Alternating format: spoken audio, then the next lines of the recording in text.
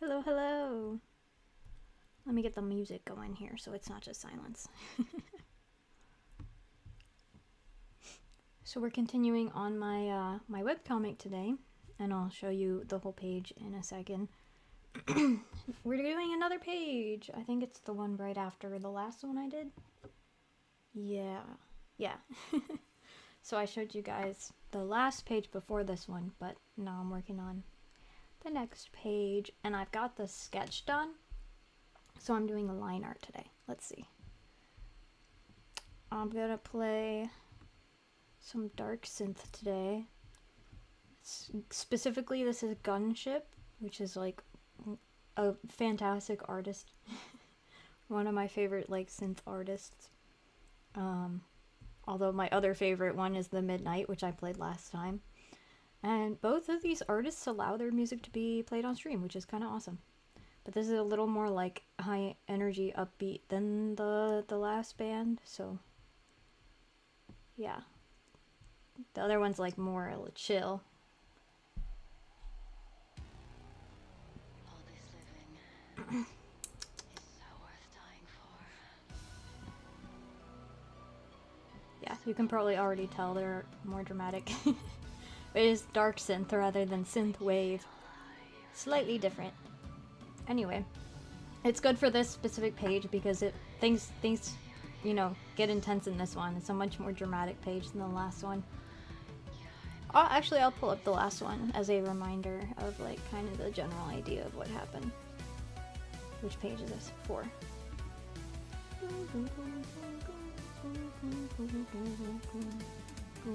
Also, let me know if levels are good, if you can hear me loud enough, if the music is loud enough.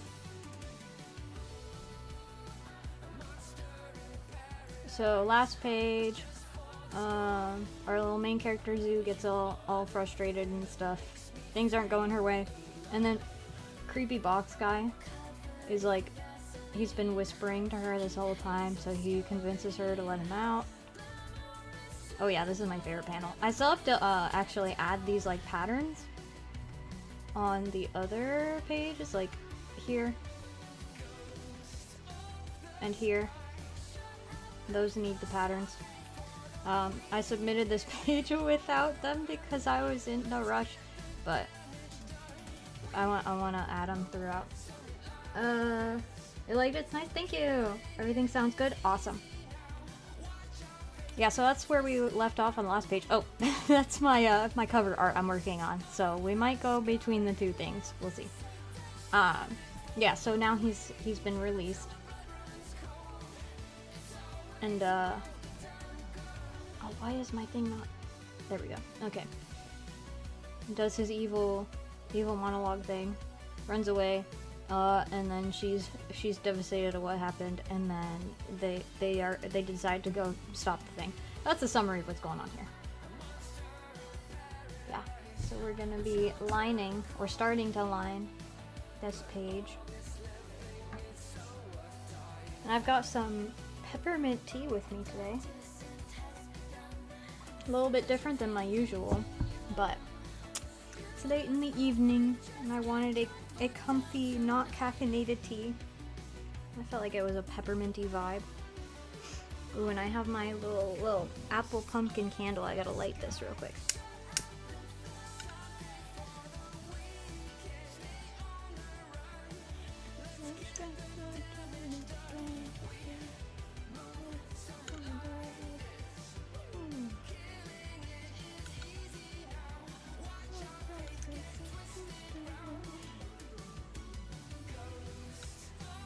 Aha. Okay. My nice scented candle is lit now.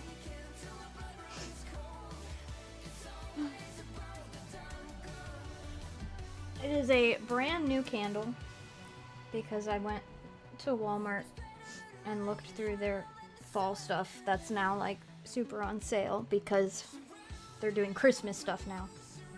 And I picked up a fall scented candle because fall scented candles are my favorite scented candles. Looks really cool. You wanted to make a webcomic, but you're procrastinating? I totally get you. I have like so many comic ideas. it's a lot. It's problematic. But that's usually my deal too, is that I'm like, oh, I'm not ready to start it yet, and then I never do. But I definitely recommend like choosing a kind of simpler idea that would be a good like intro project. That's kind of what I did. I had a webcomic idea I came up with basically on the spot, because I was like, I want to make a webtoon comic, but I don't want to start with like my big grand idea that's like a really important story to me, because I know I'm gonna mess up the first time I try, and I want to make sure like I'm really ready to tell that story. So I created a story that was a little less intimidating, and then I made that as my first webtoon comic. I could even pull it up actually. It's like really rough. It looks bad. It's from years ago. But I was like, I gotta just start someday, because if I keep procrastinating, I'll never do it. So I just kind of started with like no knowledge or skills. Here, I'll share my screen for a moment.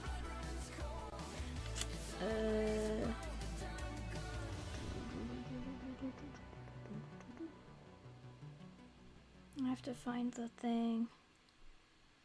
Display. Here you go. This is gonna be trippy for a second. Okay. So this was my first webcomic. As you can see, there were 40 episodes. I think 1 or 2 of them were a Q&A though, yeah. I'm also gonna mute that vibrate, because that could be annoying. Oh no, I don't remember how to do this anymore. Oh, there it is. My phone updated and like moved around all the buttons. But, okay.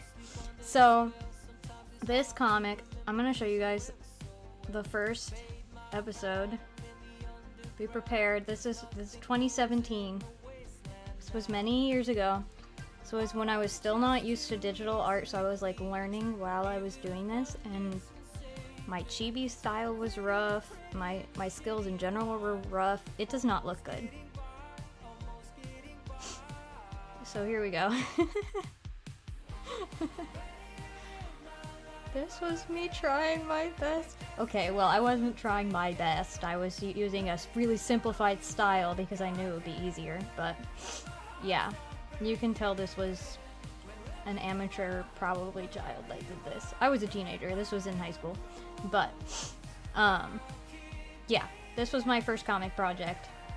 I just started. I was like, I gotta just go for it eventually. Gotta get something under my belt so that I can, you know, later make the stuff I really care about. This is the most recent one, which was still a long time ago, because I have not really updated it since here, but you know, you can see the improvement in the art, because it was like several years between these two. Kai is my favorite. He's terrible, but he's my favorite anyway. Someday I need to finish this. All the time I'm like, it was not a good project though. Maybe I shouldn't finish it and I should just make something better. And then I'll look back at it and I'll be like, but it's kind of charming. And I love the characters. So yeah, maybe one day. Oh, there we go. The other reason though that I've like not really focused on going back to it is because the community that used to be here isn't really here anymore. Webtoon is not what it used to be. It used to be so easy to get readers, like even if you had like no skill, very few panels, not a lot of story to tell, people would read your comic. See, I've had 43,451 views, 375 subscriptions, and this is like an amateur comic among like thousands of other comics. But now there's not a lot of people, like 6 likes. Does it say how many people read it? A specific? I forget. I mean, there's 1 comment, 6 likes. I guess it doesn't say how many people viewed this specific episode. But yeah, anyway, like, there are not a lot of people still reading it. And that's partially my fault because I just wasn't updating it properly, but it's also because, like, the community isn't as strong as it used to be. People pretty much just read the Webtoon official comics now. So it's like, I'm posting to pretty much no one. Which I should just suck it up and do anyway, because I just want to have it completed. Like, it bothers me that this is not completed. And I started it 2017. Last updated at 2024, so like I was posting here and there. See, it's October 2024, August, July, and then April 2023. Like, I was updating it, but there was like a lot of time in between updates. I need to just suck it up and finish it. But anyway. There you go. But yeah, that's what I would recommend. Like, pick a more simple thing that you can tell with your current skills. Just go for it. And you'll learn as you go. So don't feel like you have to be like good at it or have the skills to like fully flesh out a comic or anything. Like, just start doing something and you'll figure it out along the way. That's definitely how I did it. And of course now, like, now I'm doing this one. What's one of my good, like, showy panels? This one's a good page, I think.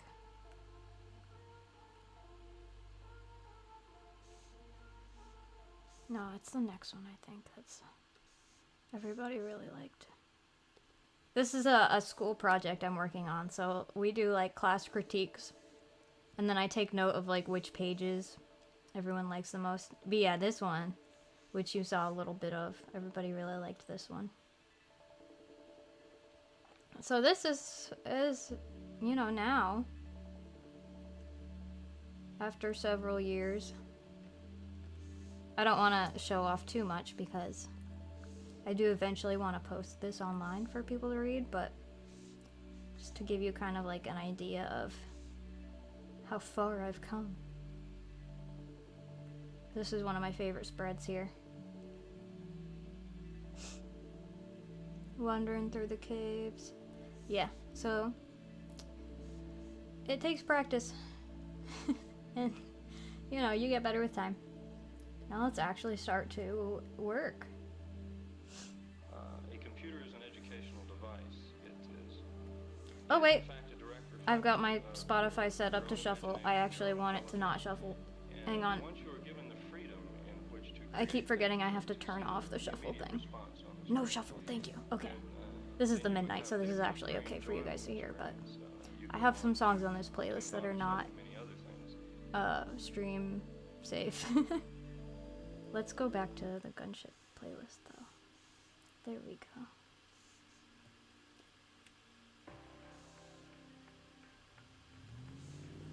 You're alive? Yeah, I started streaming again a few weeks ago. I exist again. Good to see you, Lyota. How's it going?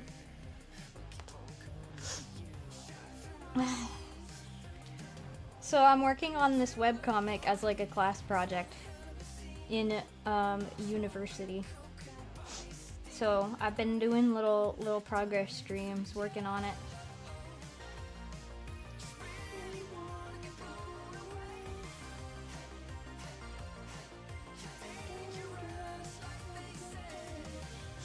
I missed you guys too.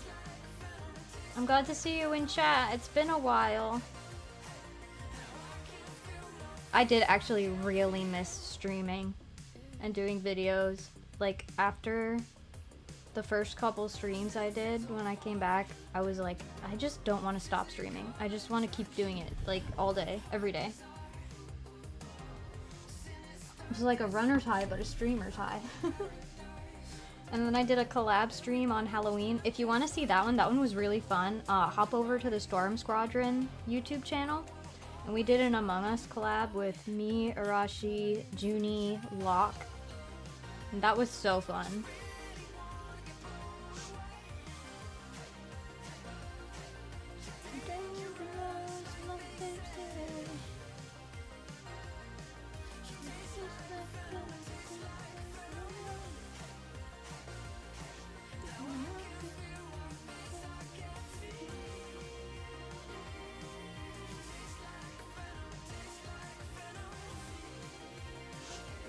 Sometimes I just don't want to start with the first panel.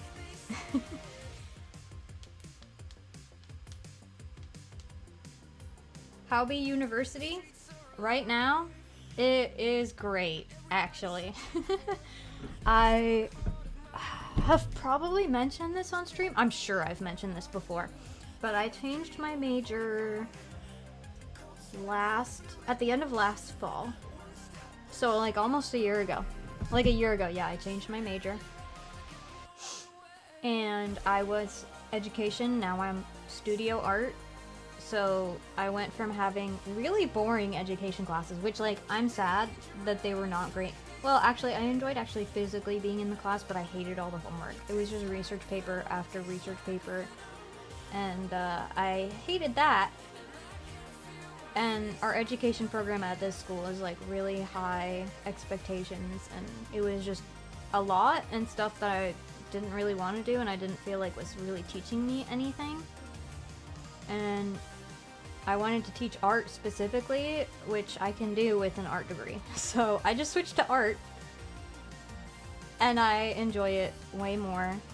Like all of my classes now are art classes, so I'm doing sculpture and I'm literally sculpting a bust of my own character.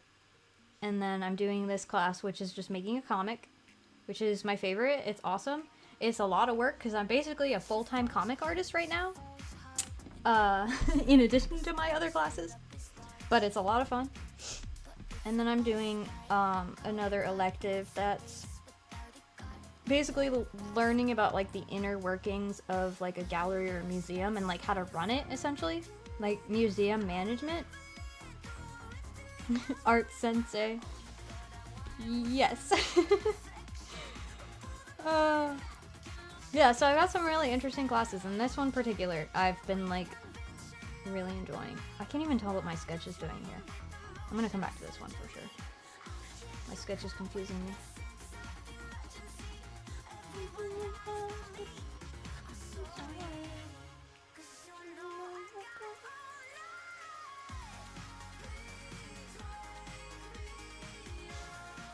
This is actually my favorite part of this page, this one. Of course, now it's like hard to see, but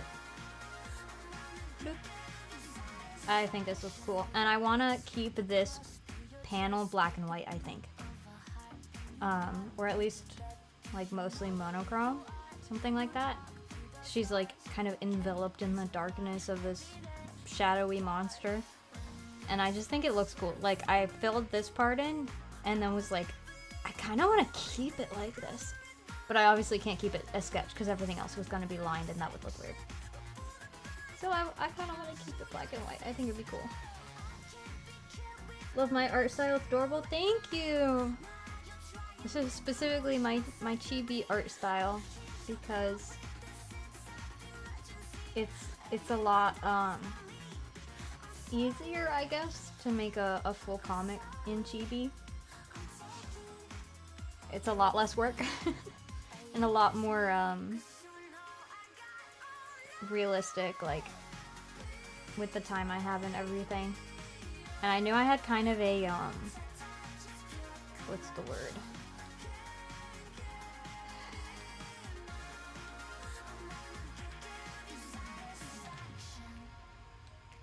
I gave myself more work than I needed to with this project. Because we're making a 6-page comic. Most people are doing like a physical. Of course I can't draw right now. My hand's still warming up. Most people are doing like physical comics, so it's like a page is an actual page, like a few panels. And then I'm doing Webtoons scrolling style, and I have like these huge pages with a lot of panels and fully color, while most people are doing black and white. So I'm doing way more work than like everybody else, and it's purely because I'm an overachiever and I wanted something that I really enjoy, and I just put extra work on myself. So because I knew it was going to be a lot of work, I went with a simpler style. But I think it's perfect for the story. I like it. Hello! How's it going, doll houses? Welcome in. Let me know if you have a nickname you'd rather be called. We're working on my webcomic.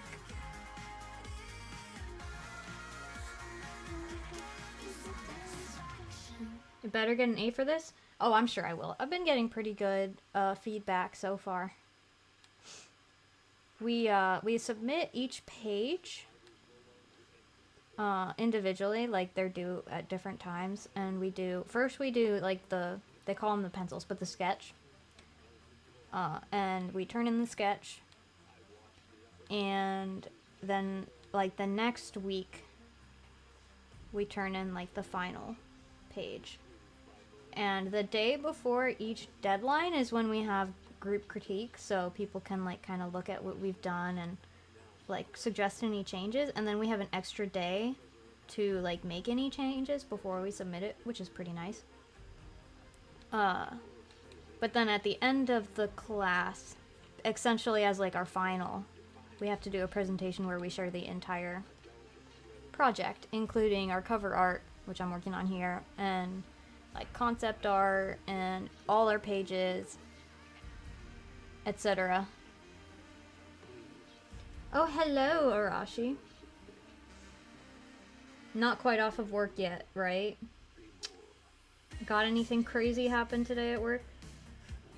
Oh, you're Dolly. Okay, good to know. You've probably been here before and I'm just dumb and forgot. Hello, Dolly. Hello, Dolly. Anyway, you went to Tim Hortons? Yeah. You were flat broke. I feel you on that one. I'm really glad that your friends paid for you, though. Arashi can probably tell you how annoying it was being poor in high school and our friends refusing to pay for us. And like, I don't think we ever expected them to pay for us, but it was still like, we couldn't go out with our friends because we couldn't afford anything. So like, they'd be like, oh, we're all going to IHOP, and we'd be like, well, unless someone else is paying, we can't go. Because otherwise we'd just be sitting there not eating, and it'd be awkward for everybody. So it's always, I'm always happy when friends are willing to pay for you when you just don't have the money. But on your feet for several hours without a break, we love that. You like this song? Yes. We're doing all gunship today. Starting with Unicorn, and then it'll go from Unicorn to Gunship? Yes. And then Dark All Day. We'll see how far we actually get through it. I don't know how many of their songs will play until end of stream, but we might get through all of it. Or we might not. Either way, if we do get all the way through it, I'll go back to the Midnight again. And you guys can hear Crystalline, my favorite. The Midnight song. Got paid today but still broke? Ugh. Yeah, that's how it is sometimes. Spent your $2 on a Mountain Dew. That's fair though.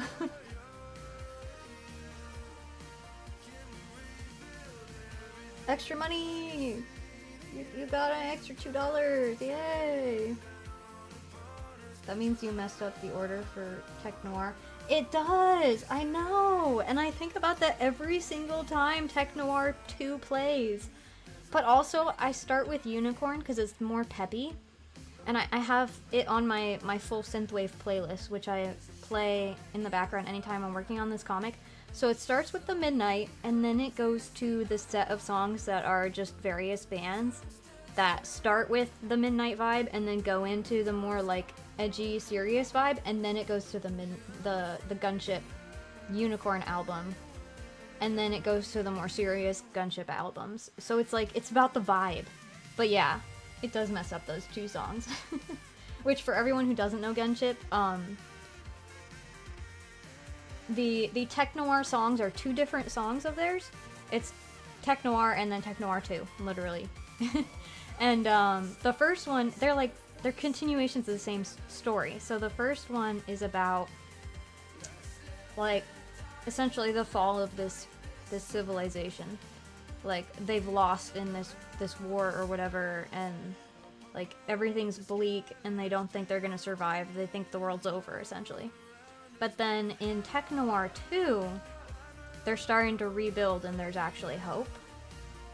And they both start with like this narration by this guy, like he's like recording a message.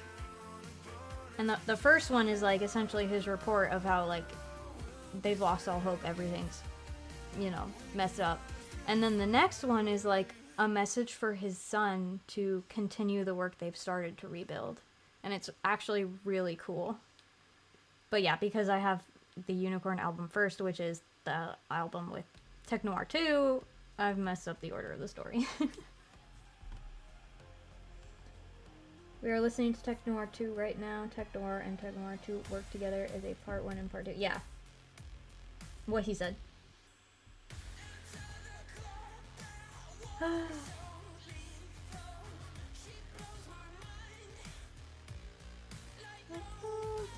I love albums with stories too. That's one of the things that's so fun about Gunship, is that they're very narrative. Also the photo, like the album picture, it's not really an album picture, I guess, but the photo that goes along with this specific song is 2 cat women, just saying. Beautiful blonde women with cat ears. Anyway, you like the bass? Yeah, they got some really good bass in their songs.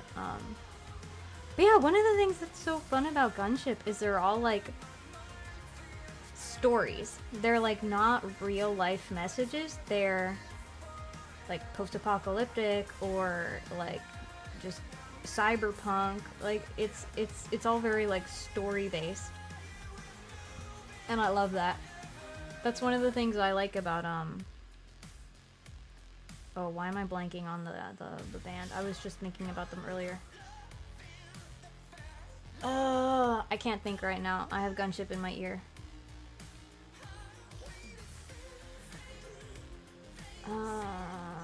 There's another band I was thinking of that kind of does that too, but I'll think of it later, and then I'll hate myself for not remembering. Sounds nice? Yeah, they are nice. I should share my playlist in the Discord server for you guys. Have you seen the music video for it? I don't think so. I didn't know they had a full, for this one specifically, the one I'm listening to now. I didn't know they had a music video for it. Which one? Which playlist? The one we're listening to. Or do you mean which band?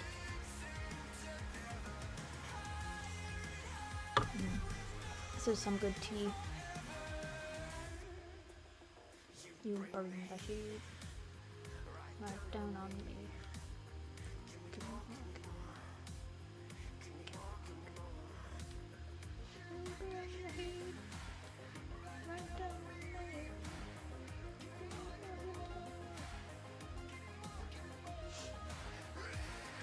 I like their collaborations too.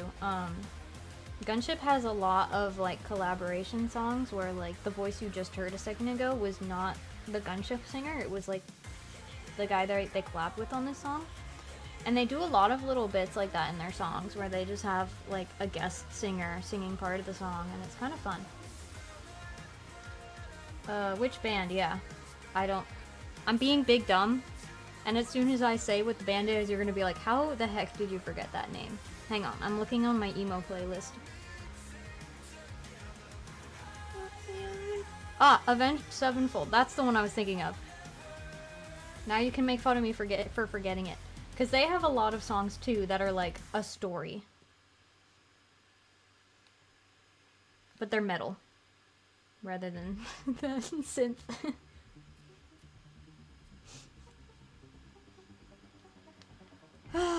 Okay, I'm gonna come back to her cheek because my hand is not drawing smoothly yet. I still need some warm-up time. Which is annoying because I wasn't drawing this morning. Oh, that was a problem. No, I was drawing earlier. Yeah, I did do some drawing earlier, and yet my hand's acting like I have not been drawing today. But anyway, I'm gonna come back to it when my hand is actually working smoothly.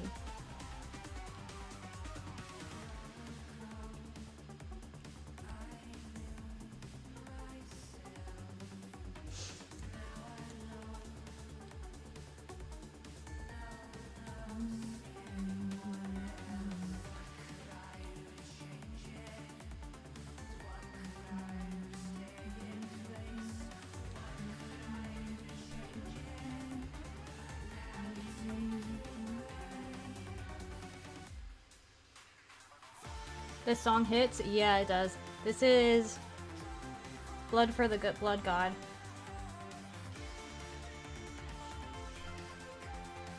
Blood for the Blood God. Because Gunship are nerds. They have a song called Blood for the Blood God. They have a song about Cthulhu. I think it's just called Cthulhu, right, Arashi? And then they have a song, When You Grow Up Your Heart Dies, which is a reference to The Breakfast Club. Oh, there's another reference that's nerdy in one of them. Oh, The Cake is a Lie. That's a line in one of their songs. You really like the synth wiggling in the background? I know exactly what you mean, and yes. Wiggling is a great description.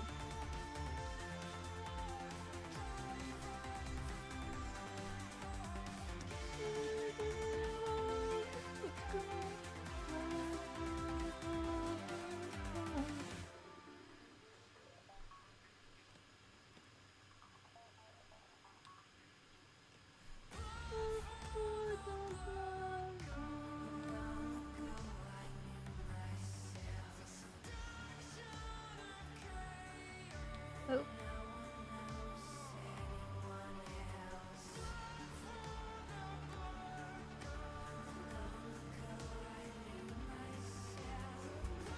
I might reposition that a little bit. This is essentially supposed to be like a cuff on the edge of her ear, like it kind of clings to it. So it would be on this part. Like I want it to look like it's attached to that. Yeah, that's probably better.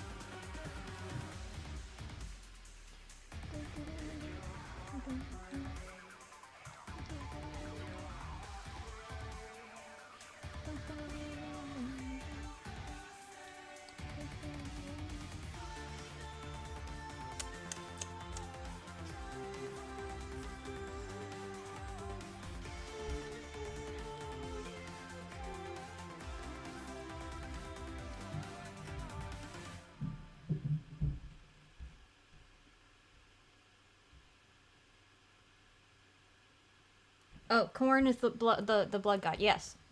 For a moment, I was like, "What would be corn? What are you talking about?" But I'm dumb. Yeah, the blood god is corn. That's also a band that I haven't really properly listened to, so I don't even know them that well. But they're a metal band. Okay, thanks for being here. Have a good rest of your day or night or whatever. Good to see you for a bit.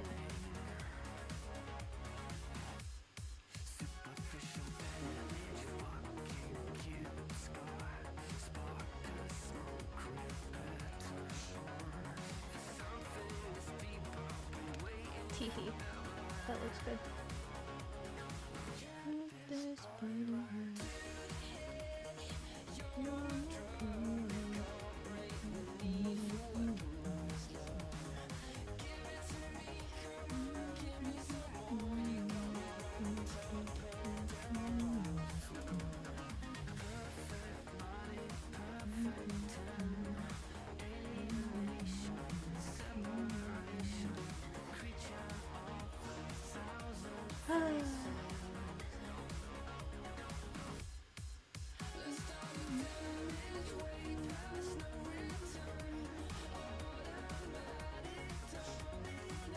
Have you listened to the Midnight's newest album, Syndicate?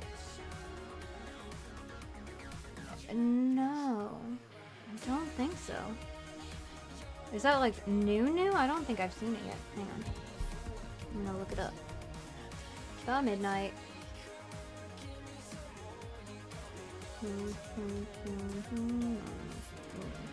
Okay, when was this released? Does it say? 2025. 1 hour 25 minutes. That's a good length for an album. October 3rd. Okay, so it's as of last month. It is really recent. Yeah, I haven't listened to it yet. I'll have to do that and then add it to my playlist. See, it had not released yet when I put together this playlist, so that's why I have not listened to it yet. Webcomic looks like it's coming along great. Is it a school assignment? Yes, and thank you. It is a school assignment that I do plan on actually posting. Here's my work in progress cover art. I do eventually plan on posting it on Webtoons. After this class. Probably summer. Because I was thinking about using it for one of the like Webtoon contest things to help kind of get it out there. Because that'll help give it like some exposure. And there's a chance to like have them actually like take you on as a Webtoon original, but you know, if that doesn't happen, that's totally cool. I just want some people to actually read it. But when you like put them in the contest, you have to like post a new comic. So if you have a comic already posted that you want to use for it, you have to like re-upload it, and that'd be annoying. So I'm considering holding off on posting it until then, but I also want to work on more of it before then, so I have more to just go ahead and post without having like extra work to do. Because what I'm doing for the class is kind of like episode 1. Like, if you think of this like a TV show, like, kind of like an episodic adventure show, this is your first episode. Your pilot, kinda.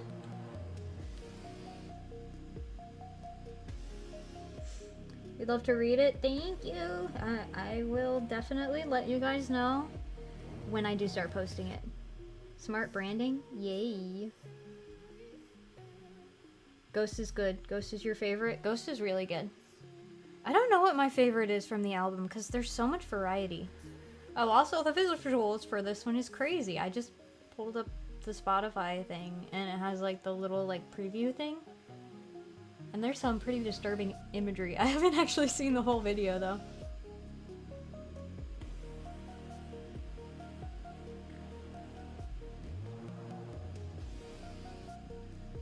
I was just staring at it because I'm easily distracted. Okay.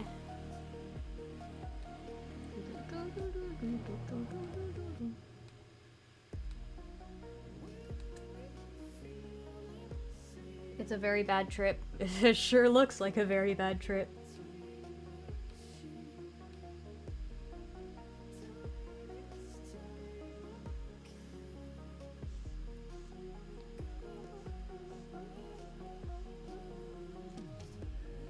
This whole song is a bad trip. Darkest in tone, absolutely. It almost feels more in line with like Dark All Day than Unicorn, which is like their most peppy, happy sounding music. Also ends on an unresolved melody, yeah.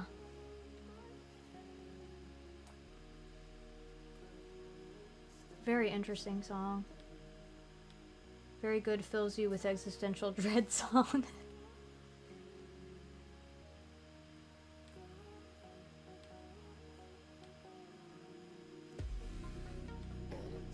If I were to choose one of the songs as like the theme song of this episode though, this page, maybe this would be it. Just for the vibe. Not necessarily for the meaning of the song.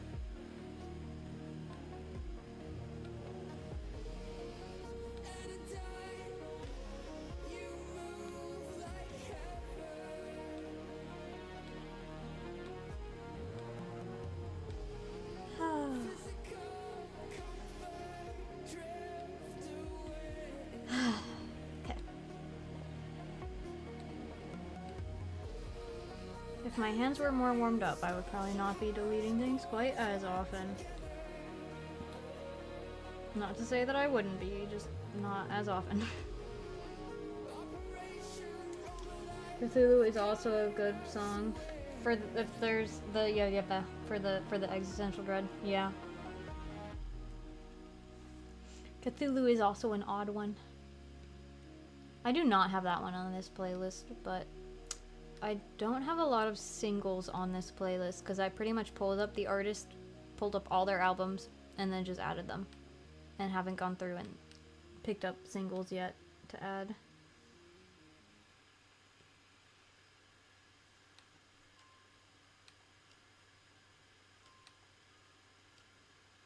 I like music boxing songs. There's a Sleep Token song that's been playing on the radio because it's one of their newer ones, and I don't really listen to Sleep Token, but I cranked that song up just because there's a music box in it. And I'm like, oh yeah, the music box Sleep Token song. Also, I do feel like it's one of their better songs, to be honest, because it's not a love song for once.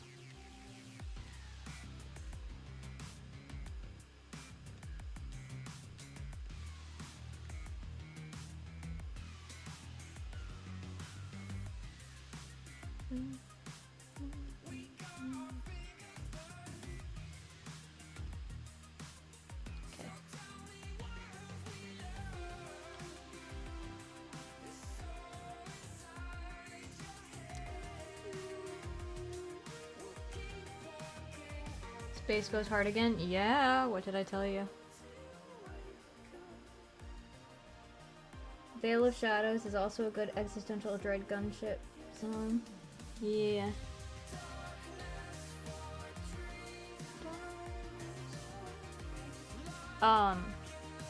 When You Grow Up Your Heart Dies is definitely existential, but it's not dread. It's like existential but hopeful. Because it's got kind of a positive message. Even though it's literally got the title that it has. Oop.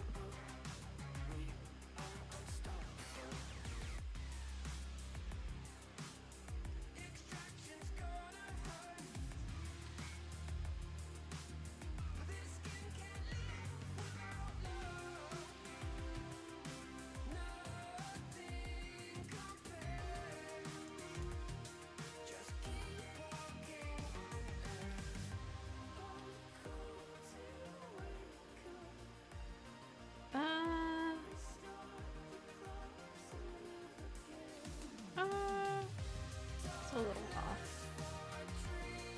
I think I made this one come in too much. There we go.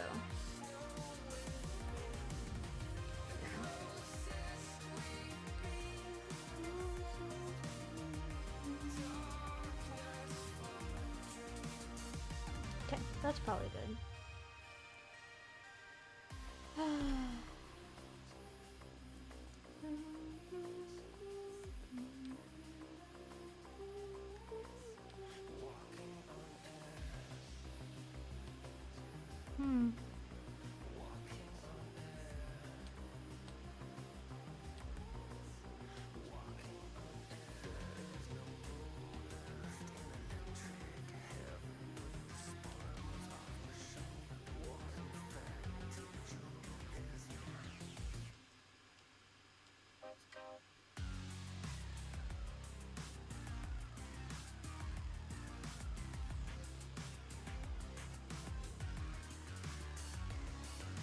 Do I brave the cheek now? Maybe.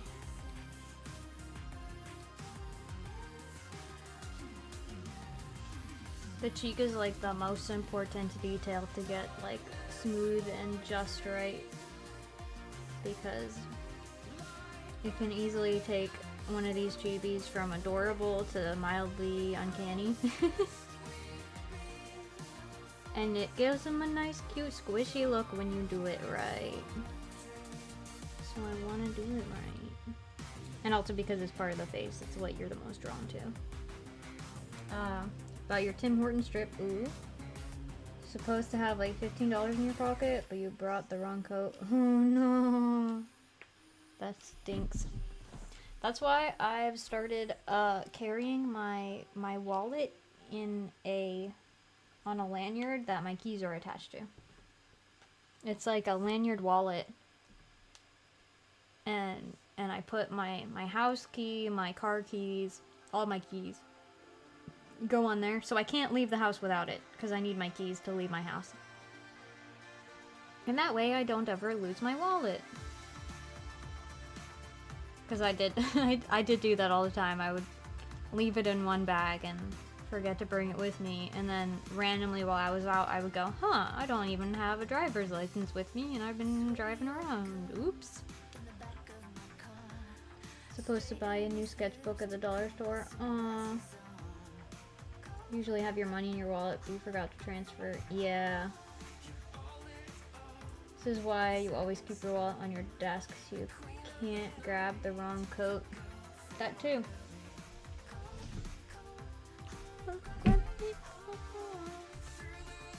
My lanyard keychain thingy though has become like an accessory for me almost. I just carry. I don't like wear it or anything. I just carry it around, but like because it's, you know, my wallet, and I keep my school ID in there as well, and I have to use my school ID like to get food or to check into the lounge I hang out in.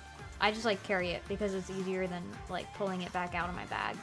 So I have just this Hello Kitty wallet lanyard in my hands all the time, and it's my favorite when I'm wearing like a all black kind of edgy outfit, and then I've got this bright pink Hello Kitty lanyard in my hands. It's great.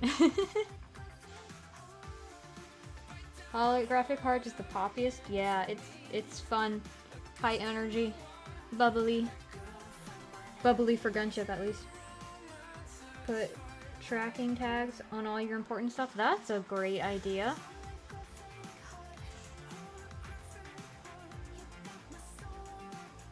I just have the find my phone thing. If I lose anything else, well, I've lost them.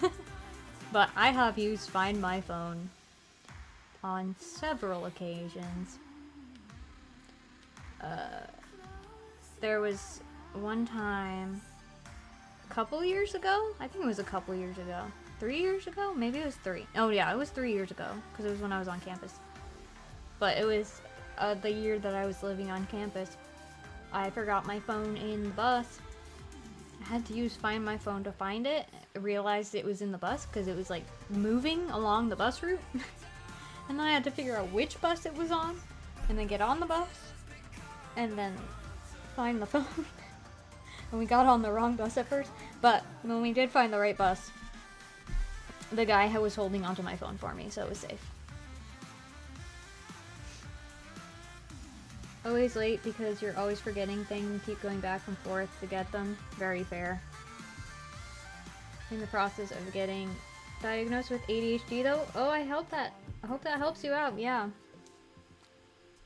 I have been considering also trying to get diagnosed because I've been told that my school will do diagnoses, if that's what you call it, diagnostics. But they have like a counseling service, and of course the disability assistance and all that. And I have been told they will do it. They will diagnose you, which I have to figure out if that's actually true, and they'll actually do that. But if they do, I've been considering going up to them and being like, "Hey, can you figure out if something's wrong with me?" Because I'd like to know that.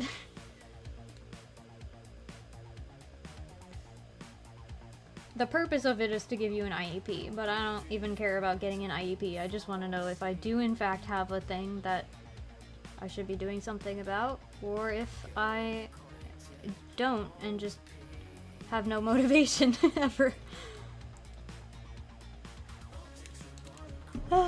Yeah, it's something I gotta look into. One of my classmates apparently tried to do it, and then they were like, well, you already have an IEP, so we can't diagnose you with anything. And then she was annoyed, but I don't have an IEP. I'm not diagnosed with anything.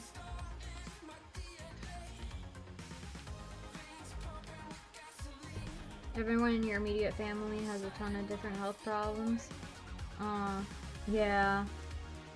We kind of have the same issue in our family where, like, our mom's not officially diagnosed with anything, but I'm sure she's ADHD and might have anxiety, that she's just never gotten taken care of or anything. And like,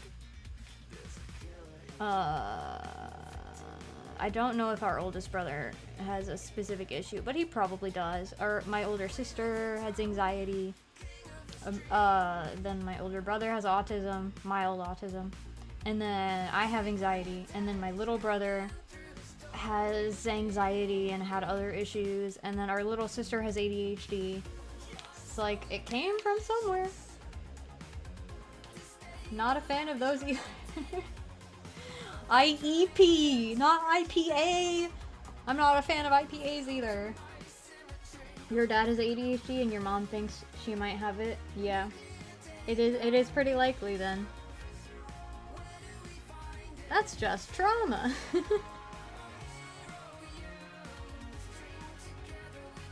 Oh, everything's trauma. Literally, I think it was yesterday. I was hanging out with my two friends, and one of them, we were joking around because her mom recently shared about a really traumatic event she went through when she was about 12, and then my friend said, "Oh yeah, I forget that." She was like, "Oh yeah, me and my boyfriend had this fight, and we literally sounded like 12-year-olds." And I was like, "Oh, did something traumatic happen to you when you were 12? And then she was like, "Oh, I don't have any trauma." And then our other friend was like, "Big T trauma or little T trauma?" I was like, I've never heard that described better in my life. But yeah, we all have a little lowercase t trauma. Mom and sister both have autism too, which you're 100% sure you have.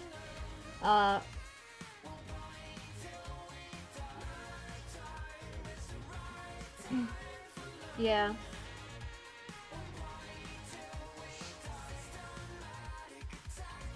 Very fair. Yeah. I think getting diagnosed is great if it helps you, and if it doesn't do anything for you, then like, why bother spending the time and money? You like trains. Yeah, you do. But yeah, I'm like, I might have ADD, I'm not certain, but if I do, just knowing that that's the case, I feel like would be helpful. So that's kind of why I wanna see if I can get diagnosed with something. You know, if I do have an issue. But like my anxiety that I absolutely know I have, I'm not gonna bother getting that diagnosed because I already know about it and how to deal with it, and it's not that debilitating for me now that I've kind of figured out throughout my life what the deal is.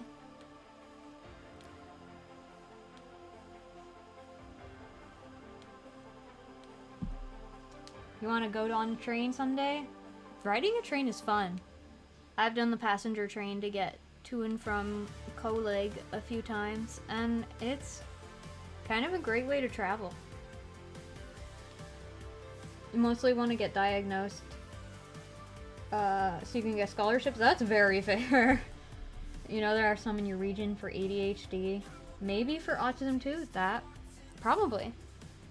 If there are for ADHD, there's probably some for autism. I don't think my school does that, but it's a private university, so they can do whatever they want. This focus is still on ADHD. Yeah. It definitely go for the one that affects you more and would be the better one to figure out how to get treated. Trains are so fire.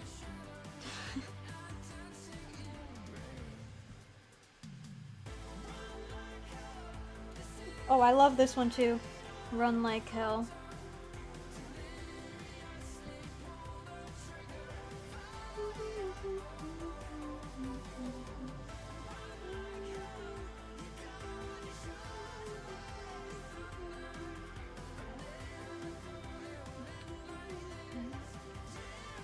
My sketch here is not that great either.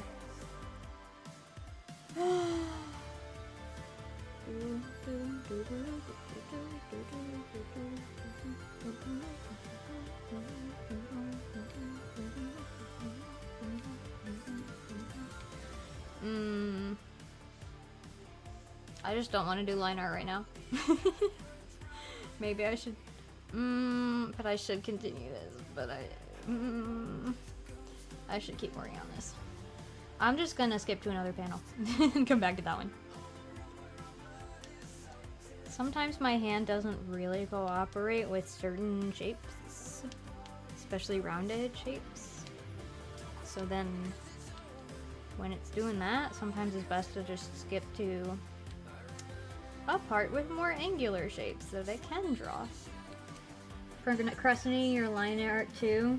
I don't blame you. Line art is the most tedious part, for sure. Sometimes I really enjoy it, and sometimes I really don't. There are days where, like, all I want to do is just line something. And then there are other days where I'm like, this is miserable.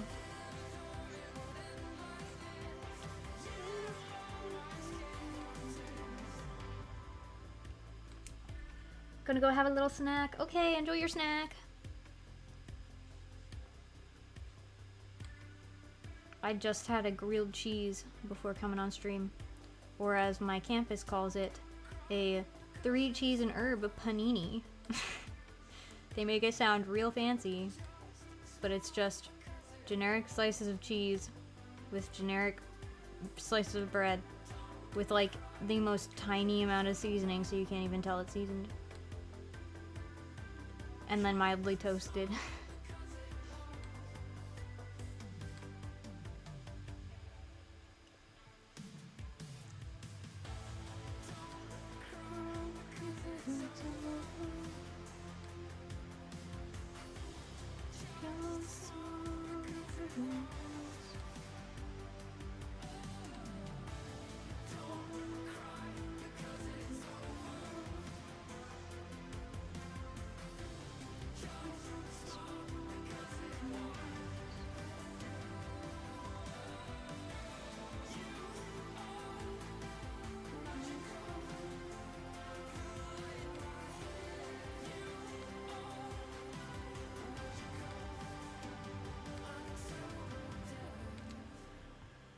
Reminding you gotta get that tablet. Oh yeah, get that tablet set up. Get some use out of that. Gotta get some practice in, so you can make your emotes and stuff. Got heated up a chicken mac and cheese to go meal. Ooh, that sounds pretty good. That can go for some chicken mac and cheese. Maybe I should make that. I passed the rotisserie chickens at Walmart today and was like, maybe I should get one. But then I decided not to because I didn't want chicken for dinner today. And if I'm gonna get a rotisserie chicken, I want to have some of it right away while it's nice and hot. But they're really good to have around because you can get a lot of meals out of that. And they're pretty cheap.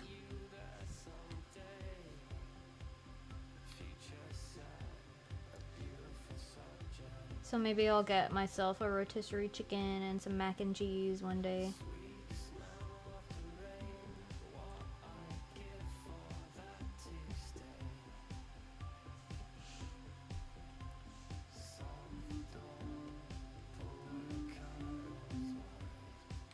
I wish we had a Costco in this town though. So I would go get myself a Costco slice of pizza. But we do not have a Costco. So if you ask people who live here, they're like, this isn't a small town, it's a big city. But if you ask anyone who's not from here, they're like, this is a small town. Got some Jello. I like Jello. Although, weirdly specific memory, Jello always reminds me of the one time when our entire family was sick with like the flu, I think. And like we were all like really sick, high fevers, and kind of like just set up like a long sleepover. Like pulled out our blankets, set ourselves up in the living room, and it pretty much ate nothing but Jello for a few days. I think of that like every time I eat Jello, but I don't think of it as like a gross, terrible like, oh, I don't even want to think about this, because like it was so long ago. I don't even like fully remember how miserable it was. I kind of just remember laying on the floor eating Jello and watching our mom's TV show because she put it on to keep herself entertained while she was looking after us. Can't wait to go to Costco and make your own food. Yeah. I can't lie. It is kind of nice buying your own groceries sometimes, although it stinks paying for them. Your Oshi spent a good hour or so on stream discussing Costco return check. I am aware. I remember. You want to try the fabled Costco poutine? There's Costco poutine? I should have known this. I've never gotten Costco poutine. I don't think I've gotten poutine, period, but...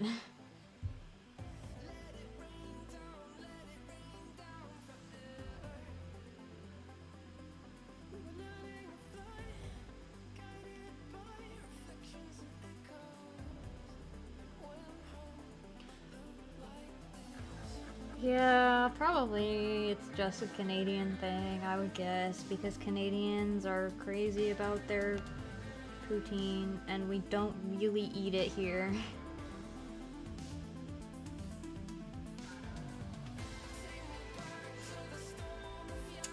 You guys have poutine like we have, like, cheese fries.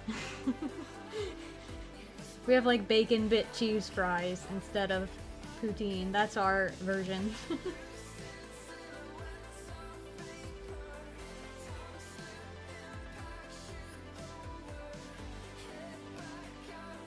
Really easy to make. Oh yeah, I bet.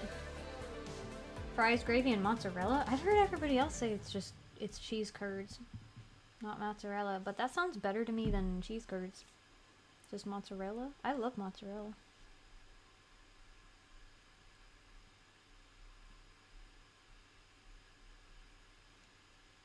You invented it, huh?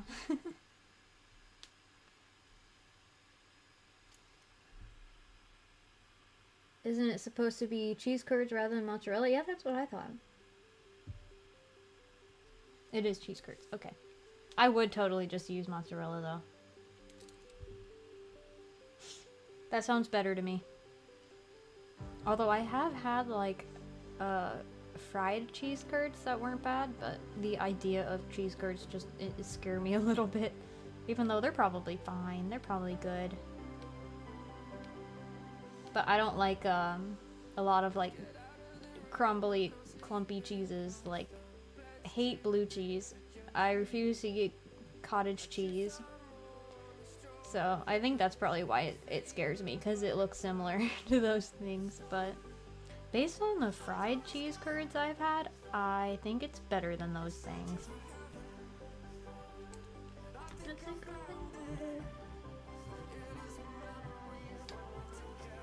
Been wanting to make some for a while.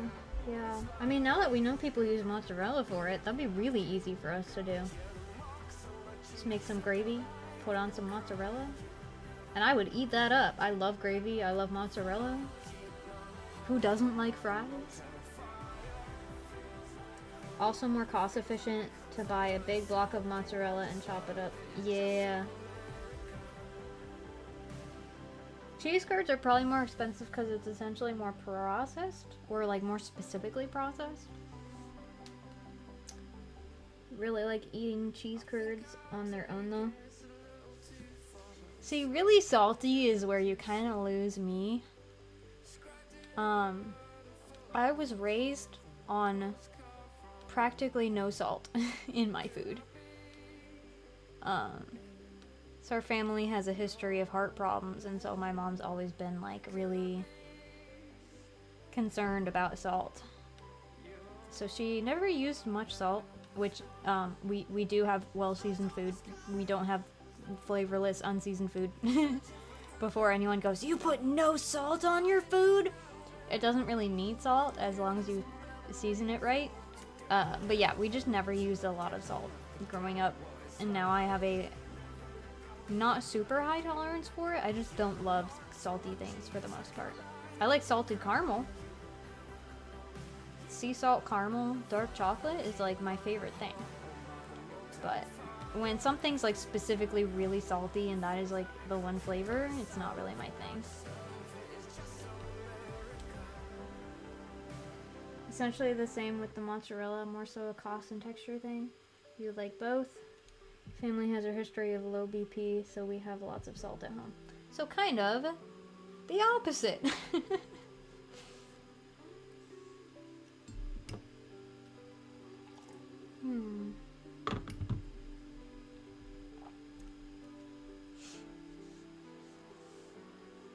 I think the mug I'm currently using is a little thick for my mug warmer because my tea is more just kind of warm rather than hot.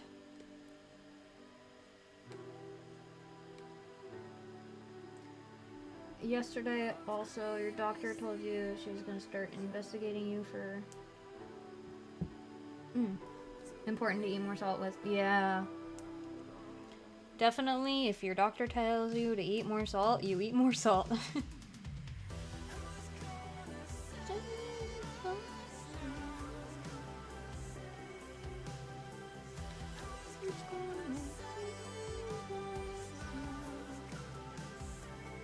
I think if I actually went to the doctor, they'd probably just yell at me for not eating healthy enough. And I'd have to be like, hey, I can't help it, my college doesn't feed me properly. They just have a lot of greasy foods and not a lot of like good like fruits and veggies and proteins and stuff. Just a lot of like greasy carbs.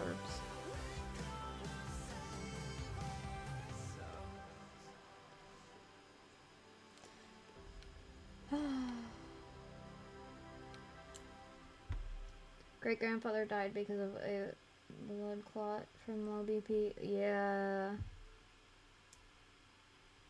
Very fair. Always had chips around too, so it might just be a family thing. Yeah. Your family being super concerned about not getting enough salt. My family being super concerned about getting too much salt.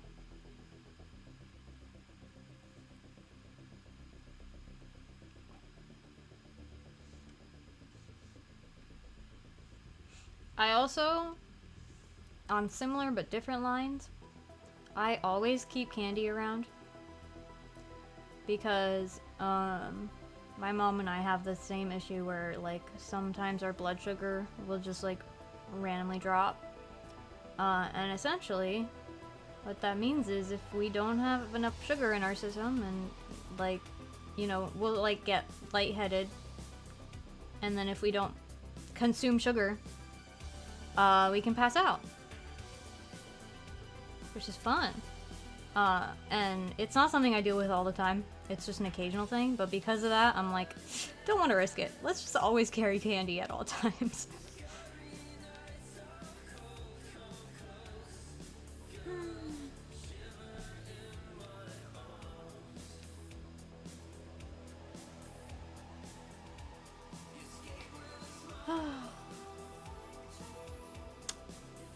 Yeah, I think I've had just like twice where I've come like really close to passing out. Any other time it's affected me has just been like, I'm a little lightheaded and I can tell why, and so then I eat a candy and I'm okay. But I've discovered just eating anything that has little amounts of sugar in it is not good enough. You need like a direct, immediate source of sugar to boost it back up fast enough. So yeah, I'm like, any candy that like dissolves quickly and is basically pure sugar, like sugar mints are like one of my favorites to have around. They're very good for, I'm a little lightheaded because my sugar level dropped. You usually carry Tic Tacs? Oh yeah, those ones are good too. I like Tic Tacs. I haven't had Tic Tacs in a long time.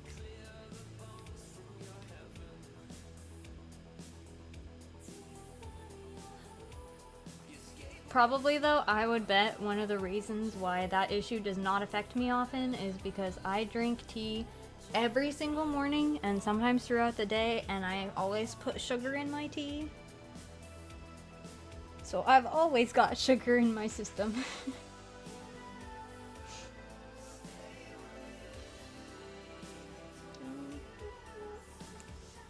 You like TikTok? No. Listen.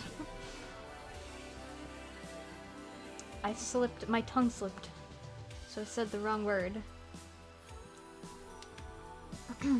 Had some friends online who were DXD with okay, diabetes. Yeah. For sure. Sodas are good for that. Actually never had the TikTok app. Neither have I. Honey's also good. It's good for your voice. Yes, exactly. So sometimes I drink tea with honey when I'm streaming or when I'm singing. Popping out of Animal Crossing to see how you're doing. Nice, nice, nice. How's Animal Crossing going? Is it New Horizons? Or one of the other games? Probably New Horizons, I would guess. They just got an update. We're doing pretty good here, though. Haven't gotten that much done. Where's the other panel? There. We haven't finished that one. And I'm working on this one. Oh. I'm skipping around a little. Green tea is great for, yeah, green tea with honey is great for sure. I also like ginger lemon with honey for like when I have a cold or something. Ginger is good for your stomach, but lemon is also good for your throat. So then the lemon and honey combined, it's like both good.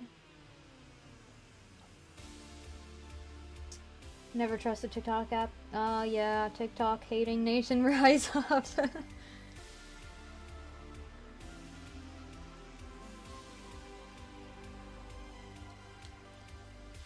New Horizons? Yeah. I enjoy Animal Crossing. I have not played Animal Crossing in several years now, actually. My Switch broke on me. It can't load games properly, it crashes. So I have not been able to play New Horizons since then, which was a couple years ago. And then we have the original Animal Crossing for GameCube, which we played on our Wii, but I have not played on the Wii in many years. I'm hardly ever even home anymore to play it, so... Oh, my music, I accidentally paused it, sorry. Would be with you. Ginger is good, anti-nausea, yeah. It's very good. So I always have ginger lemon tea around, and I always have Lifesaver peppermints around, because peppermint is also really good for nausea, and those are good to have in the car. Arashi always has a bag of Lifesaver peppermints in his car, because people get car sick sometimes, and then you pop one of those in your mouth and it'll make you no longer car sick, to an extent. They're also a pretty good thing for if your sugar levels dropped a bit and it just needs a little boost.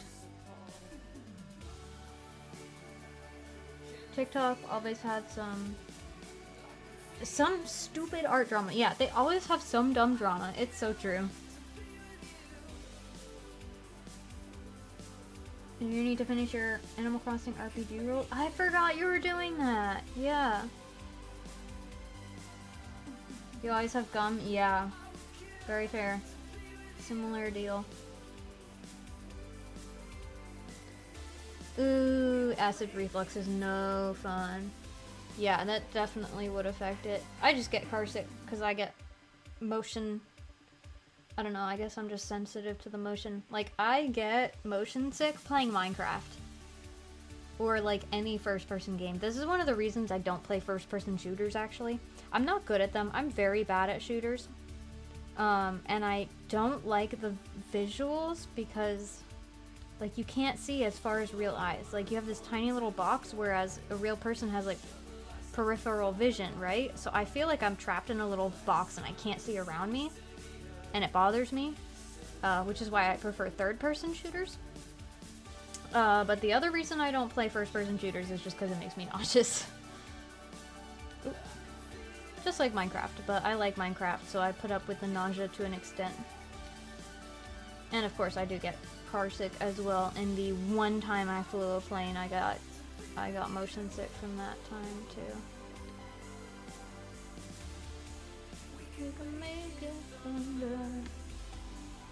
You get nauseous from drinking water. Okay, but is it specific water? Like you drink tap water and it makes you nauseous? Because my mom has that issue, and I don't get nauseous, but I also can't drink tap water because it dries out my mouth, weirdly enough. It makes me like feel more thirsty, and like it makes my throat feel weird.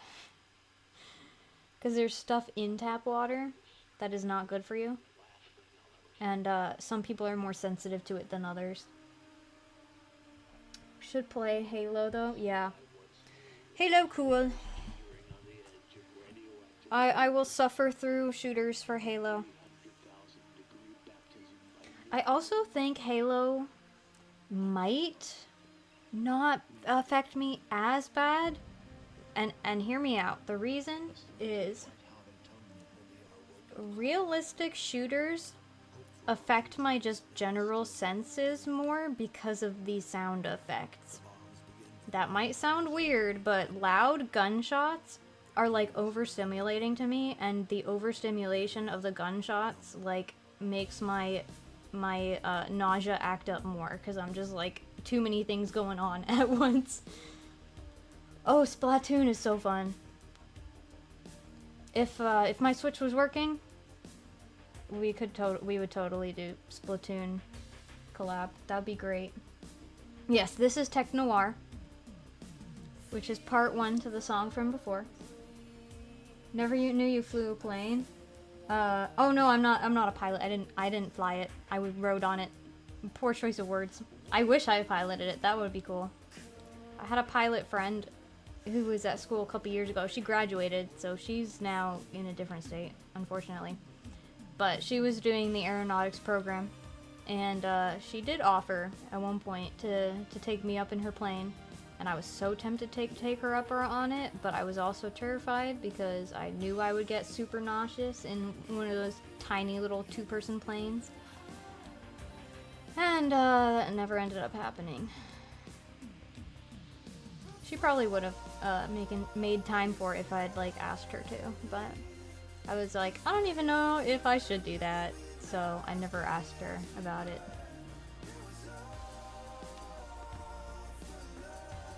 When they give you water at a restaurant, you struggle to drink it? I wonder why that is. It's probably something in the water, I would guess, but I don't know what kind of water restaurants give. I think it does depend on the restaurant. Some of them literally do give you tap water. I'm not sorry we had this coming. Yeah, that line goes hard. That's a very law line.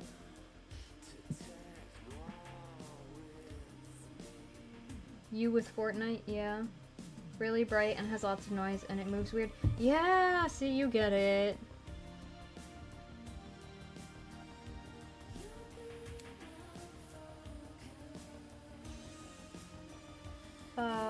White Hot Atonement will be our wake-up call. Yeah. Just a lot of lines in these songs are really good. It's probably still your acid reflux. Yeah.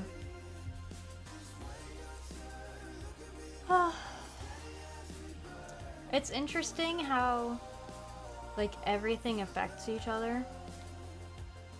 Like, I used to get toothaches And then when I got a toothache, I would get a really bad migraine. And like, I don't get headaches that often, but because my tooth hurt, my head hurt, and then like my entire head hurt, and then it would just make every little thing more sensitive. If one part of your body is unhappy, every other part of your body has to be unhappy. And people say if you have pain in one thing, just have pain in another place and it'll make you forget the first pain. It doesn't work that way. It definitely stacks. Really grim song? Yeah, it is.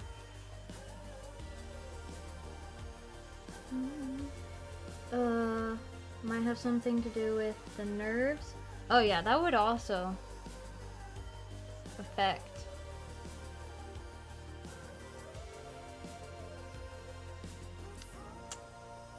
Yeah, like if you're nervous, it can definitely affect nausea, and then if you have another issue that affects nausea, that can also affect it.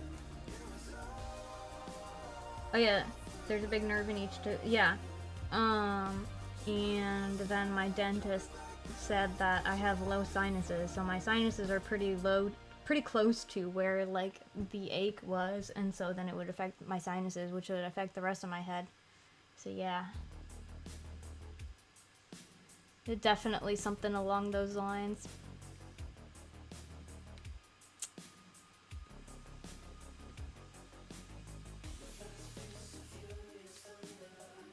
Luckily, I do not get toothaches anymore. Thanks to said dentist.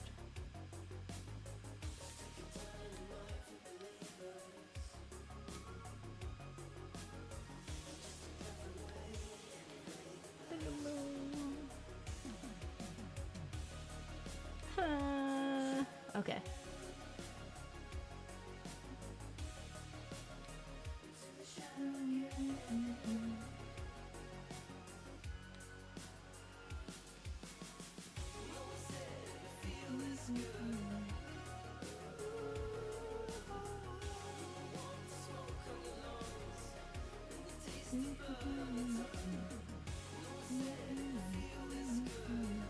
I don't know what's going on with the anatomy in these panels. Clearly I was being rough with it. Can't have toothaches without teeth. Listen.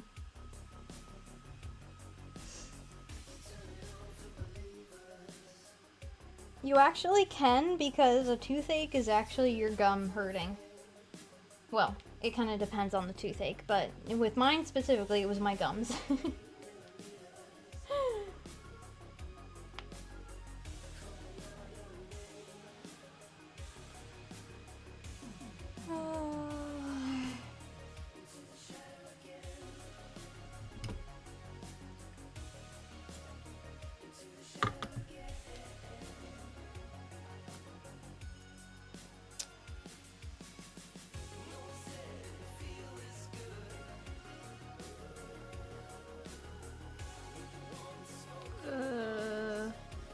It's kind of a weird angle to draw.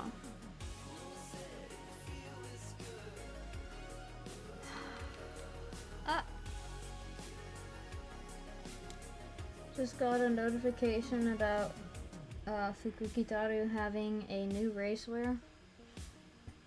Aren't a bunch of them getting new, or have gotten new stuff?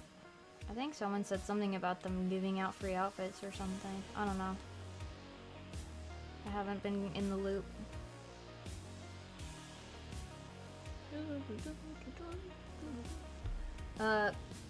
Gotta have made at least a couple typos typing out that name. Hang on. Matikane Fukukitaru. No, he spelled it 100% correct. That is, in fact, her name. He was probably very specific to make sure he spelled that correctly.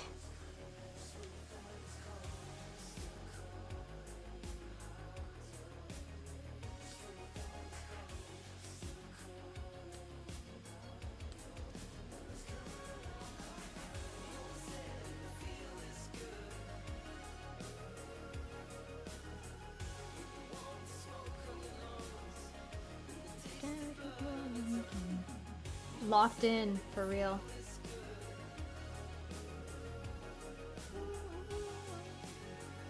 Just finished aligning a character.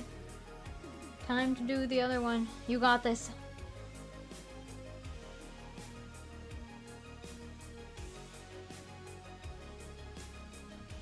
We're struggling in line art hell together. Yay!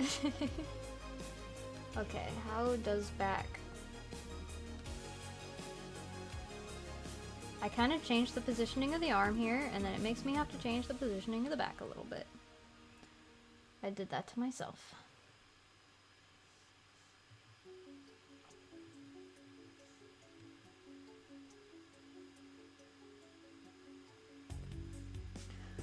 Okay. The worst part of this pose for me to figure out is like, where does hips? It's like her back is bent over, but if I just keep going in that arch, like, there's no hips there.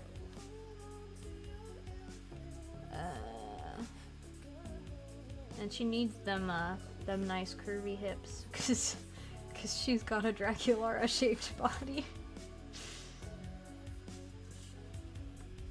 Also impatiently waiting for Monty Tannhauser.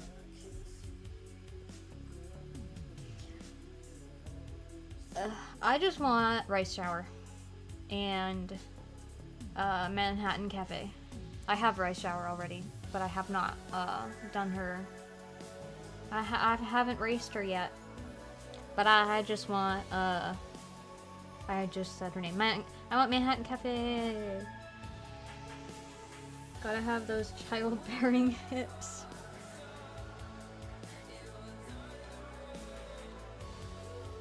I've been literally debating whether or not she should potentially have a child in the future if I'm gonna add in a romance that I've been considering adding in.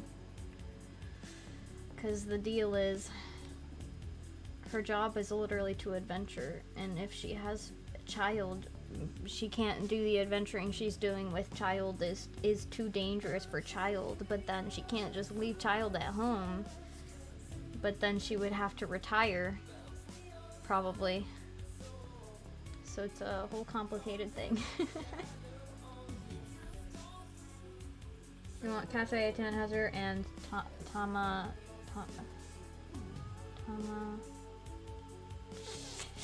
I don't remember what the full name of that one is. It's not just Tama, right? I forget who that is.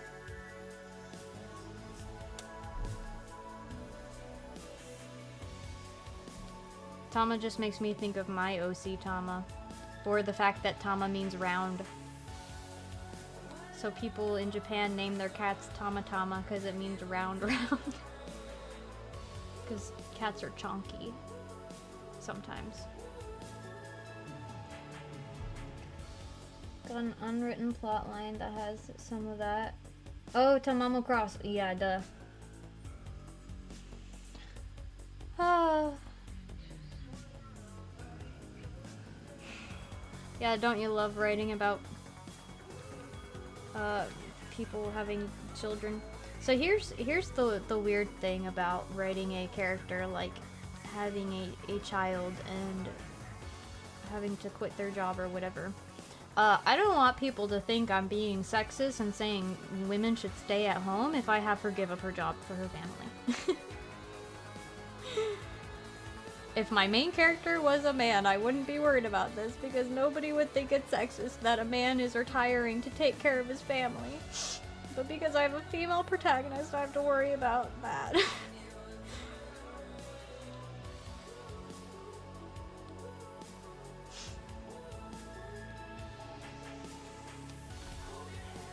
Can confirm yours is quite Tama Tama. Yeah.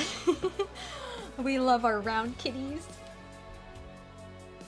Then the dad gets crippled protecting them from pirates. Yay!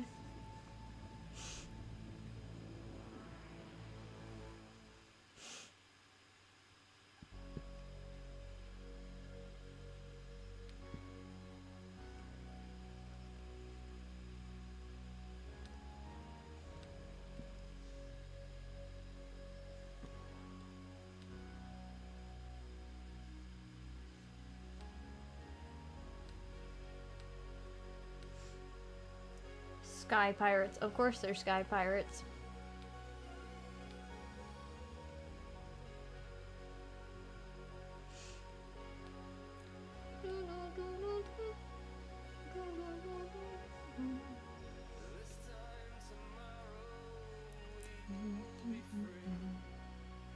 And the mom's hot? Of course she is.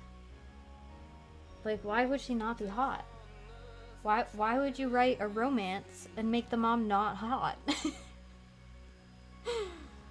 What's even the point? Unless the point is that she's not hot and he loves her anyway, in which case that's like reversed Ore Monogatari, which I do love. Ore Monogatari. It's my favorite really stereotypical shoujo. I have never drawn these characters. Yeah, I figured because I didn't recognize them. This is a good song too. Kitsune.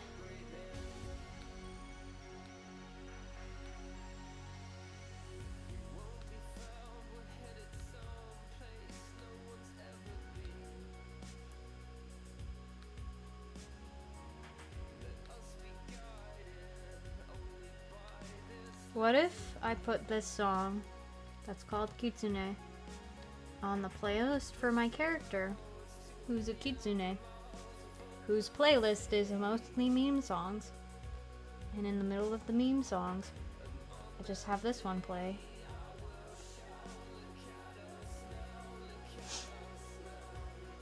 I think I have like 1 or 2 other serious songs on his playlist now. I want to check. Oh wait, over here.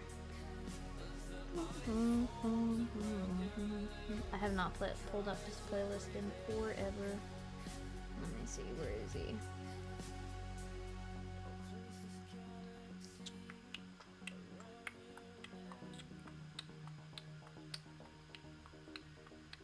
There he is. View for the playlist. Meme songs. Basically a meme song. Basically meme. Oh yeah, I have some J-Rock on his playlist. And then I have one of the Fate Zero openings on here. More meme songs. Basically more meme songs.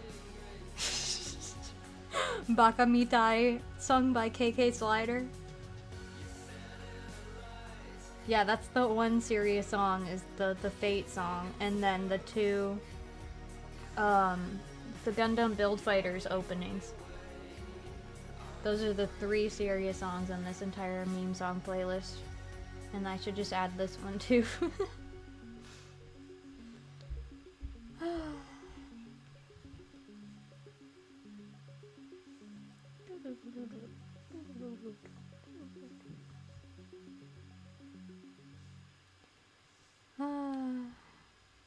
Okay. Her belt.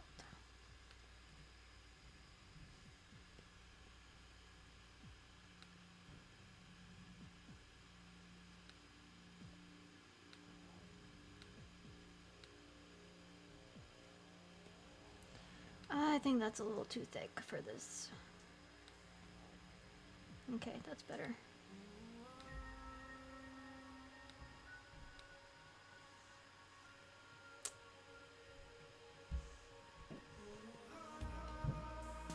This one's also kind of a dreary existential song.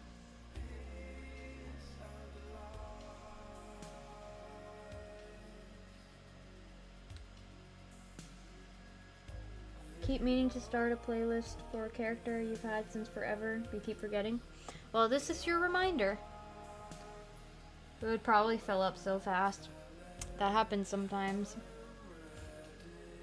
I have a lot of different OC playlists, and I tend to fill them full of songs that I'm like currently listening to or thinking about, and then I like move on from that and don't want to listen to it anymore, and the playlist just sits there and I'm like, I should update this, and I never do. unfortunately. But I do like having playlists for different stories and characters, especially stories that I'm working on. Like the playlist we're currently listening to is the playlist I've been listening to anytime I'm working on this comic. And it really helps like get the creative juices flowing when you're working on a project. You start it now! Yay! Muscle emoji, you got this. Okay. Drawing her skirt like on the ground is weird. Because it has like unnatural fluff. Wait, let me see if I can. Like it sticks out. It has unnatural volume because there's no like petticoat or anything. It's just like stiffer than a real skirt should be.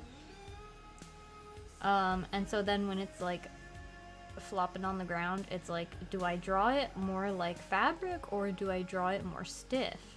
How does?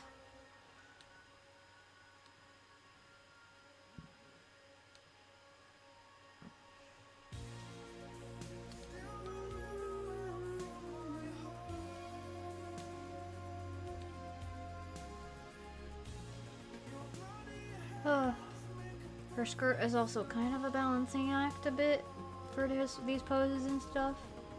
Because she does have like a bodysuit underneath, but I still don't want to make it seem like she's flashing someone. So sometimes I have to finagle the positioning a little bit. Because it's a short little skirt.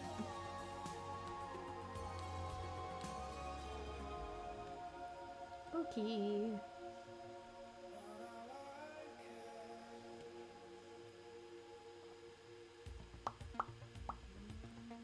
I think this needs to be down more. It kind of looks like it's floating.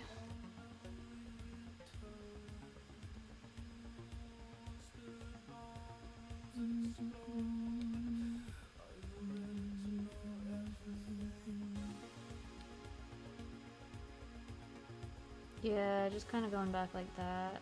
And then, boop, like that.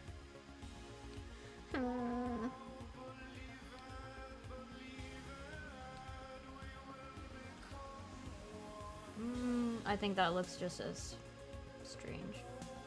I'll come back to it. Yeah, it definitely comes up too much. It needs to be like down more. Okay. Yeah, I'll come back to it.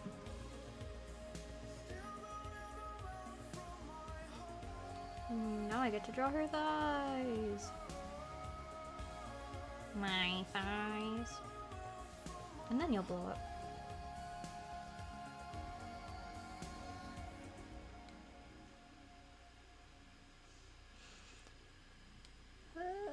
Knee.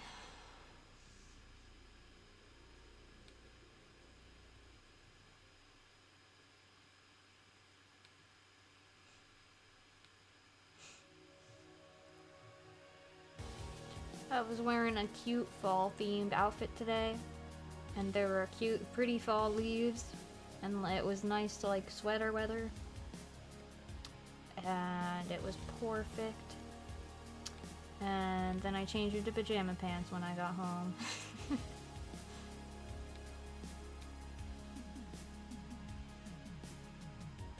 And I had a hot chocolate earlier in my cute fall outfit because it was the perfect day for a hot chocolate. The lounge I hang out in at school to do work, they have like a coffee and tea bar kind of thing, free for the students to use. And during the like late fall and winter, they have hot chocolate. So I get my hot chocolate and I put just a tiny bit of coffee in it, and it's perfect. Sometimes I also put some caramel syrup in there. That's really good too. Still wearing your fit from today, even though it's almost 9. That's so valid though. I kind of only change when I'm like uncomfortable from wearing the same thing all day, or like I'm cold. Because my house gets really cold. So I had this happen a lot when the weather was really warm out. I would wear a weather appropriate outfit and come home and immediately change into sweatpants because it was freezing. But if my outfit's like comfy and I don't feel like changing, I will wear it all day. I was just wearing a little pleather mini skirt today, so I was like, that's not gonna be as comfy for stream. So nice when you can layer up. Yeah. 'Tis fun. Although I need to get myself a nice pretty coat. Like I have a good collection of like chilly weather like jackets and sweaters and stuff. So I have a great like fall wardrobe. But then when it's like winter and it's freezing and I have to wear my like actual winter coat, I just have the one coat that's actually warm, and it's not like ugly. I've gotten compliments for it before, but it's still kind of like a basic casual coat. And I want like a trench coat or something like that that makes me feel cool and like adds to my outfits.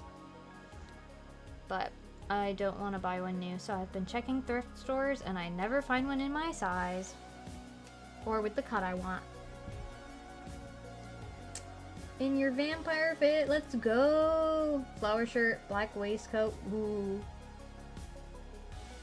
Ugly frilly vest, long black skirt and petty, and hair clip you're using as a brooch. That sounds fantastic.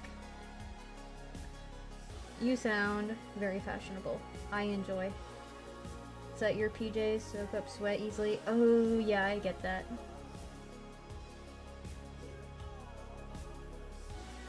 Yeah, for sure. Gets on comfy.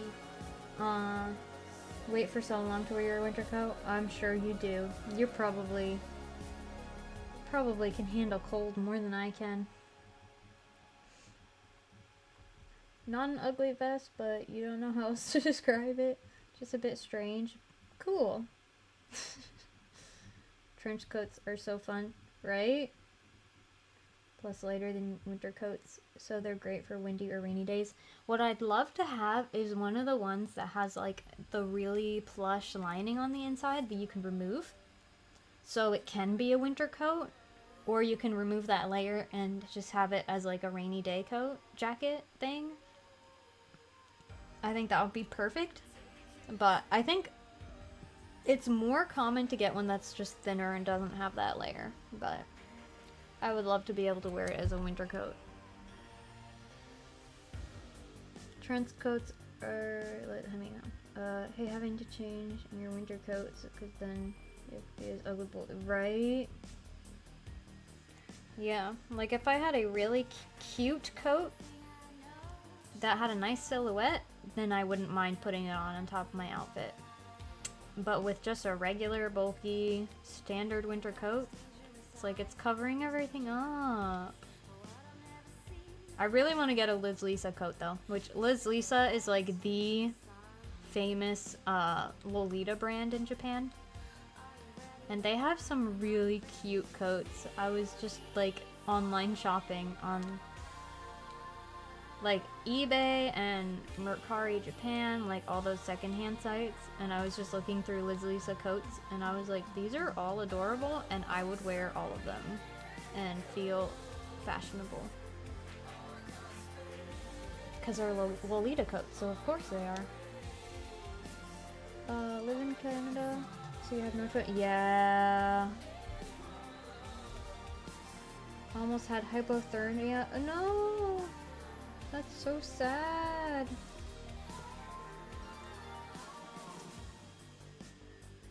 I don't think I've ever been at risk of hypothermia, as far as I can think. But I also, like, just don't stay out in the cold as much as I can help it, because I do get cold easily. Has the plush liner, yay! Keeps your legs nice and warm. Never even thought of taking that off.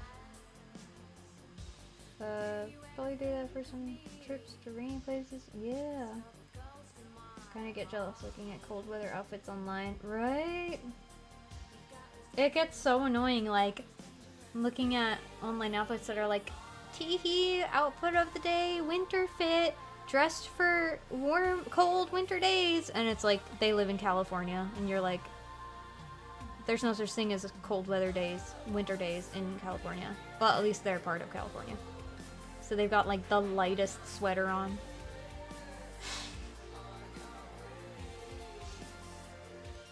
Gotta get some cute Lolita clothes. Yeah.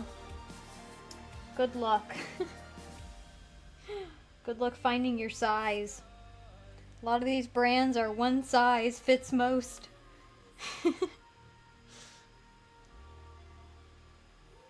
Your bus took 30 minutes to arrive? No! That's terrible. I hate it when they do that. For our county, if our bus was 30 minutes late, we were literally allowed to just go home and take the day off. Like, we wouldn't get an absence for it. Because they didn't want kids standing out that long, getting cold. I think that happened to us like once or twice, maybe. It always stunk though when your bus would show up like 20 minutes late and you were like, it's not quite long enough where I could just go home. But I did have to stand here and wait 20 minutes.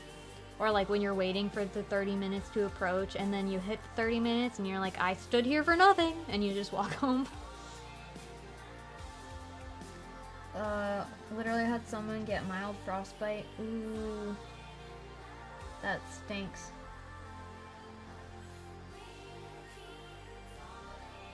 City bus and not for school. Oh.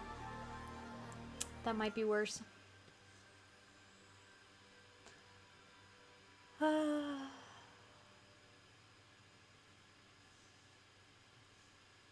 I forgot how bulky her soles are. So I definitely made these not as bulky as they probably should be. But it's at an angle, so it's fine. The angle makes them look smaller.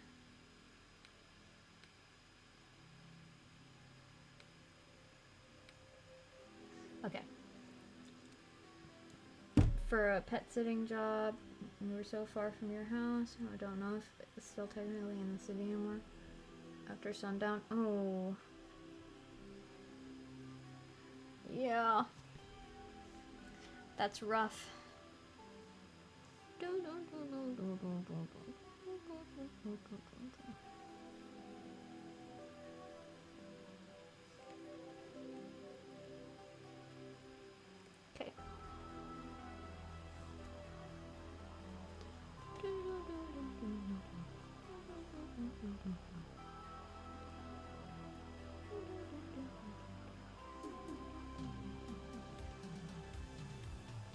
Okay, this needs a little work. I'm sitting like a shrimp and now my back is starting to hurt. I need to have better posture.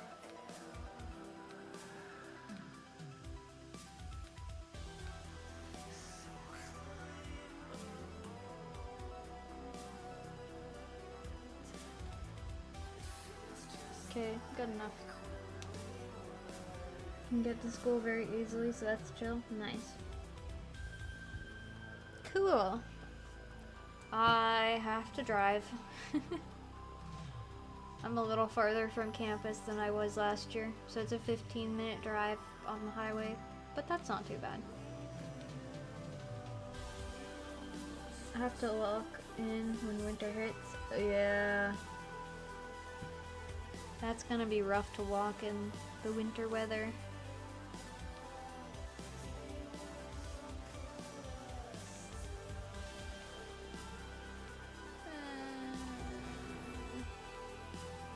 I'll come back to that.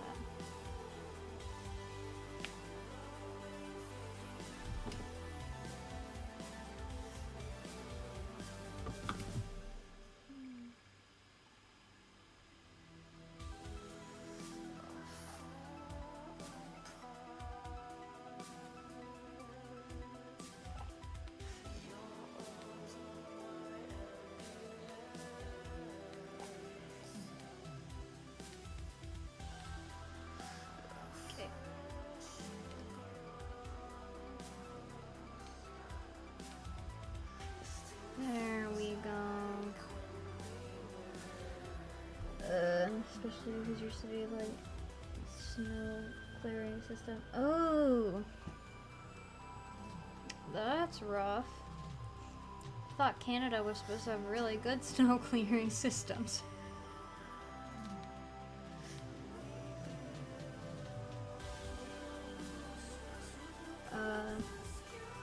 Specific side of the street you live in is always the last one to get cleared out. That's fun. We don't get that much snow. Like, a few inches is a huge snow for us. But because we get so little snow, like, nowhere in this, like, area of the States has good snow clearing system. So entire neighborhoods will be snowed in, even if it's not that much snow, because we don't have, like, the right technology to deal with it, essentially. We don't have snow tires. And our snow is, like, icy and wet. It's slippery. So it'll be, like, super dangerous to drive from, like, a couple inches of snow, because just nobody did anything to clear it, and it's slippery. Giant snow piles outside? Yeah, I bet. See, that's fun when it's not all the time and you don't have to go anywhere. We had one big snow that was like 3 feet, and we were snowed in for like 2 weeks, and it was the best thing ever. But, like, again, since we're not used to that, like, everything shut down for those 2 weeks, and we didn't have to worry about going anywhere.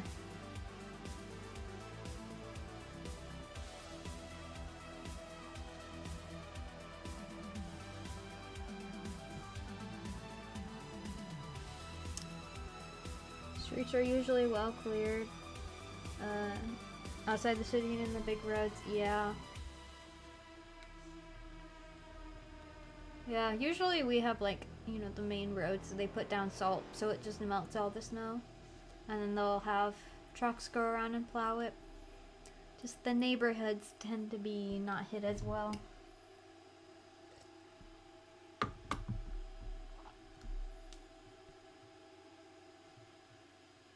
I remember last year it snowed here.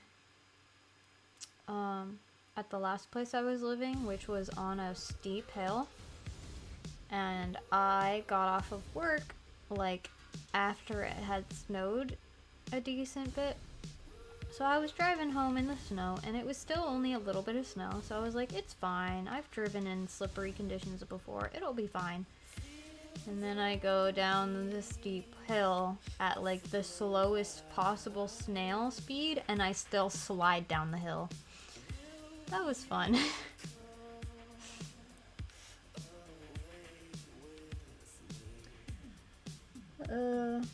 Half chance the schools will close if there's a blizzard, because sometimes they'll just be like, you'll be fine.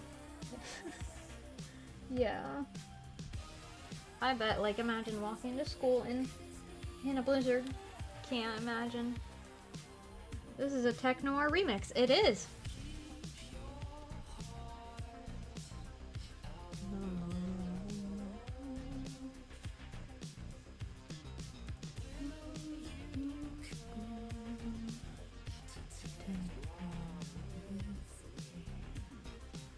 This is a really funky Tech Noir remix, and I enjoy it. Our city is built on a mountainside. Oh man! Sounds like it.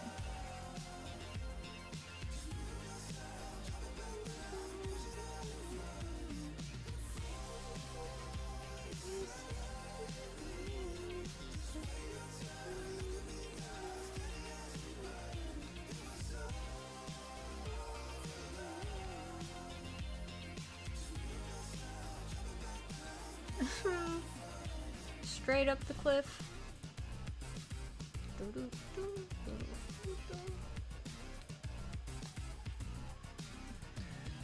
Even in the summer, it's super dangerous because of the curve. Yeah. I have a crazy curve like that in my neighborhood now. And it's like the road is just barely big enough for 2 cars. So when one person's going through the curve, The other person has to like wait for them to go through it because otherwise you're so close together it feels unsafe. And it's also on a hill, so it's like crazy steep curve, and you're accelerating if you don't like slam on your brakes. So that's interesting. We're also kind of in the mountains here, but it's like little mountains. Not like Canada mountains. They didn't put a rail. Oh yeah. People go through it at crazy speed. I do not doubt that. Drivers are crazy.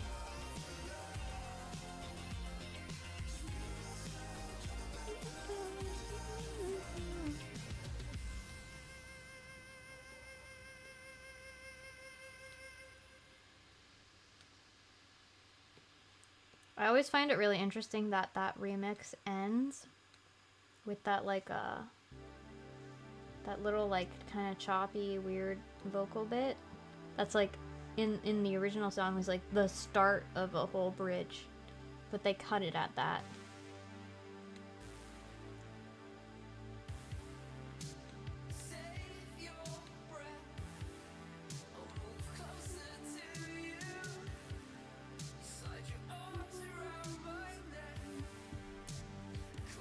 Your dad almost broke his skull walking down the side of it. Oh no.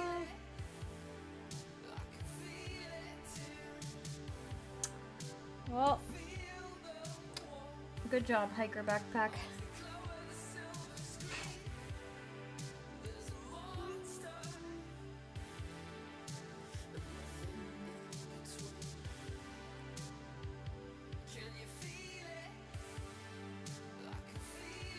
This anatomy is wonky. I think this needs to come in more. Something needs to move more. Maybe this needs to come in more. She just looks too thick right now. Like it looks like this is her torso. Which it should not be. Because she is a tiny girl. Off topic, you cannot figure out the clothing folds. Oh, I feel that! Clothing folds are hard. I'm so glad this style I'm using is simplified, so I don't have to worry about them that much. I just add a few generic ones and I'm good.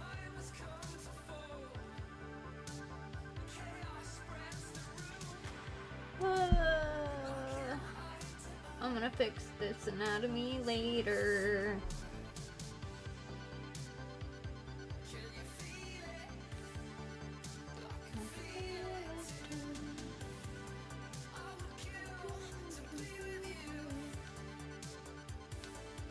Don't even struggle with folds usually, you like drawing them? Good for you. Sometimes I enjoy them, sometimes I do not. Depends on, I guess, how naturally it's coming to me.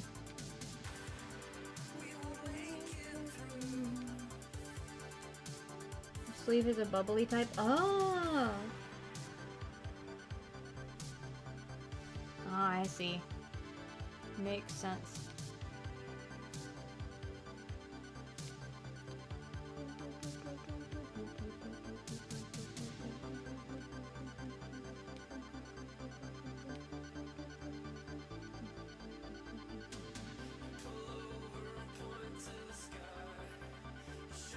Kinda drew her hair oddly in this panel.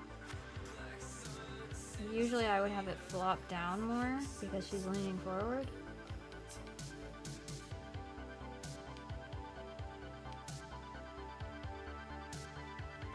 I tend to be quite expressive with her hair in this comic because it's fun. If she has so much hair, I might as well have fun with it.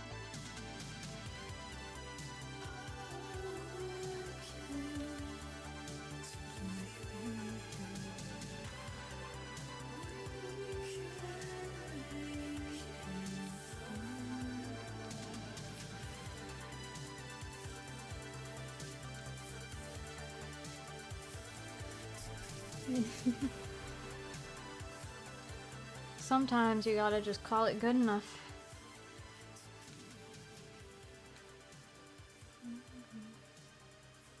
Can finally start coloring. Yay! Coloring's fun.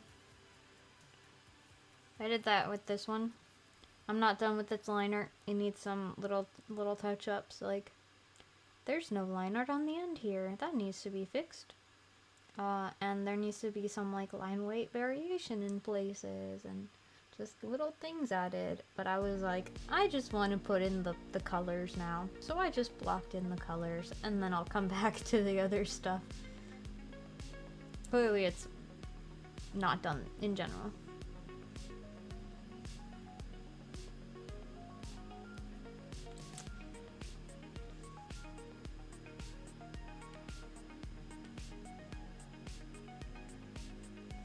Okay, her hair is there now. And her tail needs to be there now.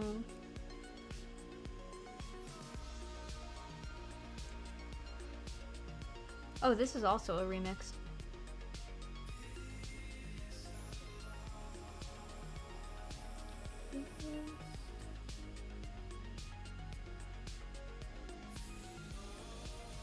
That moment when Gunship was like, let's take all of our most depressing sounding songs and make a fun, happy sounding remix of them.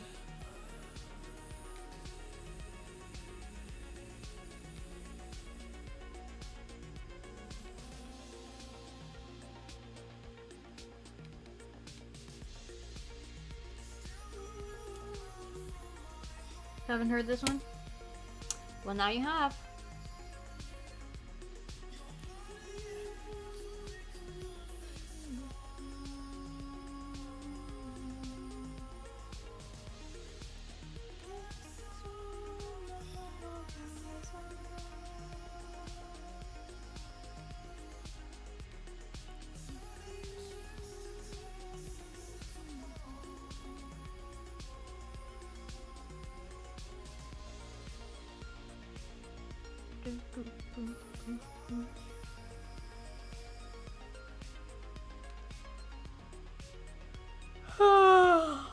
Oh, excuse me. I'm getting eepy. If only I had Live 2D set up. You guys could see me jam into my music.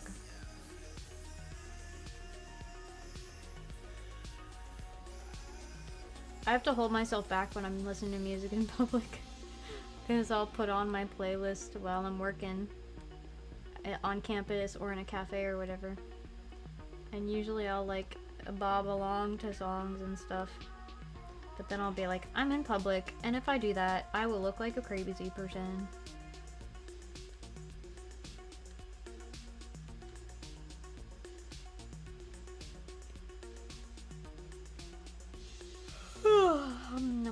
Why am I yawning?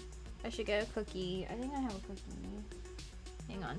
I'm gonna get myself a sugary treat.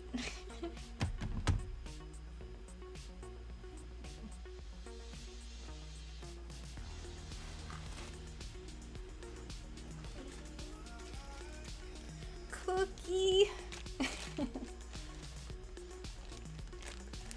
Oh.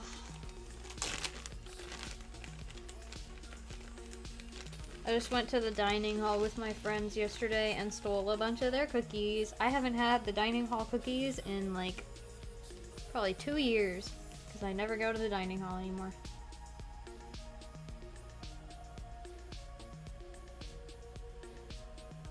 Okay, of course you do, but you're autistic. I don't want to look like an autist.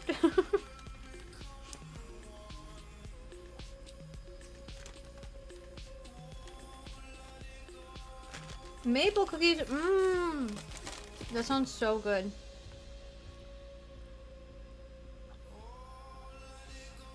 They're not as common here, but we definitely have maple stuff. You guys have way more maple stuff. It's like a part of Canada's personality is having everything maple version. But, maple is kind of considered like a fall flavor here, I think. So during the fall season, we tend to have a lot of maple things. We do like maple flavored bacon. That's so good. And I can't recall if I've had maple cookies or not, but I've definitely heard of it.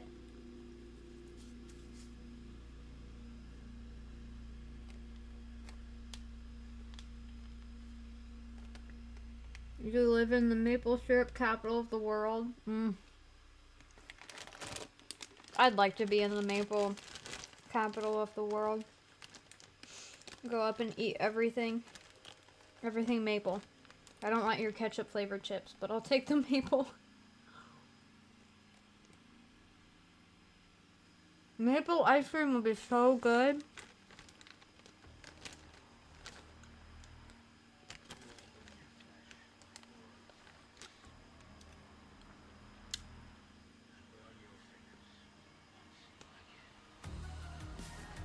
This is also a really good song.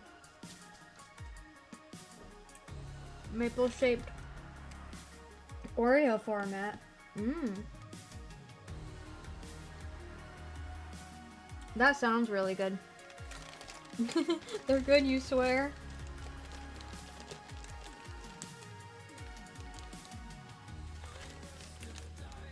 You know, it's a very American thing. Maybe you do this in Canada too, I don't know. But very like American Southern, like if you think like a Little House on the Prairie, like cabin in the woods style. We scoop up ice cream and we put maple syrup in it. Not ice cream, snow. We scoop up snow in the winter, pour in maple syrup, and then eat the snow with maple syrup. It's delicious.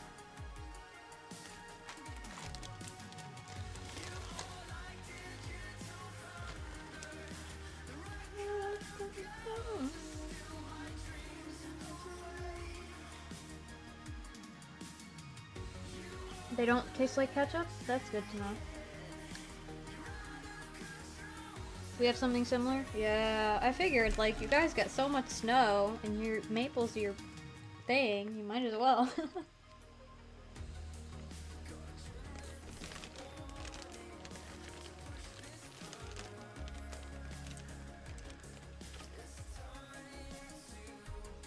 You put it on a stick with snow? Oh!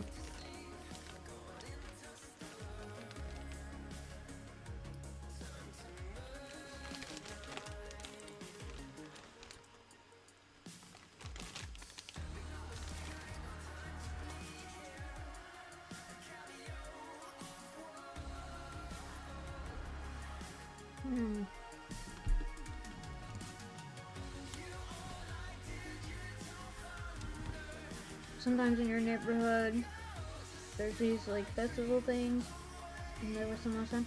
Ooh, sounds nice.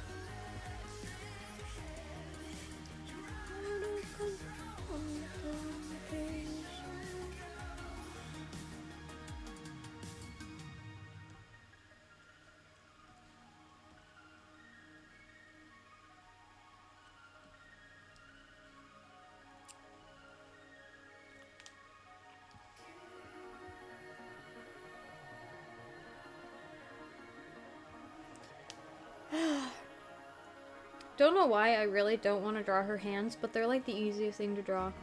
It's like glove, blob, done.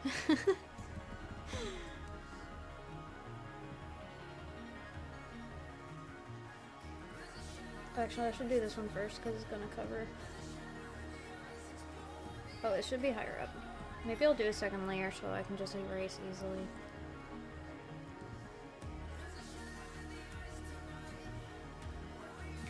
That's a tangent. Sometimes I hate being a college level artist and hating things like tangents. I'm like constantly concerned about them and shifting things around to not have any. Meanwhile, all the amateur beginner artists will have all kinds of tangents and not even care.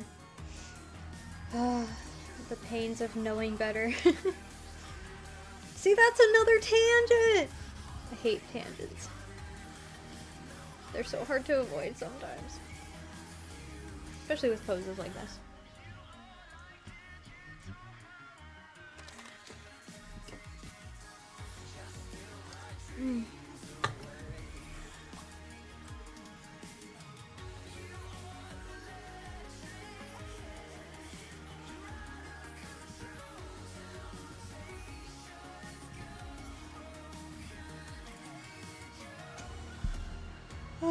Okay, good enough.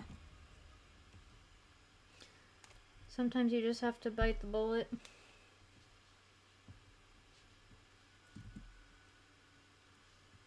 That sounds like a whale to me every time.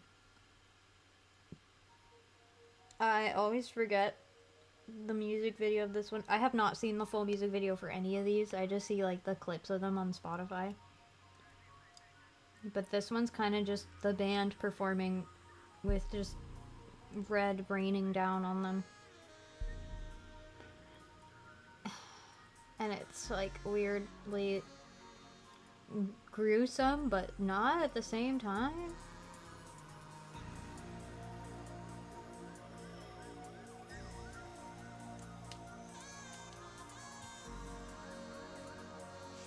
I'm distracted again, watching the clip over and over again.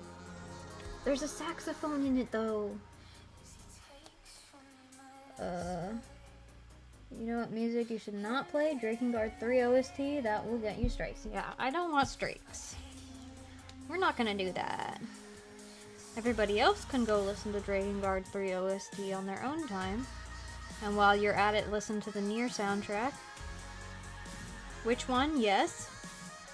Because it's all good.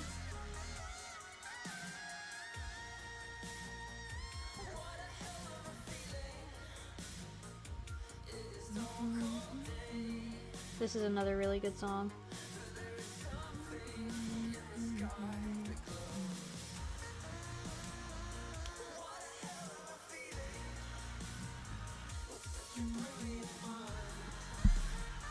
Nier soundtracks are so good. Yes, they are.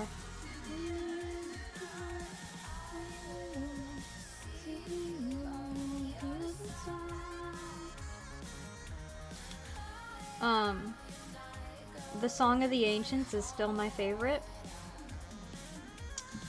I love the Song of the Ancients.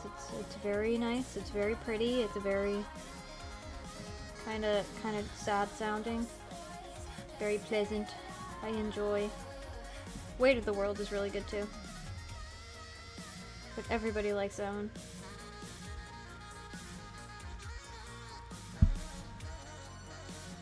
The remake is reorchestrated? That's awful. Do they still have the original singer?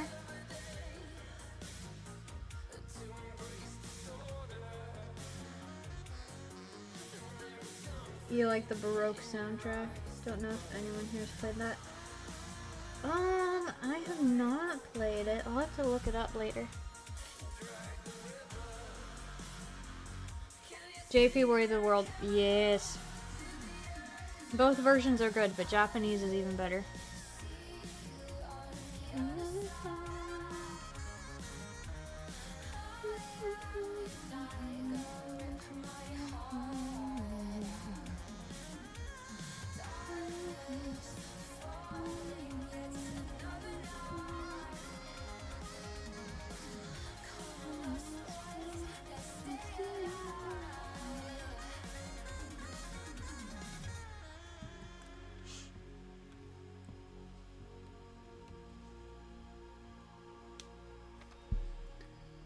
Okay, see you in a bit, Dolly. Not sure if you'd hope so, haven't listened to it. Yeah. I don't like that either. But I sure hope it's still the original singer.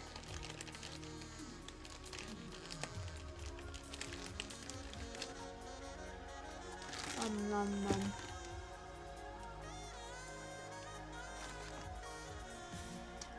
Arashi, question. Have you heard anything about or read Red Rising? And if you have read it, do you like it? If you haven't read it, is it one you've wanted to read or been recommended? I am curious because my friend the one that I talk about the most, so you know who I'm talking about. I'm not going to name her name on stream. My friend has been recommending me to read Red Rising. She loves it. It's like one of her favorite books / series. She's currently on the 2nd book of the series. But she says it's really good. And our reading preferences are not always aligned, but she was like, you'll like this one. Like, it's right. It's something that I would actually enjoy. And she was like all excited about like getting me to read it. And it's a sci-fi. So it sounds cool. Don't think so. Name's not ringing a bell. Oki. Yeah, it's a sci-fi. Apparently about like it's a pretty typical like setup, right? Like the people, like Earth doesn't have a lot of inhabitants anymore. They've been sent off to other planets. And then the people who were sent to Mars to colonize there were like poor people who they kind of like sent off to, you know, set up initially. Kind of like if you think about when America was founded, it was a lot of poor people who went to like the west, out west, because it was cheap land and they were encouraged to go like set up farmland and stuff. They essentially did that, except they never told them that people have already colonized properly, and they just kept having them slave away so that everybody else's life was easier. And then when they find out about that, they all revolt.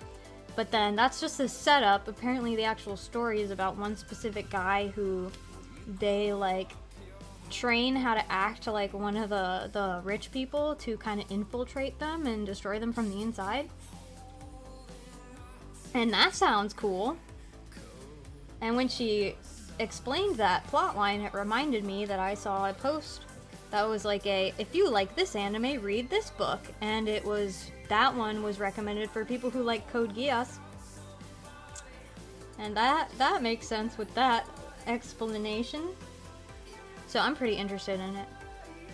But I have to read The Time Machine first and then graduate to Red Rising, because I think that's a good, like, The Time Machine's a little shorter, Red Rising is longer. And I haven't been reading in forever. This is If You Grow Up Your Heart Dies. This is one of my favorite songs.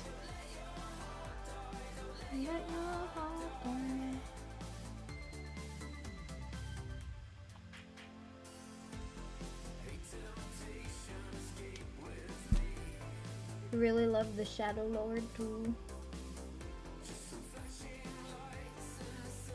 I have to take note of these ones so I can go listen to them so I know which one's there. You've heard great things about Red Rising? Yeah. I have not heard anything negative about it so far.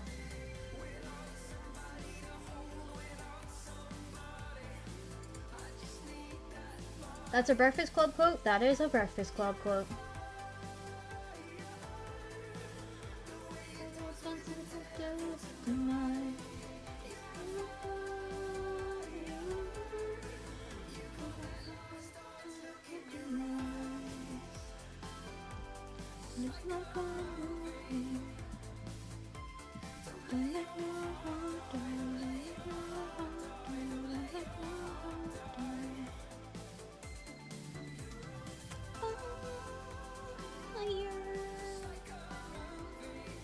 Started reading ReZero. Got a lot of reading to do. Yeah, I bet. 42! That is a lot. Still need to read ReZero. Yeah. I have not even watched the anime, actually, believe it or not. I should probably just watch the anime, because I know I will not finish the books. I barely even finish anime. Don't care what anyone else thinks. You'll be okay. I promise. Just keep on, keep it on. It's just a bad day, not a bad life. I'll always be there for you. This one. Breath in my lungs. You'll feel You need to finish GGO and Clockwork Planet? Oh. life is worth the risk. Will no longer prosper. I forgot there was more of GGO. Not counting the 6 side stories and 13 spin-offs. Oh goodness.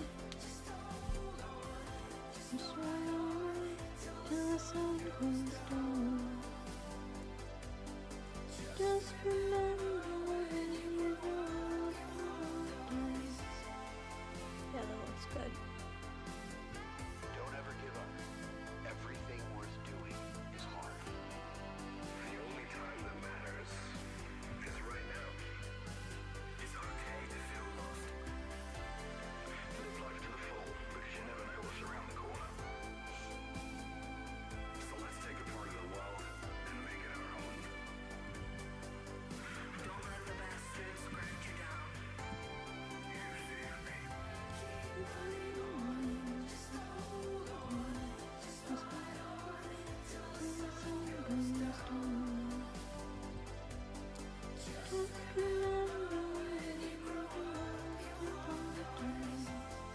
There's no fate but what we make for ourselves. We always have each other. I've got you thinking about Tsukihime and Love Love. Oh. Yeah, I get the connection. That is still good in the world. Expect nothing and appreciate everything. It wasn't worth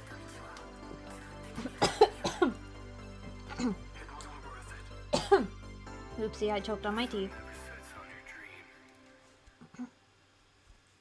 My favorite of the quotes, though, out of that long series in the song, that's just like positive quote after positive quote, is the one that's expect nothing and appreciate everything.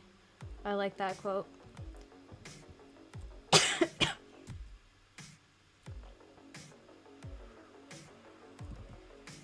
It's a very like positive, hopeful song for something with such a negative title. Oh, that's in the wrong spot. I think.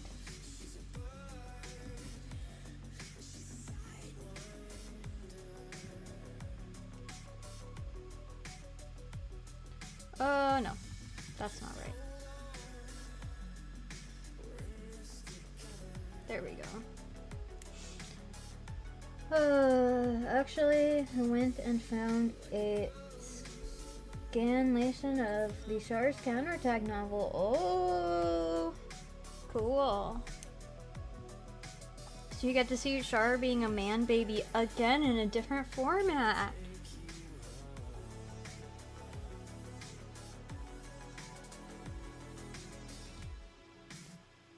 Yes, this is the Drone Racing League. I had to check and be like, is that really what it's called? Somehow I've never checked the title of this one. Also, the picture has Goku in it. And, Skeletor. I'm gonna guess those characters are all from different media. Oh yeah, no, it's got the Predator in it too. And the Xenomorph. And, and a Transformer. These guys are nerds. I love nerdy bands. And Amuro being married, I forgot he's married in the novel. I think it's so funny that they were like, no, making him married is too much. But in a committed relationship with a woman, that's fine. Got reminded for no reason, but now that you're starting to think of it again, you need to continue reading. I don't know if I know that one. Yeah, why these characters? It feels like they just compiled all of the media that they like or something. I don't even know.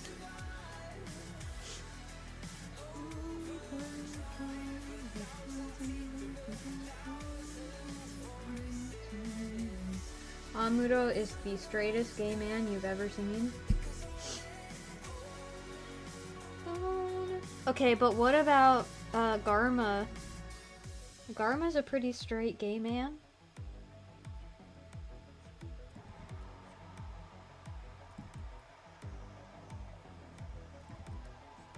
Oh, what am I doing?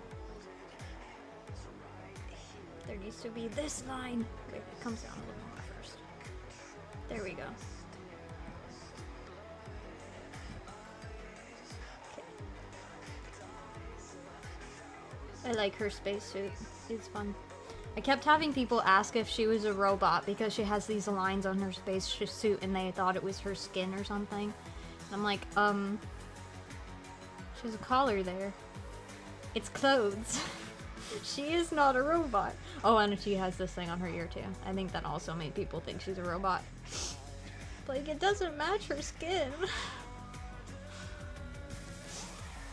I know what I'm doing with her design. It's just, I'm leaning on sci-fi aesthetics that most people aren't used to anymore. Because they're like from the 70s.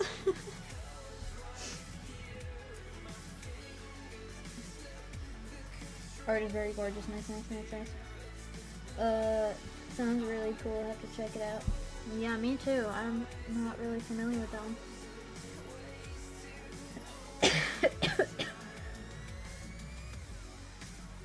It's her scouter! It's over 9,000! They're all dressed in cool Lolita fashion. I'm interested now. You love retrofuturism, it's super cool. I'm so glad. I also enjoy that particular aesthetic. It's like my favorite. I don't know why. No, you know what? I know why. I was about to say, I was raised in a fantasy family. How did I end up being a sci-fi girl? No, I'm wrong, actually. I was raised in a sci-fi family. My mom's a Trekkie. No, that positioning's off.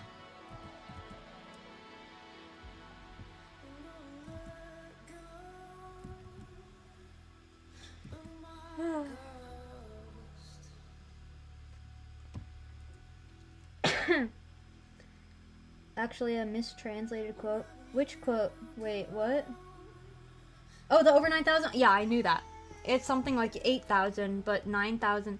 Maybe it wasn't 8,000. I don't even know. But the 9,000 made more sense with the movement of their mouth in the dub. Grew up watching Star Trek, that's why. Yeah. Twinning. I love Star Trek. I am the person that if we have Star Trek on, I will be telling facts through the entire episode. Like the way Lord of the Rings fans are. I do that with Lord of the Rings too, but I do it more with Star Trek because less people know Star Trek facts. So yeah, I will be like explaining the lore of the races and sharing little details throughout the series and stuff like that. Yeah. Definitely grew up in more of a sci-fi family personally. More so a fantasy guy now. 'Tis fair. I love both, but I think one of the reasons I lean more towards sci-fi is just that I got a little sick of fantasy. Like, I still love fantasy, but like everything is fantasy. And I played D&D for years and was like, okay, I'm kind of sick of every D&D setting being exactly the same. And every fantasy setting being exactly the same. And just doing nothing but dragons over and over and over again. And I want something a little different. So then I got on like a real sci-fi kick. And I have never recovered. I'm less sick of fantasy now than I was then, though, because I've played D&D less often. Yay. Oh, but then my friend, who was also one of our DMs, stole my sci-fi campaign idea, and then I was mad and didn't want to do sci-fi anymore. Almost forgot about that part.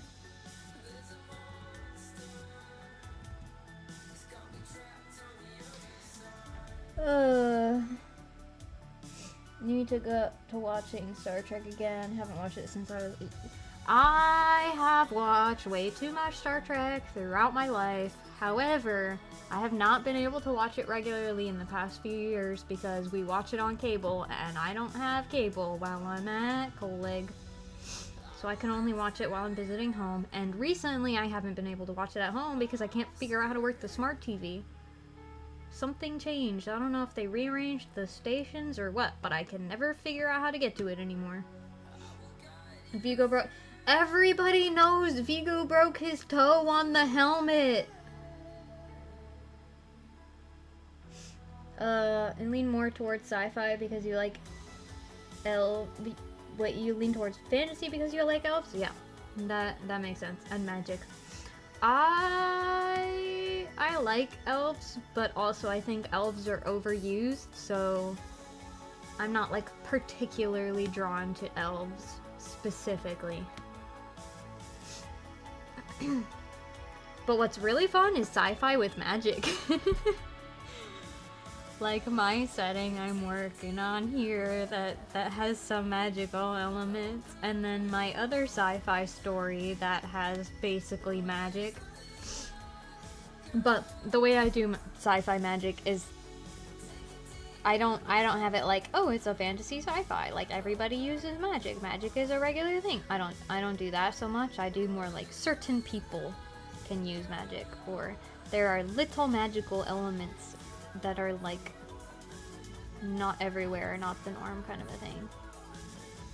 Because I like it to still feel sci-fi, but have just a touch of that little fantasy element.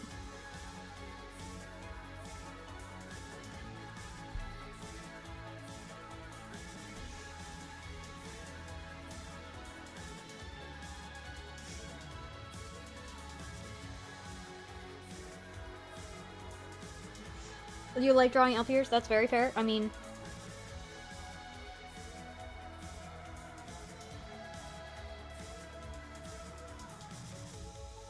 yeah. I enjoy drawing pointy ears. I just make other creatures that are not elves to have pointy ears, like this girl who is alien, and I have a vampire OC who has pointy ears, and I have like a half gnome who has pointy ears. I do have an elf for D&D who of course has pointy ears, but he's a half elf if I remember correctly, so he has like, no, he's a wood elf. I don't think he's half elf. I think he's full elf, but like wood elf. So his ears are like slightly not as like long and pointy. They're like small and pointy. Working on a story now that's like vaguely fantasy but set in the future. Ooh, I agree, that's cool. I have a more traditional fantasy world too.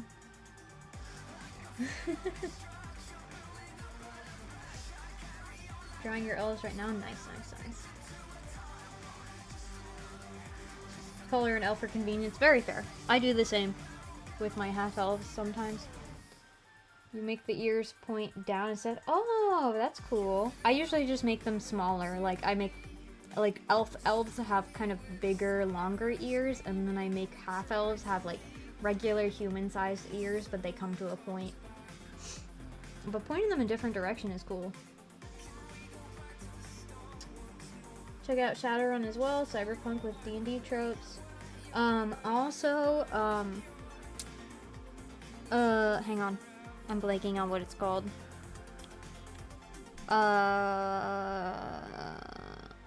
Is this Space Finder? Because it's the sci-fi version of Pathfinder. And that's pretty cool too, because Pathfinder is basically D&D. It's another very similar fantasy setting. But then I believe it's Starfinder? That's like their sci-fi version, but still with like their fantasy races and stuff. And I love just looking at the book with like the races and stuff. It's so cool looking. This song is cool? Yeah. It's Thrasher by Gunship. Starfinder, yes! Especially because of the hat you usually make her wear. It's black and wraps around her ears. Ooh. Nice. I had a half-elf D&D character I played as who was a rogue. I think he was a thief. He may have been I don't think he was an assassin. I think he was a thief. But he was a rogue. He was half-elf.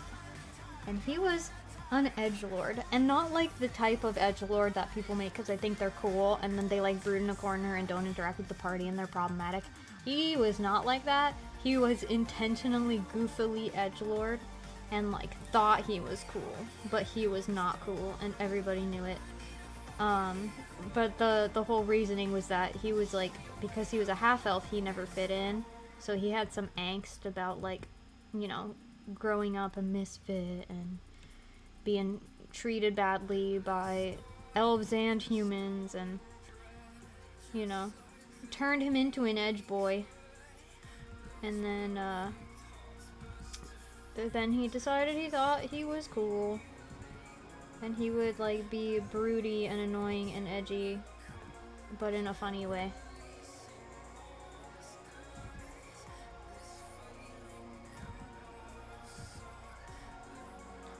Oh, and he called himself Lone Wolf. I just remember that. He was like, I'm a lone wolf. Just call me Lone Wolf.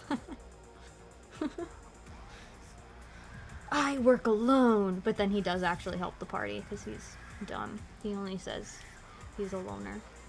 He actually wants attention, and that's why he acts the way he does. Wizards botched Spelljammer? What's Spelljammer? Is that a sci-fi D&D? Yeah, it is really hard to find a group, unfortunately.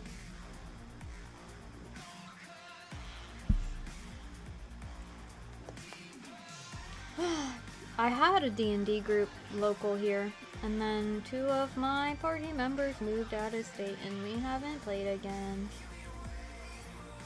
We were already not playing often because our DM's been stinky.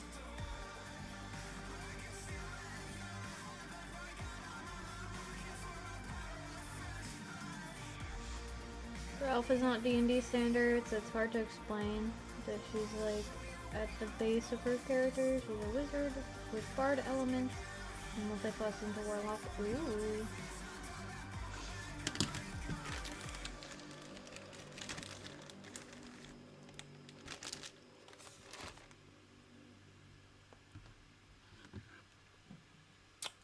Warlocks are a lot of fun.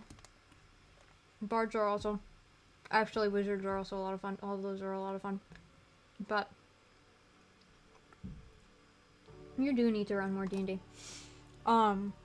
Warlock Rogue is a really fun combo. I really enjoyed getting sneak attack bonuses on my Warlock spells. Just dropping a fireball on everyone with sneak attack.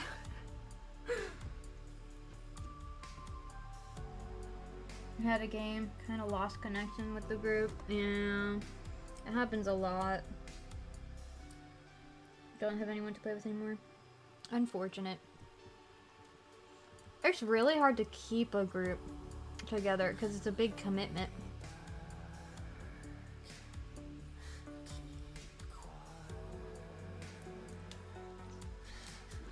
Basically an illusion wizard. Acts like a bard, forms a pact with Archfey, gets involved in a 500-year return. I can see that part is very important.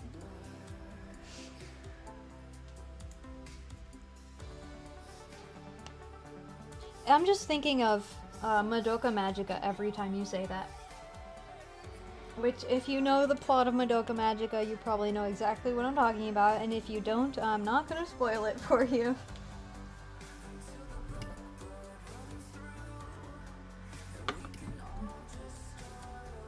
Yes, good to know.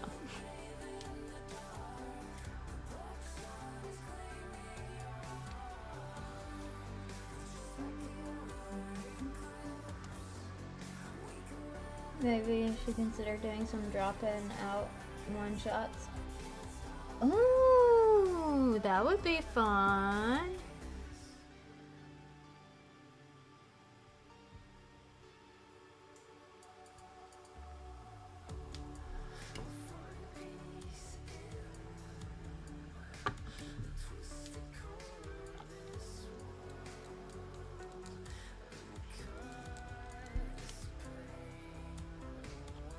Okay. I have done that. I will work on it more later because again, this torso needs help because it shouldn't be doing this. It should be coming in more. Not like that, but I'll work on it later.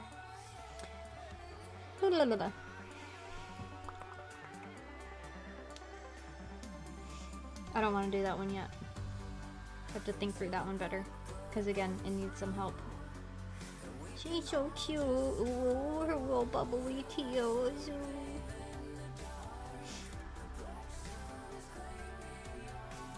I'm gonna work on this one.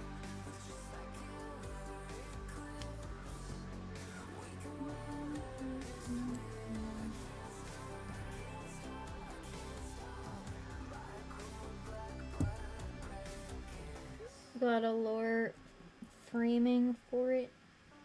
Random adventurer groups brought together by the guild to deal with special guild missions. That works.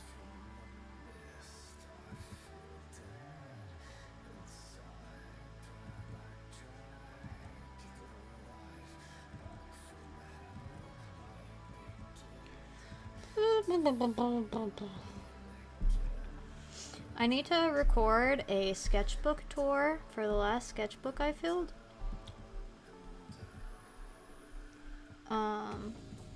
And then I need to decorate my new sketchbooks. It's plural because I have one I've been drawing in, and then I have one that I got because it's Bristol board paper, and then I have like an extra one that I got for the future. So I at least want to decorate 2 of those, and I think that would be a fun video. So I gotta record both of those things, and I've been meaning to do that for a long time, and just haven't had time to sit down and do it.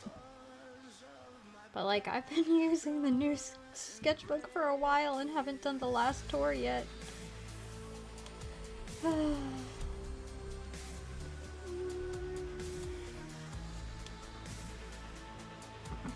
Sketchbook tours are fun.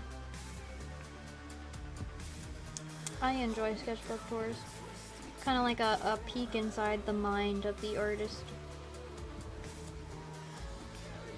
Especially when they're like an actual just sketchbook and not like an aesthetic book. Because, you know, some people, their sketchbook tours are like really well crafted and designed, like aesthetically pleasing books where they think through every page. And then other people like me, it's just the sketchbook they carry around with them daily and just doodle in all the time. And I kind of enjoy watching both, but I really like the like actual standard doodle sketchbook because it kind of makes you understand the way the artist thinks and creates more. And shows their successes and failures.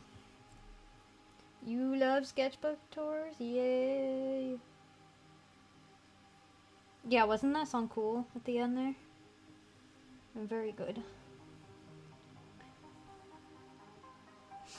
You absolutely should explore traditional art. I very much support. I think every artist should keep a sketchbook, and every artist should draw traditionally, even if they're primarily a digital artist. Also, I'm so sorry if you could hear me thunking. I didn't realize until I stopped doing that you guys could probably hear it. I was just smacking my foot against my desk. I'd love to buy random art books, but you just don't have the budget. I know! I feel the same way! I love art books, and I really want more. I want to get Sam Does Arts' art book, and also, oh, what's their name? Hekala? Spelled, I don't even know if I pronounce it right, but that artist, I love their style. I want one of their art books, if not multiple, because I kind of want one of their like watercolor books and one of their ink books. But I want to get their art books. I want to get Sam Does Arts' art book, and I kind of want just like an actual like actual, as if those aren't actual artists. Like a classic artist. Like maybe a Van Gogh or something. Like I've seen ones that are like Van Gogh's sketchbook. That's like, you know, from his sketches rather than his finished pieces. I would love a book like that. But those are also hard to find for some reason. I would expect them to just be in like Barnes & Noble, but Barnes & Noble doesn't carry a lot of that stuff.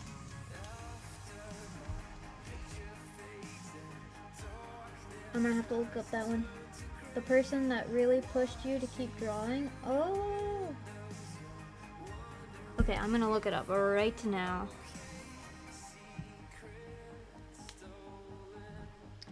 Okay, it's Kozue Amano.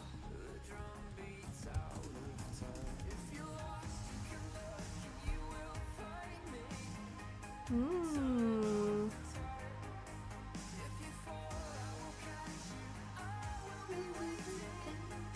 Oh.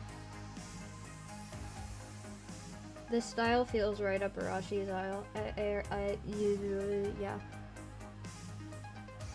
It's very like old school anime / manga. Old school manga.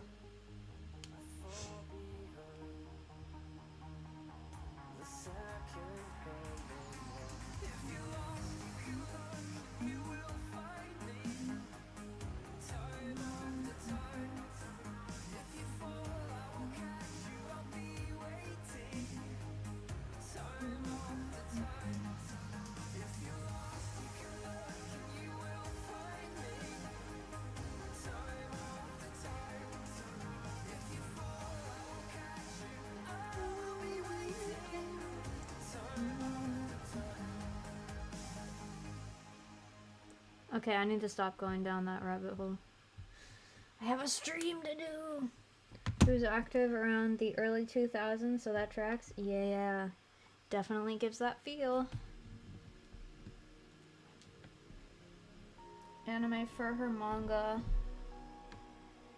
Released in 2001. Makes sense.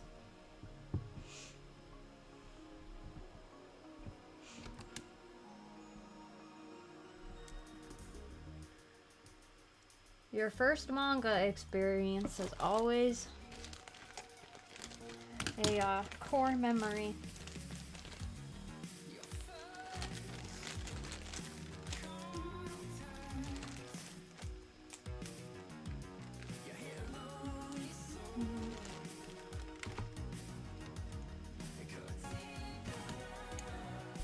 One of my first manga, and still to this day my favorite, was Full Metal Alchemist. And that artist definitely had an influence on me as well.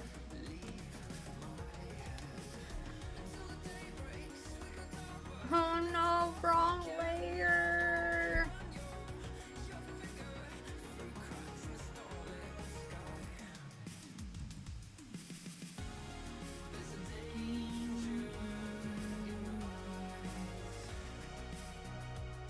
Isn't it? It is fantastic. I always tell everybody to read the manga instead of watch the anime because neither anime is as good as the manga. I couldn't finish the original anime and I just don't even want to watch Brotherhood because it's like the same thing but not delivered as well. Although their Brotherhood's supposed to be really good. I'm like, the manga's better, so why? Why would I? I probably will someday, maybe. I really like the art for both anime though, especially the original. Like the original FMA anime, the art was spot on and it was beautifully animated. But then all the stuff they changed and added was stupid. They even changed like the order of some of the events in a way that like legitimately makes less sense than the manga, and they could have just kept it exactly as is. The manga art is so good, it really is. That's so much filler. Yeah, exactly. The filler. Why? Actually, I know why. It's because they were writing the anime at the same time as the manga.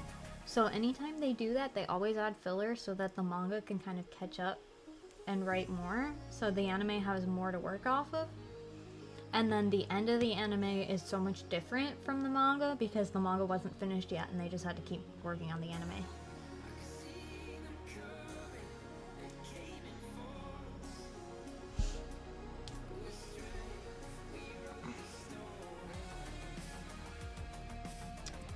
There was another manga that Arashi and I found that was by the same artist, mangaka, as FMA.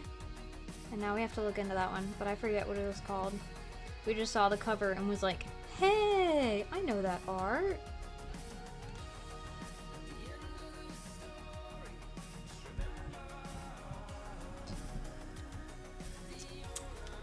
Good luck with that one. Naruto is a lot. It's one of those infamous long shonens, and not all of it's good.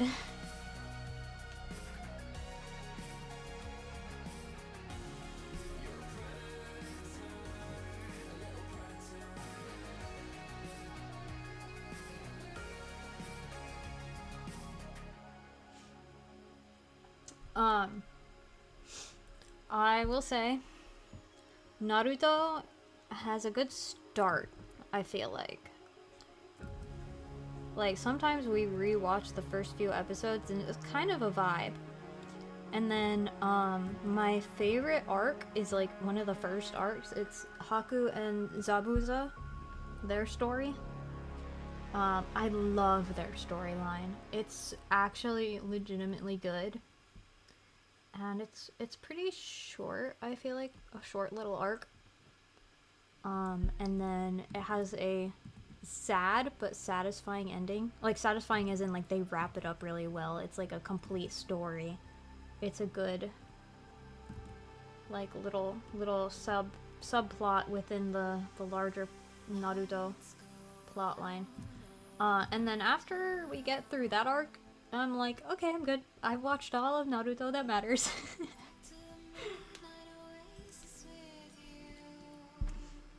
Don't want to watch Naruto because it's good. You want to watch it to deepen your culture. This is very fair, and I respect it.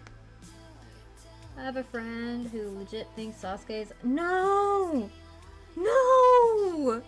Sasuke is the worst written character! And I say this as someone who, before reading or watching Naruto, Sasuke was my favorite based on design alone, and I thought he would be cool, and then I started reading the manga and watching the anime, and I immediately hated him. He's the worst. That's so sad. Literally, any character whose entire personality is brooding because he hates his brother cannot be a good character.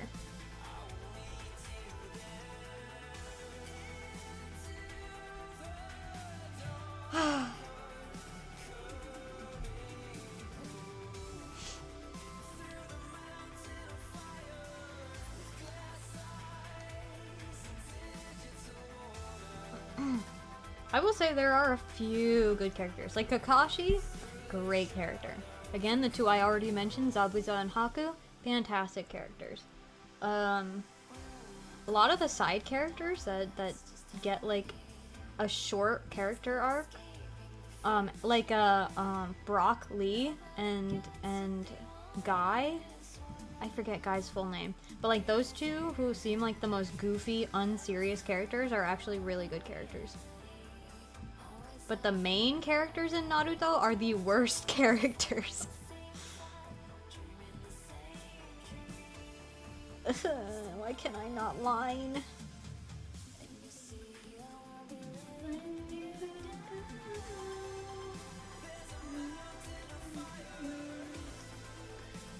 Then he refuses to kill for a while because that's what my brother would do. Yeah, exactly. Worst victims are probably Sakura and Hinata. Yeah, Sakura is terrible. Arashi really likes Hinata. He can tell you all about that one. But I actually hate Sakura more than I hate Sasuke. I think Sakura is terrible, And her friend, was it Ina? Is that her name? Her, like, ex-best friend is actually, like, way better of a character. I originally thought she was just another Sakura, but more annoying because why is there 2 of them now? And then when I actually got to her plotline, I was like, no, no, no, that's actually better than Sakura. Because essentially their backstory is they both had a crush on the same boy, and so when her friend discovered that Sakura also has a crush on Sasuke, she decided to keep her mouth shut and not get in Sakura's way and, you know, let her have him, essentially. But then Sakura goes, I found out that you like him too, so we can't be friends anymore. Ino, there we go. I knew it was something like that. And so Sakura stops being friends with Ino because she's all like, no, we're love rivals, we can't be friends. And then Ino goes on to hate her because they were best friends. And I'm like, very fair, Ino. I would actually be furious. Like, she has actually a fantastic reason for hating Sakura, and I'm on her side. And I hate Sakura for it.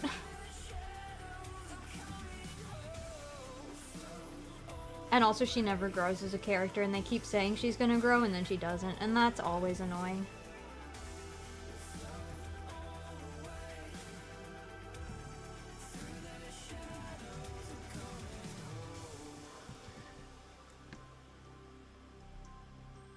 Yeah, Kishimoto is terrible at writing girls. He does not understand women. Sakura was supposed to be a relatable girl character, and her entire personality is crying and crushing on a boy. Their fight is baller, though. The girls having a cat fight. That's the one that results in Ino cutting her hair, right? Is that when she does that?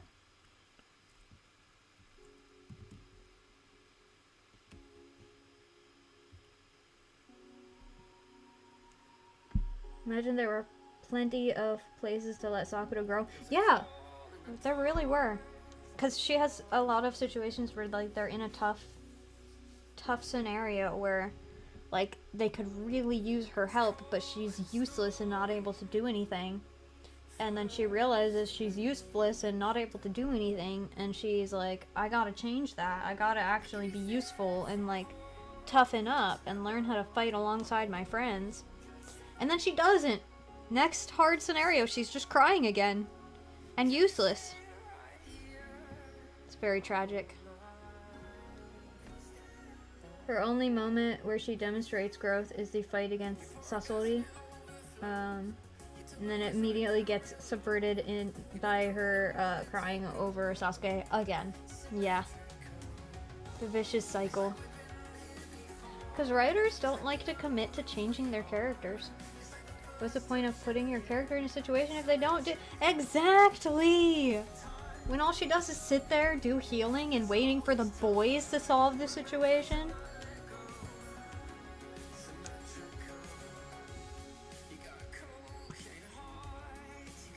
Which, complaining about girls letting boys handle everything just reminded me that there's a new Evanescence song. It's a collaboration song, but I don't know the other person. Called Fight Like a Girl.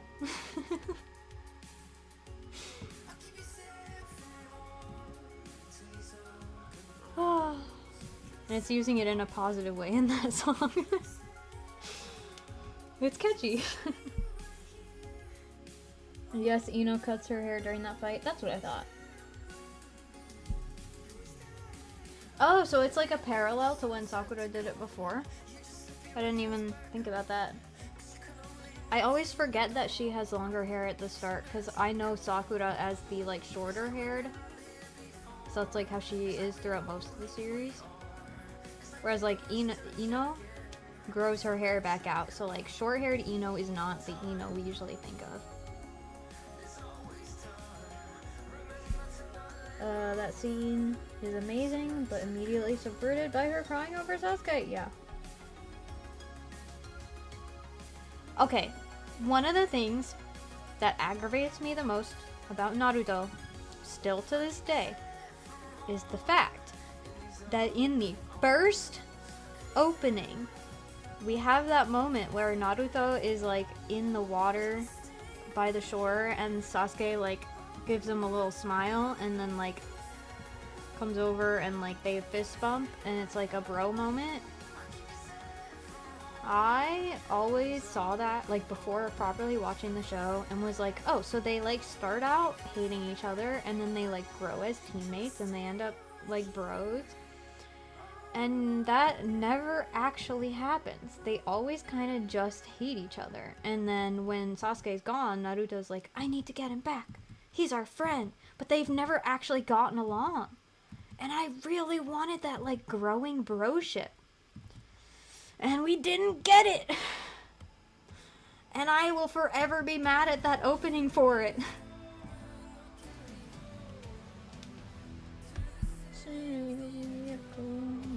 This is a good song too. What does she even see in him? Exactly. Whatever she sees in him must be whatever Kishimoto does. True. When Kishimoto has a thing for his 12-year-old brooding edgelord.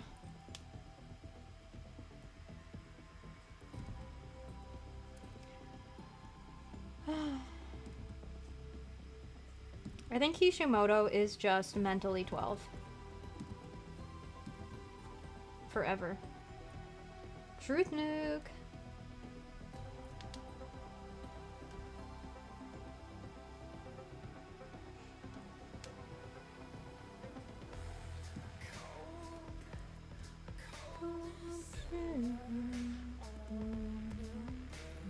This is called Cyber City. I believe this was the song that I sent to someone as an introduction to Gunship. This was I'm gonna tell this whole story.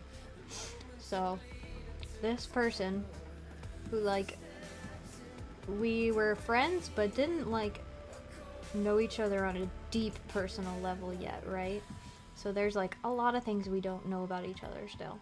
And then he was listening to something, I guess, and I was like, oh, what are you listening to? And he's like, oh, it's a weird band. You wouldn't like it. It's not your music taste or whatever.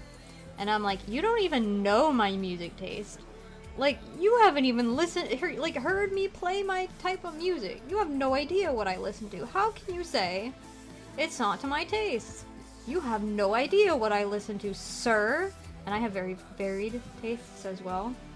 So I, literally said something along those lines, and he was like, okay, fine, I'll send it to you or whatever. But then he was like, okay, well then what are your music tastes? Share some things with me.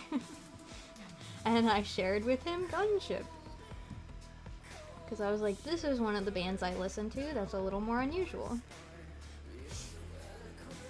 And he listened to it and was like, it's interesting, but I don't understand what it means. I'm like, what do you mean you don't understand what he means? He's like, I don't get the message of it or whatever. And I'm like, what do you mean you're looking for a real life what, you think I'm gonna send you like guys who like talk about their lives? Like, this is fiction. Don't think about it too hard. That guy was dumb.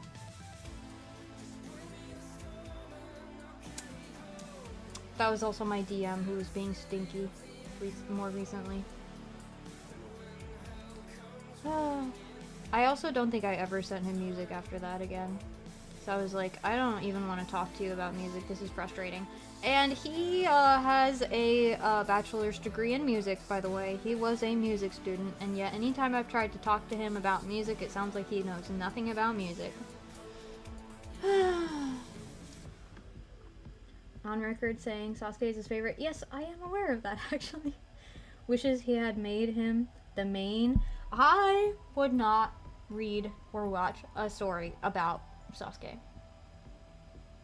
Naruto, at least you want to root for, because he has like a backstory where you feel for him and you want people to respect him, because you know he's gone through it and people are mean to him, and you're like, you're dumb, you got issues, but you got spirit. Like, I can see what you got. You got the strong chakras and stuff. Like, you got a chance to be something.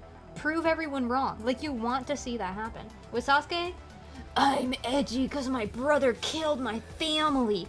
Why would I want to root for that? There's nothing there to root for. Like, you want me to root for him to go kill his brother? I don't think so.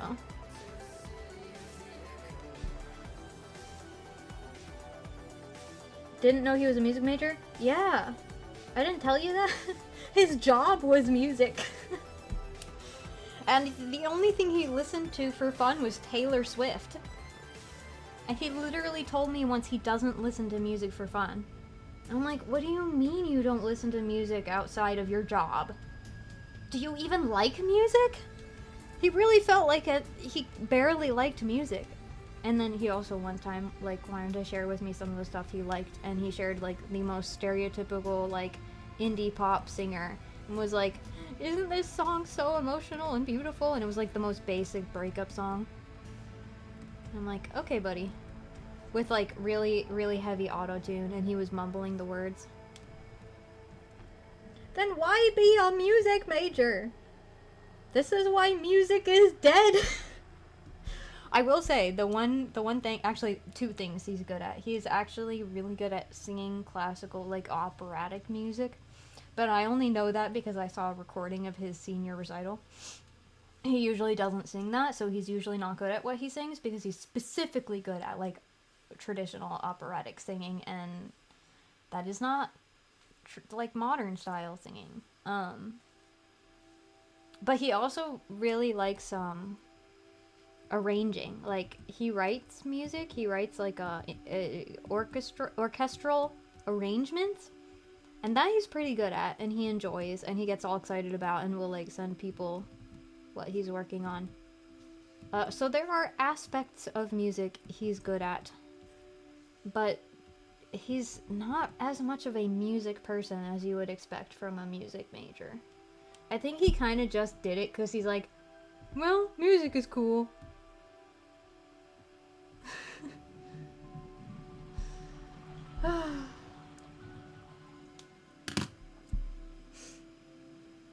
Yeah, he was one of those guys where, like, at first I'm like, oh, he's a music major? He learned piano in 2 years? He does all these things? That's pretty cool. What an interesting person. And then I learned more about him and was like, never mind, I take it all back.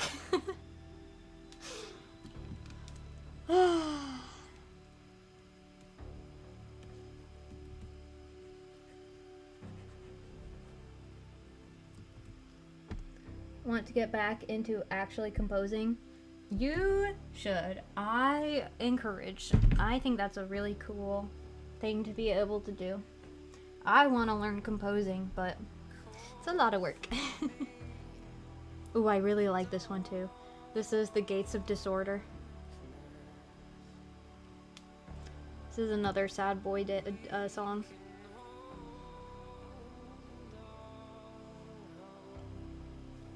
This head is too big. Why did I draw it that big?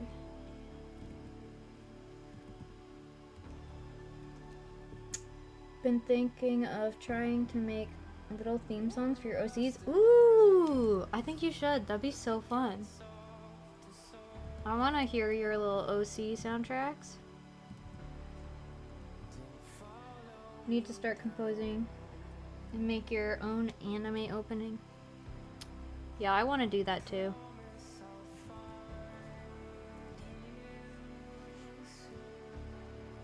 What if I just went back in time to, like, 2000s? Was it 2000s? Early 2010s? I don't know the exact timeline, but, like, early YouTube animatics where people would just, like, make music videos of their OCs to songs they like and, like, fit it along with the edgy lyrics. What if I just did that? And made my cringy little music videos like they used to do in the olden days.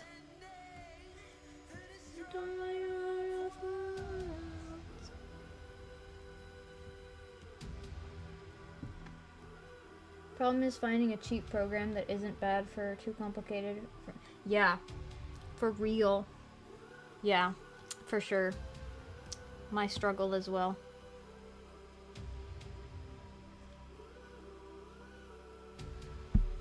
Just need to lock in. You can do it. I'll encourage you.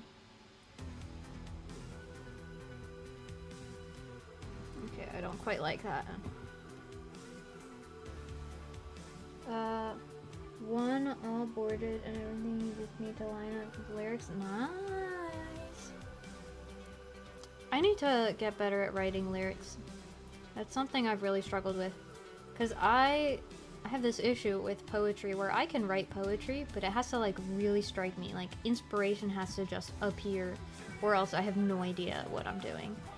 So I've written a few really good poems, and I can't replicate that. But I'd love to write music. If nothing else, I would love to write the lyrics of my OC's songs, because I have like musician OCs, and I think that'd be really fun to just like have those lyrics, even if I do nothing with it,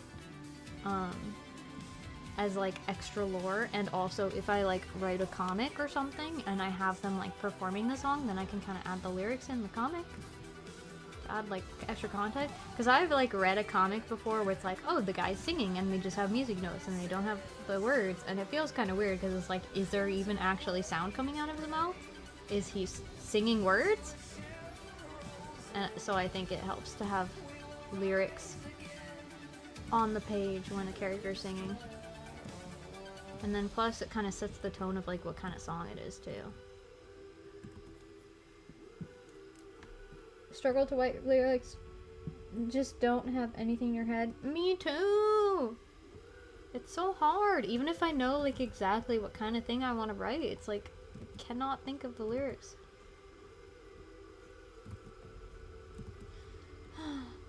I tried to write myself a song, like, forever ago. That was, like, just kind of a fun, goofy, cutesy, little clipsy song. I was like, I'm gonna start making original songs, and this will be my first one, my little introductory, silly, goofy, fun song. And then I never finished it, because I was like, this is awful. I was going for like K-On! Vibes of it just being like overly like silly, cutesy. And I was like, how do they do this and make it good? Method that works better for you is just to do a jam and improv vocals and the lyrics will come to you. That's cool.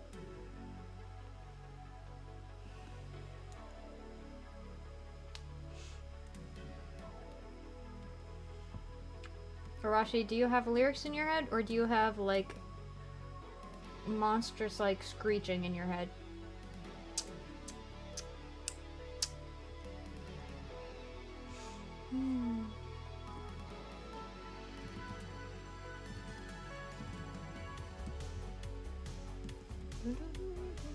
Oh, I have to not play this one. This is not Gunship. Oopsie. I wish I could play that one for you guys. That's a really good song, but...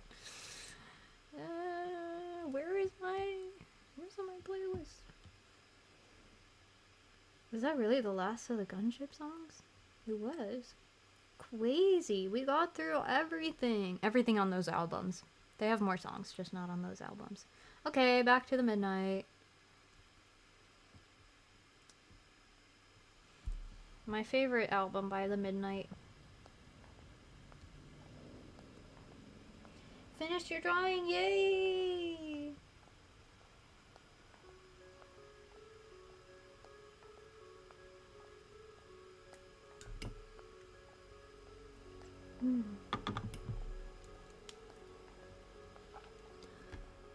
Composition makes you think of Drakengard.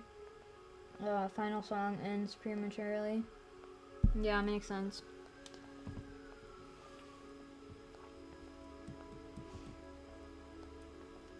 You know how annoying it is having a sister in music and all of her friends being in music, and anytime they're listening to music they're constantly making comments like that and like trying to explain it to me, like I have to have it explained what that means, and I'm like, you guys do realize I've been singing in choirs since I was a young child. You do not need to explain what it means to me when the melody does not resolve.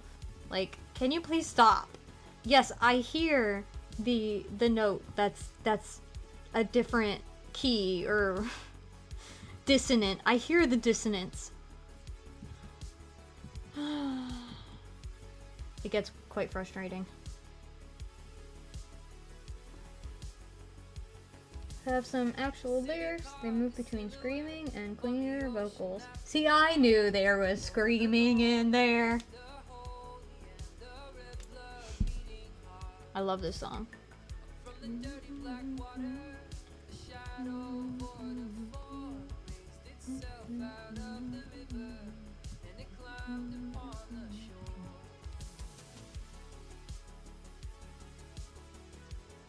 Music box, we like music box.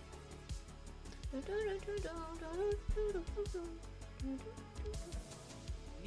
on the blacktop, there's a gentle rain downtown. Shadow pooling underneath me as it follows on the ground. Kissed you when I saw you, stared deep into your eyes. I meant to say I love you, but instead I said goodbye.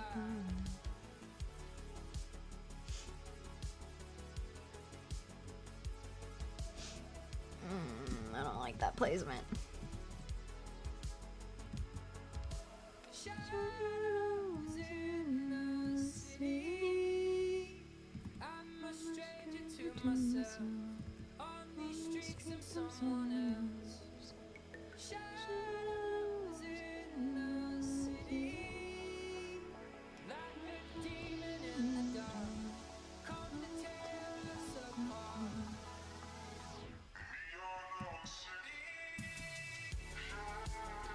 By the way, this album we're currently listening to was my introduction to the Midnight.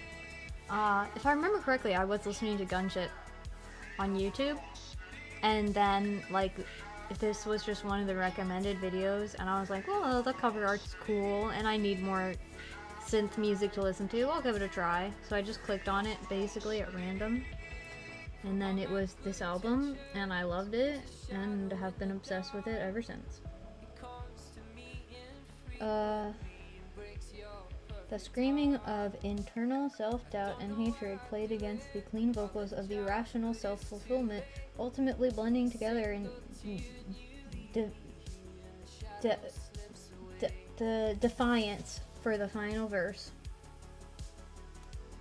Not to be edgy, but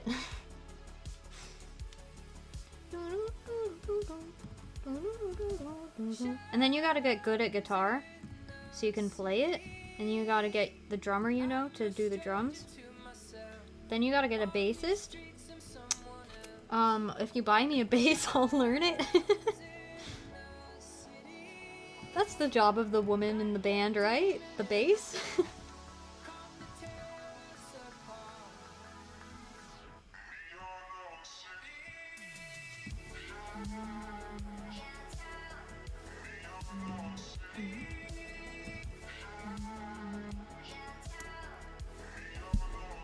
Your intro was crystalline? Yeah, that's because I sent it to you. Right? Yes. Because I was like, listen to this song, it's really good. And you were like, you're right, it is. Because it's my favorite song by The Midnight. Which will play soon, because it's on this album. How are you gonna learn all three if you don't have drums? Oh wait, do you mean bass? Are you currently learning bass? Do you currently have a bass?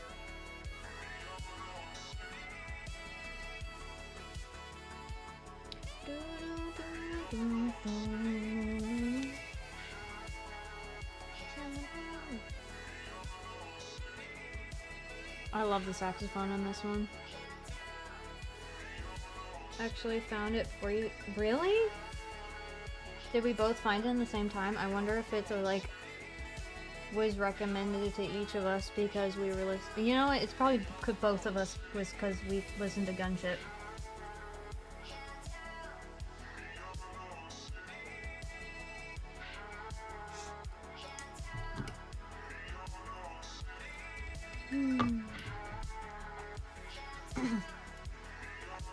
Well, having a bad instrument is how you start.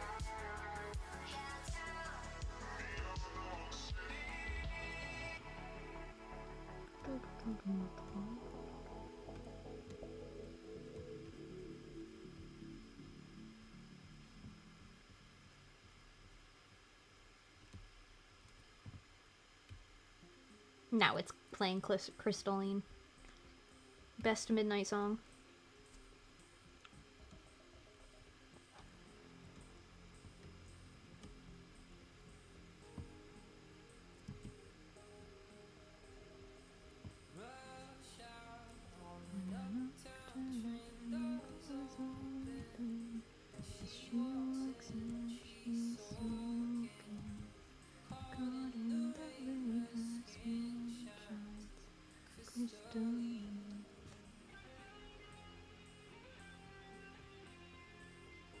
Bassist, bassist, and bassist. Okay, I'll remember that.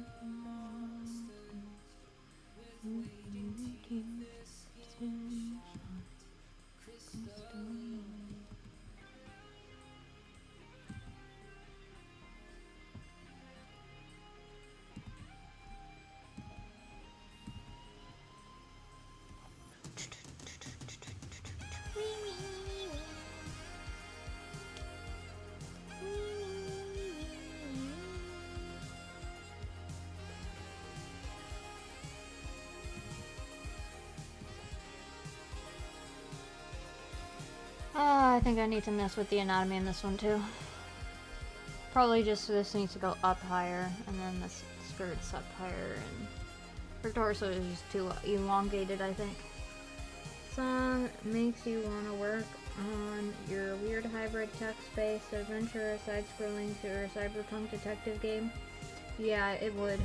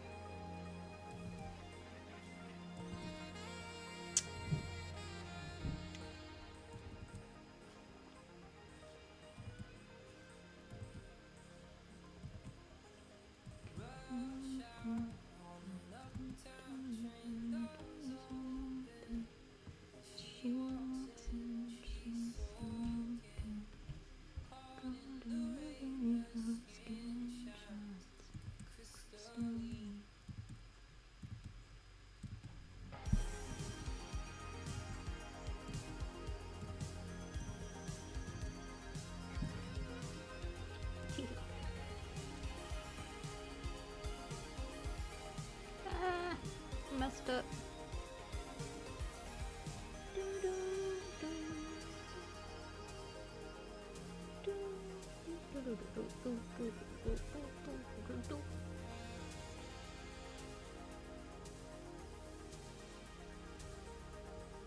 Okay, I have this way up here, but that makes her ponytail look kind of thick. I feel like it should be more down here.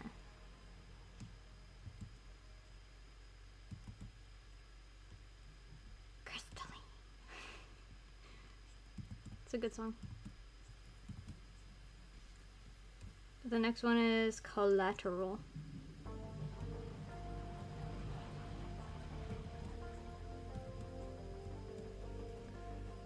The saxophone. The saxophone gives good noir vibes.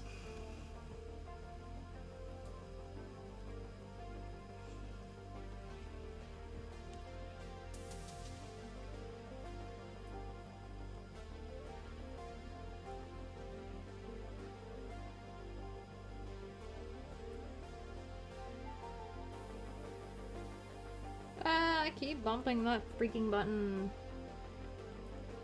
Anyway.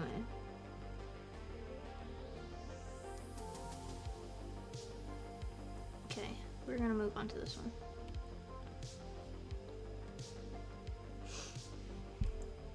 My strategy of just ignoring the details I don't feel like drawing and going to the next panel and then having a bunch of unfinished panels, because it's better to have a lot of unfinished panels that have some line art done than to have way less line art done, because I was feeling uninspired to draw certain parts, and so I just didn't draw them as quickly.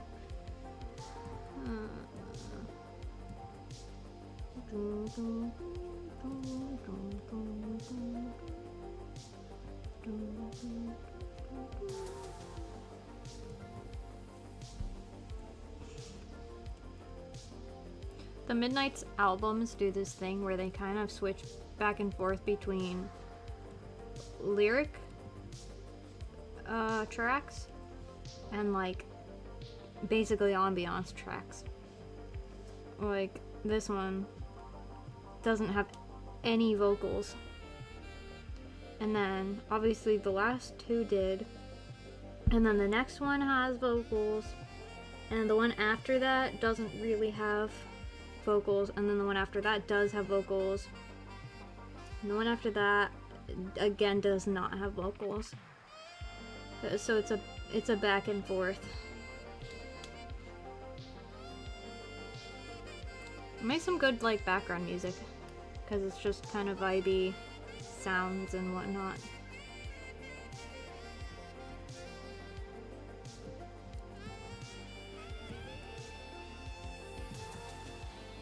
Speaking of vibey sounds, I still need to rewatch Over the Garden Wall.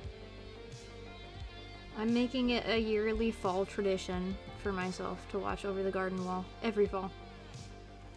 And I haven't done it yet this fall.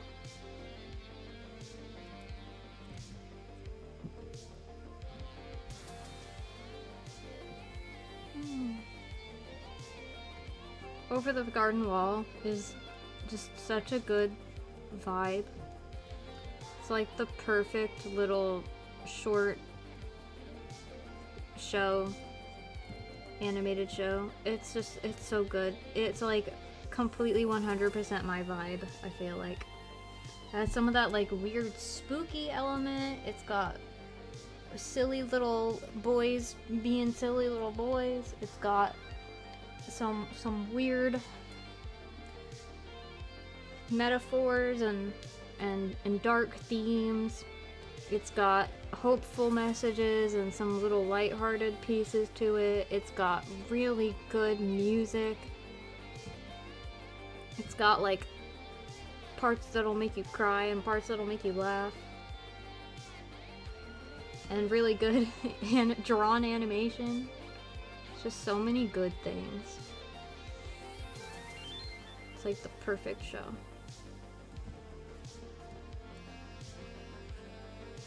I used to hear people talk about it that way and be like, is it really that good? You can't possibly live up to the hype. Like, everyone talks so big about it, but is it really all that? And I watched it and I'm like, yeah, yeah, it kind of is all that. I wish there was more stuff with that kind of vibe. More artists just need to be artists and do cool things. Because that Over the Garden Wall definitely it has that vibe of it's just an artist doing his thing and not like making something to be marketable or fit in line with a certain thing or follow trends. Like none of that. He didn't do it to make money. He did a passion project. That's what it feels like to me. And that's why it's so weird and bizarre and interesting and fantastic.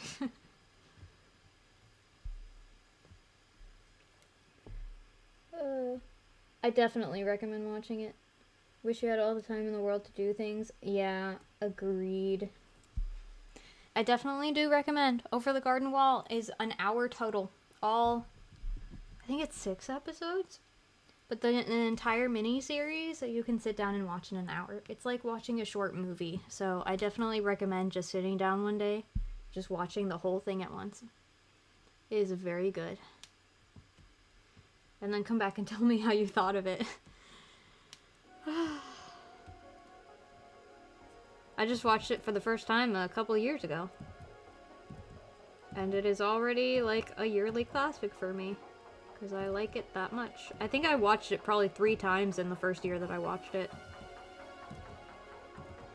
And I feel like you notice new things every time you watch. Because there are so many like little metaphors and symbols and... Potatoes and molasses. And you want some?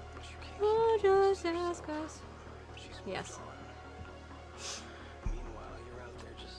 I'm out here singing about potatoes and molasses while the midnight is being sad boy hours.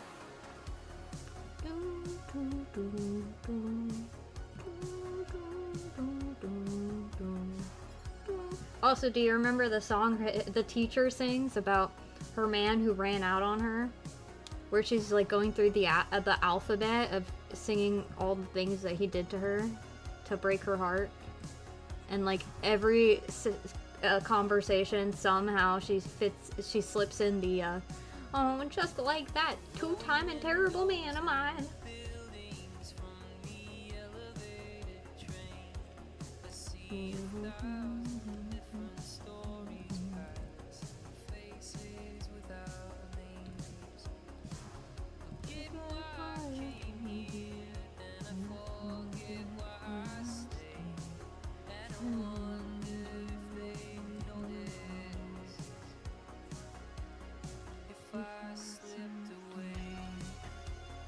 I actually didn't realize just how many songs are in Over the Garden Wall until I was on Instagram picking a song from it to use for my like Halloween post.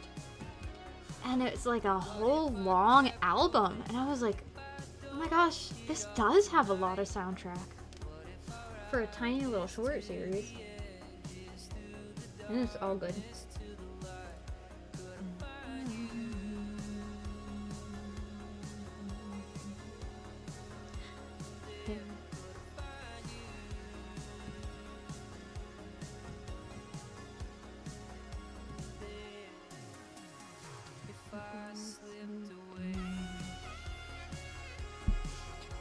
I don't remember if I mentioned this, but whatever sound issues I had last time where the music was super quiet, I did not have that this time because I sat down yesterday evening and figured out what my sound issue was.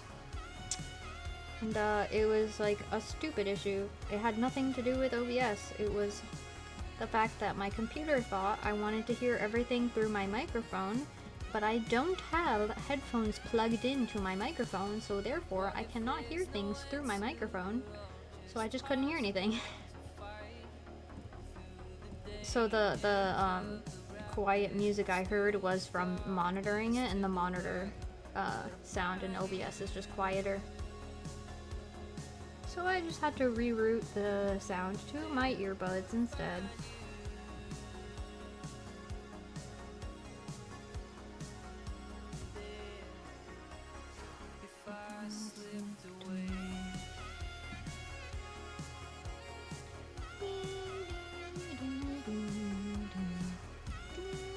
This entire album has really good saxophone.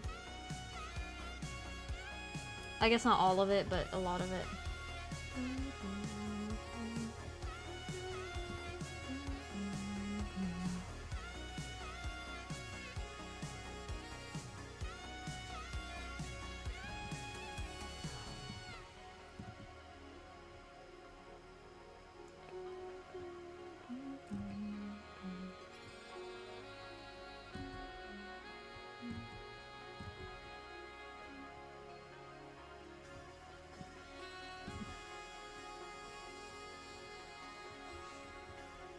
You know what else has good spooky vibes?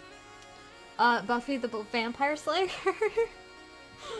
Buffy the Vampire Slayer has good spooky vibes.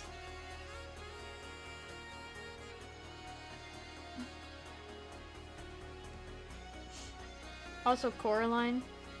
My friend just called me Mr. Bobinski the other day because I was eating beets.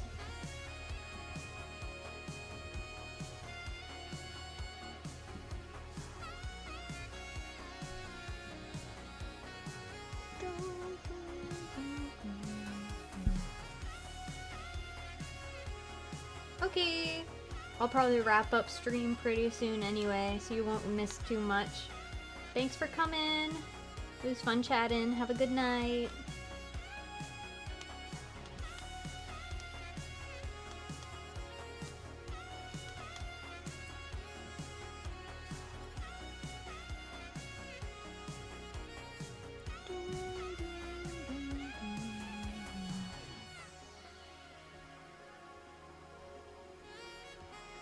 I've never actually streamed this late on this channel, as far as I'm aware. I don't think I have. But you can't keep doing this.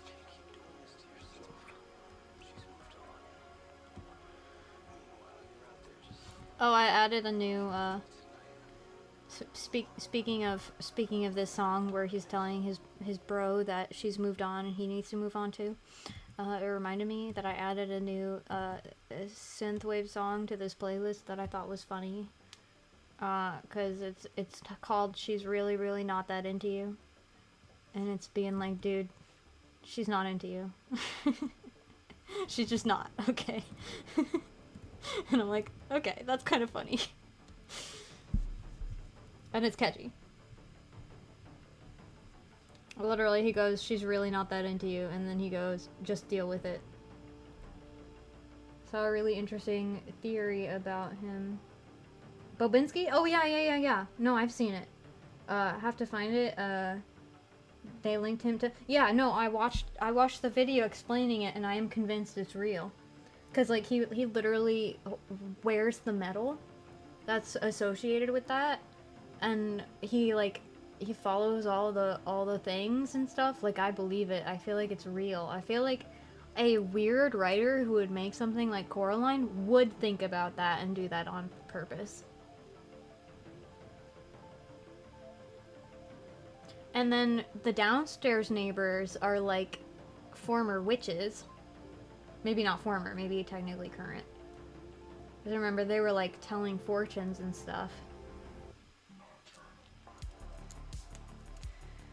So I think he intentionally made all her neighbors really strange and uncanny.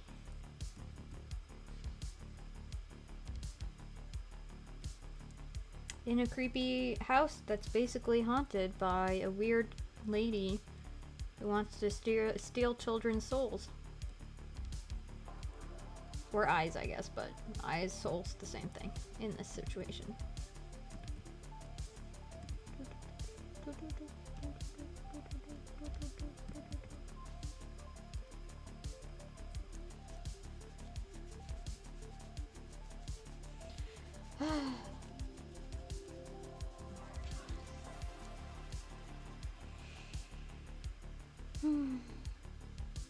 There was a mosquito in my room the other day, and I only know because I woke up with a whole bunch of bug bites. And I hadn't gotten mosquito bites recently. And then just one night, I was covered in them. It was very frustrating.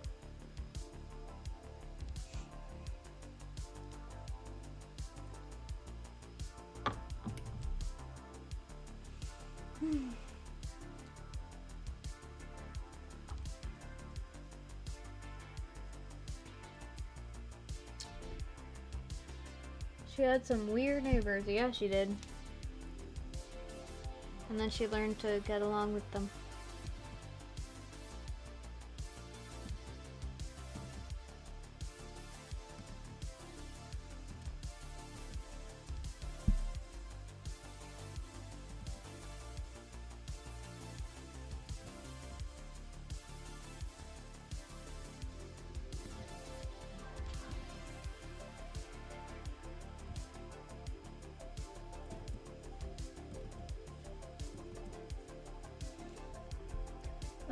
I hate the word neighbor, not aesthetically pleasing. What?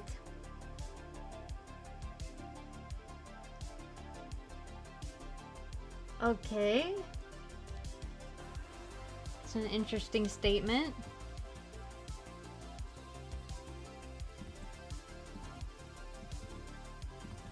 You don't like when Mr. Rogers calls you his neighbor?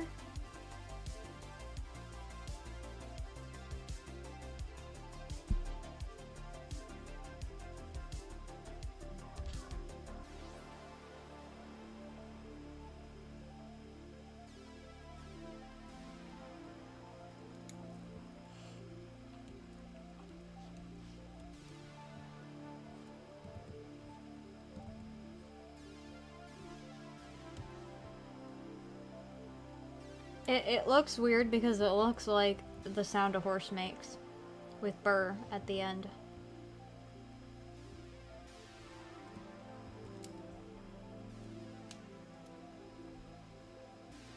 But you know, every word looks fake if you look at it for too long.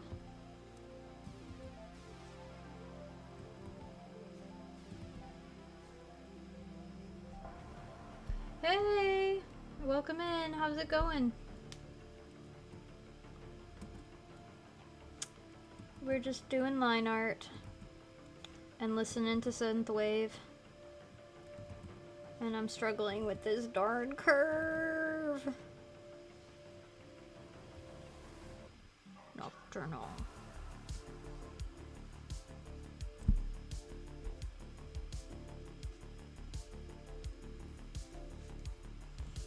I was suddenly just reminded of when in high school we had to do a project where we had to pick a song that like described us in some way and then like present on like how we relate to the song or whatever.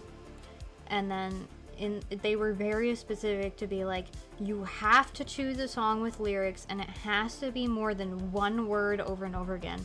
And then one kid just chose a song that was one word over and over again and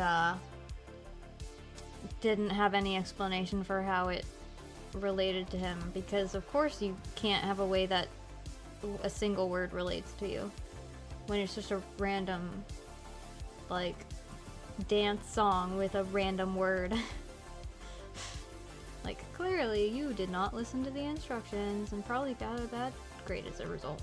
But I also hated that project because at the time I did not listen to enough music, didn't listen to a lot of normal music, and didn't feel comfortable sharing my weird music tastes with my normal classmates as a 14-year-old. So I literally had one of my friends at the time choose a song for me and then was like, yeah, I don't actually like this song. Thank you! I'm glad you like it. I don't like drawing curved backs. I'm never drawing someone slumping over ever again. This is a lie. Just had so many. Oh, hello! We've got another new person in. How's it going? Sir Sigma Sparkle Toes. I love it.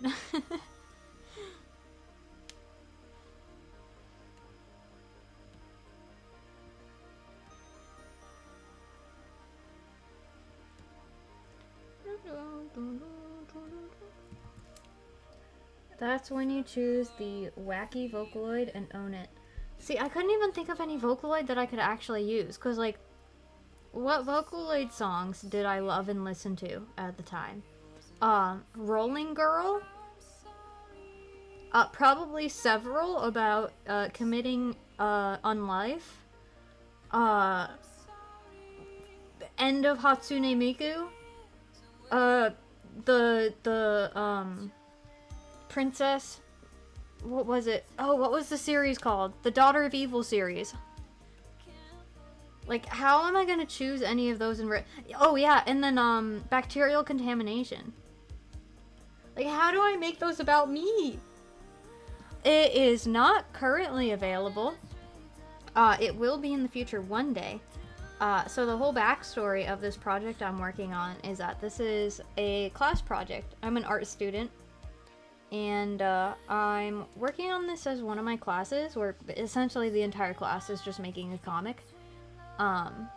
But after the class is over, I do want to actually upload it as a real webcomic and continue working on it. Like, what I'm doing for the class is essentially the first episode or the first chapter, and then I want to turn it into an actual webcomic series.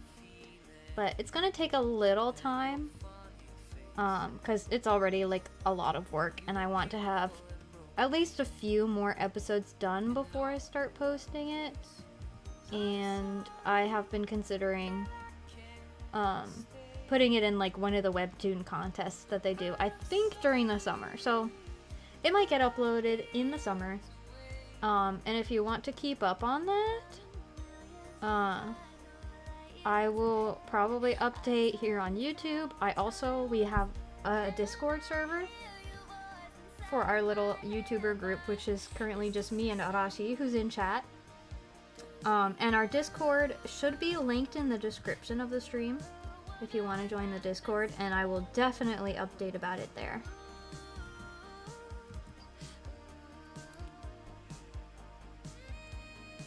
Rolling Girl, that's the one you relate to. Bacterial contamination. Yeah!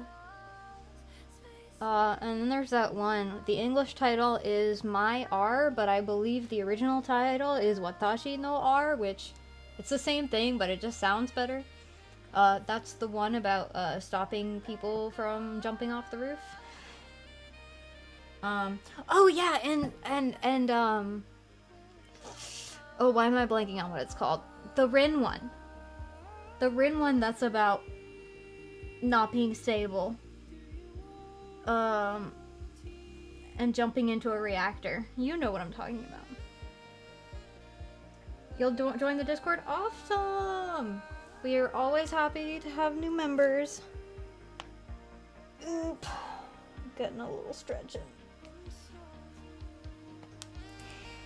I love this song.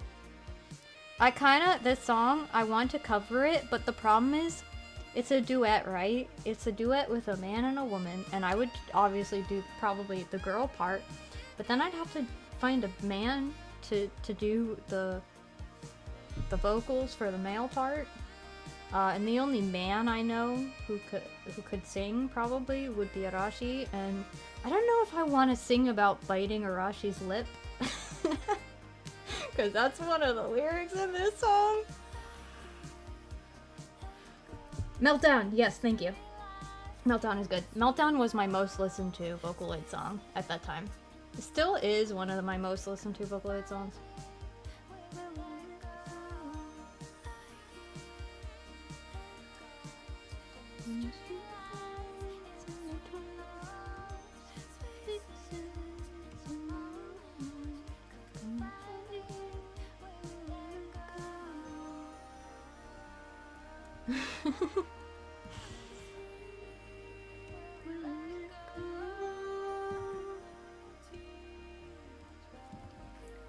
Where'd her neck go?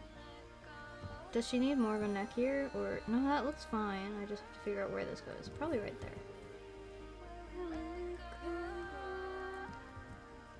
I cannot intentionally crack my voice like that though. Not to be confused with melt, indeed. Yeah, actually also Love Song was also one of my most listened to Vocaloid songs, which is Miku singing about basically having a mutual crush with someone. I yeah, I wasn't interested in boys at all at that time. Or girls, to be clear. Tried to join, but it said so far I can't open. What? Okay, I'll update it. I always set it to never expire, but sometimes I think it expires anyway. So I'll send a new one in chat.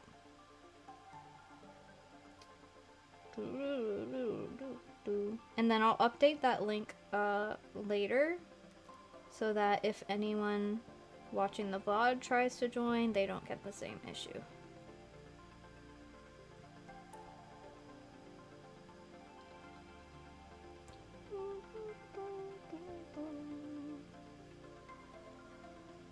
Okay, I sent a link in chat that should work.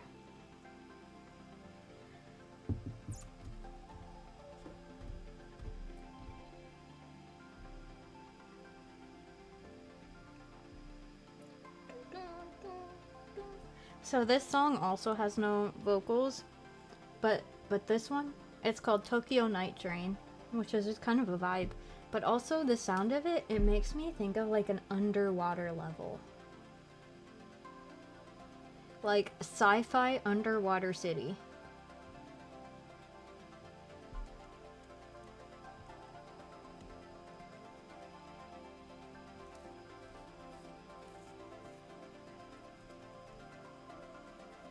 Yeah, dude, I got my phone already pulled up with the chat already open. I was quick.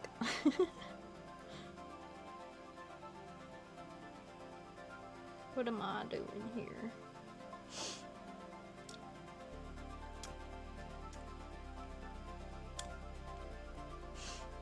Strawberry isn't here to randomly comment on my southern that randomly slipped out.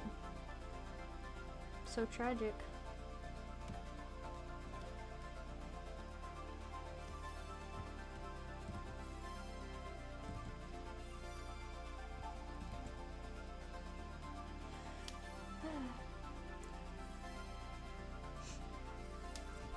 Oh, no worries, Mela. It very well may be that the link expired. But as long as we can get you in, that's what's important.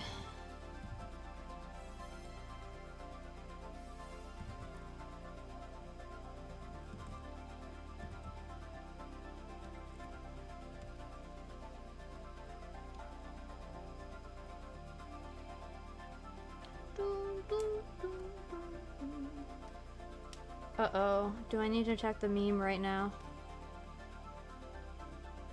Oh my goodness, Dolly sent art in the art gallery in the server.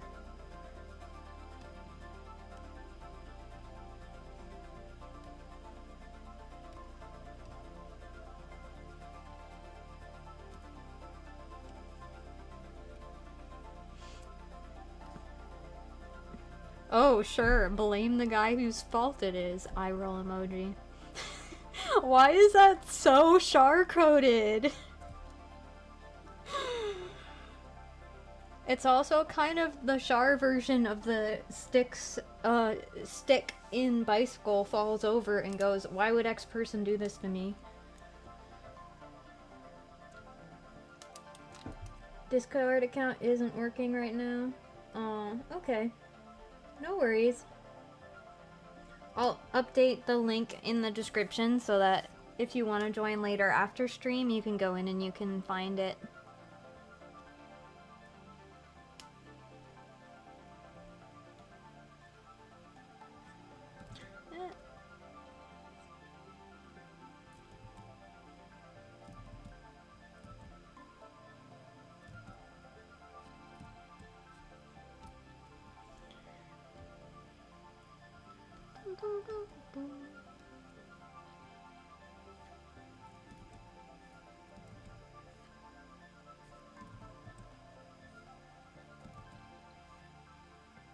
This is like the most comfy, like ethereal, the midnight song. Makes me feel like I'm ascending.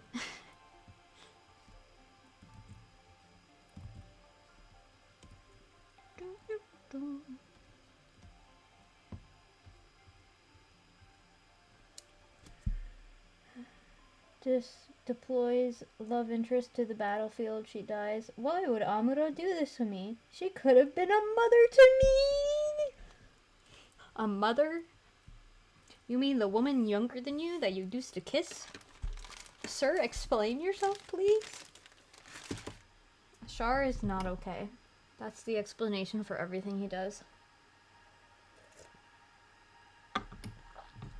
When you're a psychopath, but also a new type, and so you just don't work. I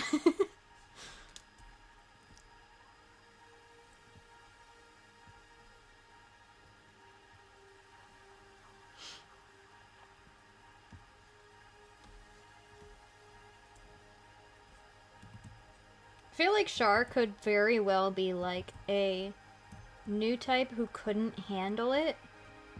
Like, the world wasn't ready for new types. And being a new type in the broken world he was in messed him up.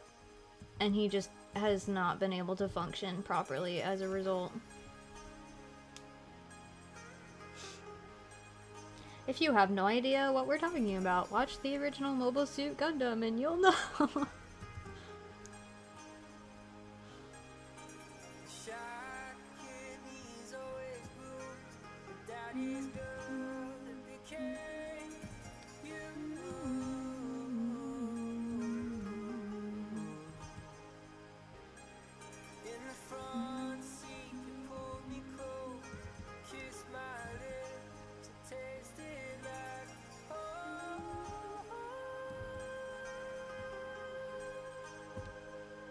When he shows off how high he can sing. Well, you see, Lola was the first new type they discovered and was responsible for nurturing the latent abilities of both he and Amuro, so she would have been a mother in the sense that she would be... I mean, I guess that makes sense. Just re-downloaded the app. So you think it may work now? I hope it does. Bingo squashed. I swear I wasn't doing the uwu voice anymore until the collab stream where Junie was doing it, and now she's got me using it again.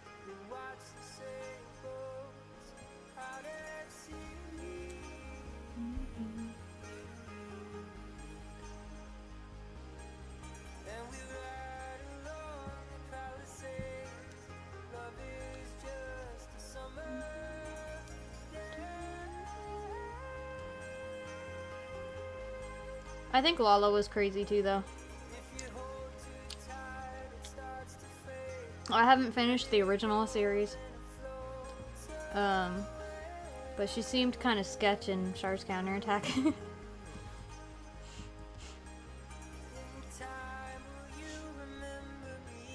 think none of these people are actually okay.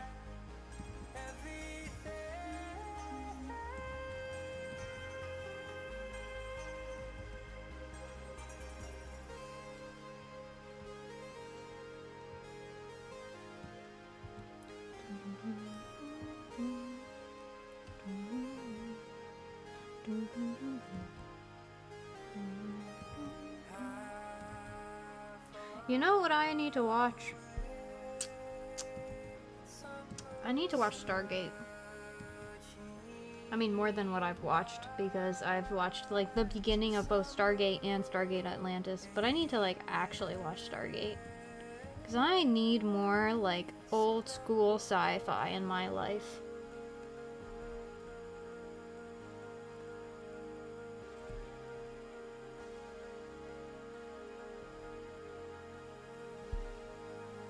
Yeah, so basically, Char is a man baby because everyone he knows and loves dies around him. And his trauma probably keeps him from actually growing up as a person, as well as keeping him from, like, properly developing his new type abilities. So therefore, he is eternal man baby who just wants literally everybody to die.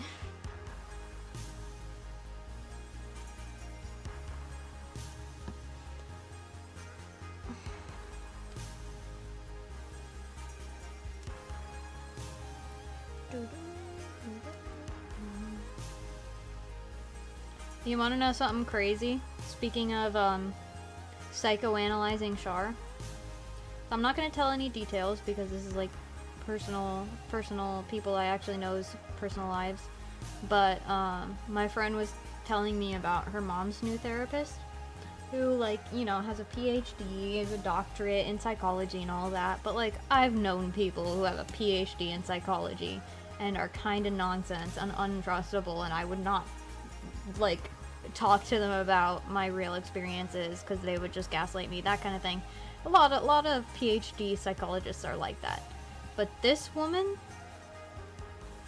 like, apparently, just based on like her mom's like mannerisms and the way she talks, was like, by any chance was your mom an alcoholic?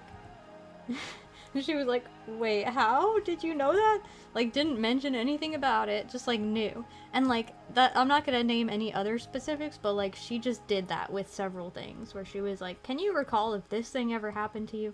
And then she'd be like right on the money, and it was just from like little tiny details where she was like, oh yeah, this is a common behavior from people who fit into this I'm like, that is crazy. Like, I'd like to think I understand psychology better than the average person, but I never would be able to interpret that kind of stuff from like such minuscule details. And I think that is so interesting. And I wish I knew a psychologist that was that good. I've never met one who's actually that good at what they do.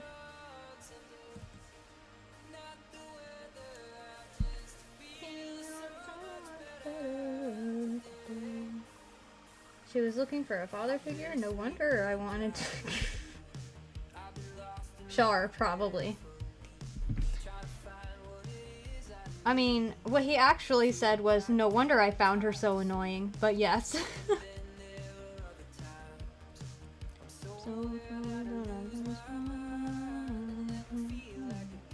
By the way, I love this one. This one's like about coming out of a dark place, and I feel like this is their most relatable song.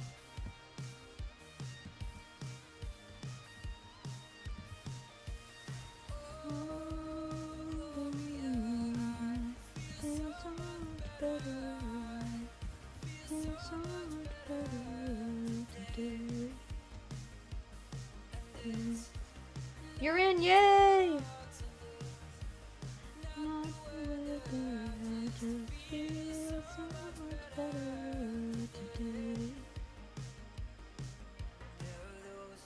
It's a simp for anime men. I love it.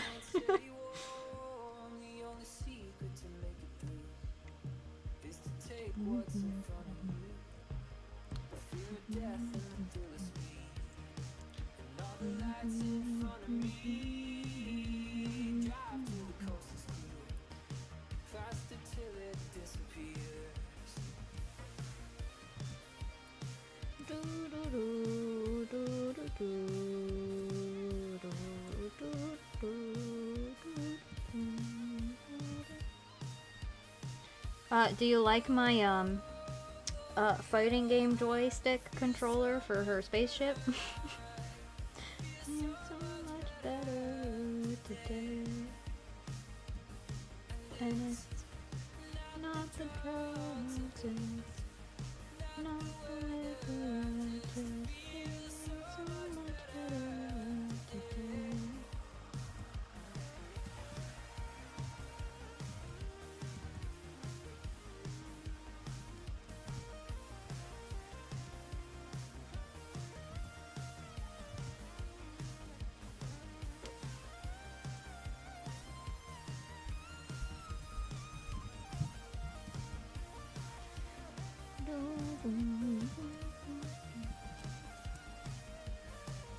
Yeah, gotta love a fight stick.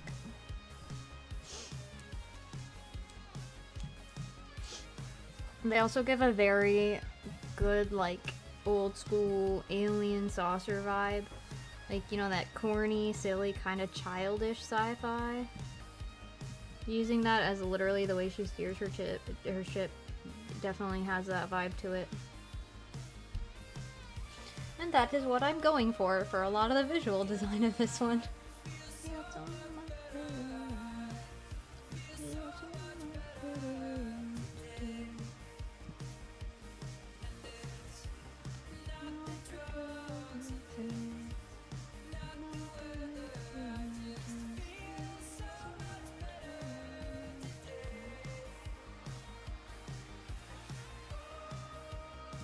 Gloria.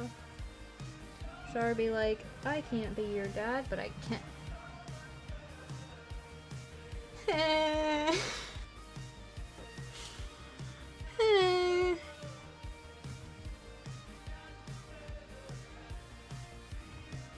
This is why I am not a Char simp. Do I enjoy Char as a character? Yeah. Do I obsess over Char? No. I'm not interested in that weird power dynamic. But Garma. Garma is husband material. You know, because he had a fiance.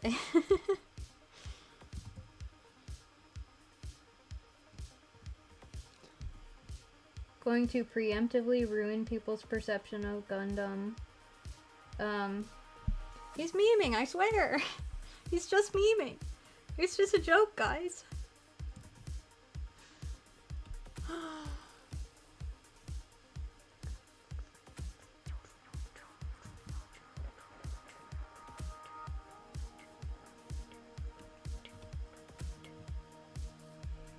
But also, the amount of times he says good. Ugh.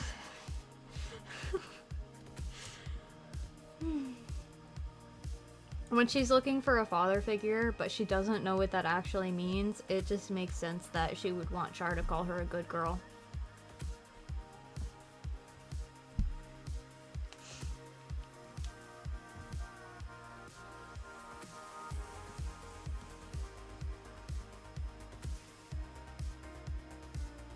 Still weirds me out that some women actually like being called good girl.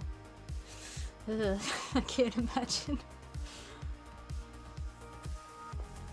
I have too much of a dominant personality to imagine a man calling me good girl and not like wanting to punch him.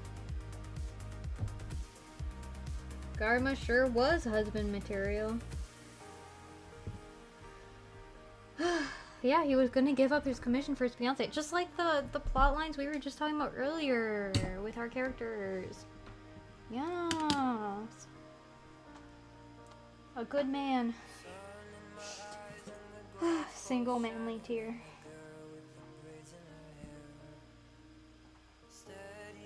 Oof. I just stood up and my knees were not happy. I've been sitting too long. Oof. Ugh. I guess I really do have to end stream soon. I gotta stretch my legs before I go to bed. Put a marching band. Can imagine calling. Of course you could.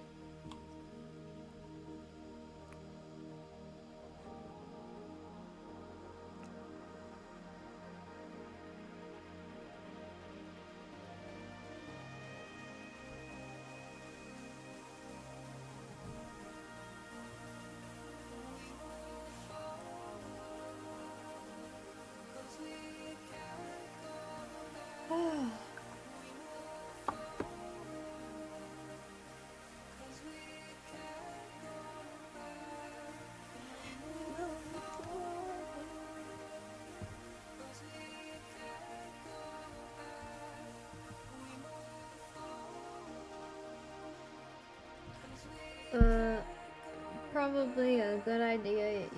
Your Oshi oh. I don't care about your Oshi. I'm more important than your Oshi.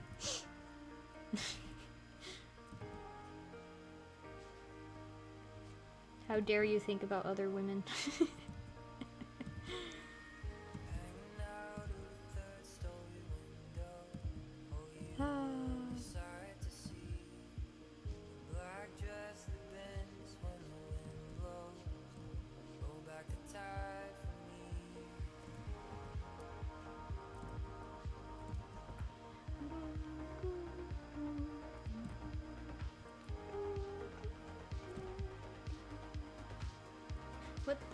Oh. It like froze for a second or something. But it was probably saving.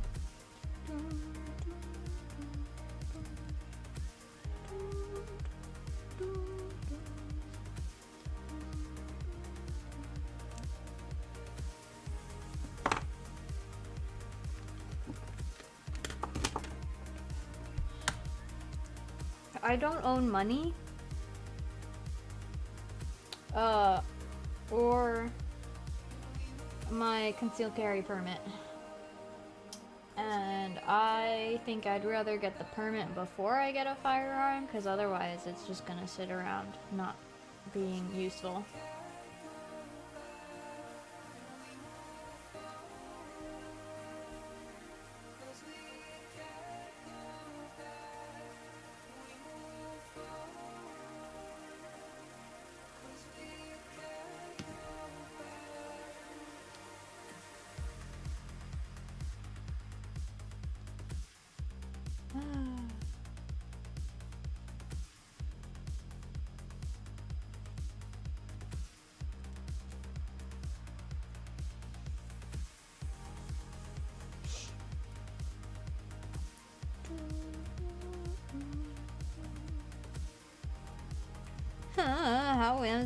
How is this angle of hair?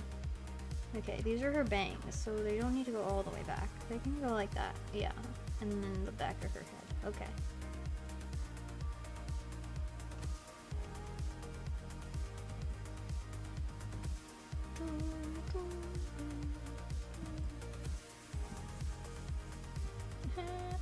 Okay.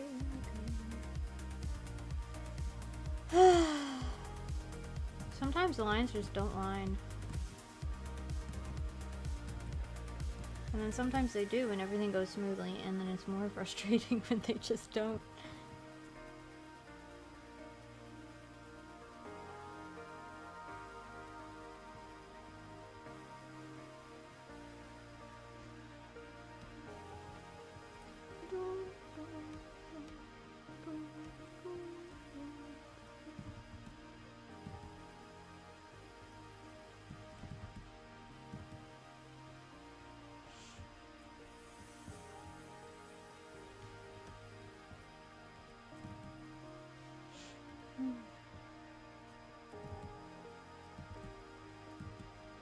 You know, before I started working on this project, I was gonna have my next webcomic be the one about my bear OCs who are based on my actual teddy bears.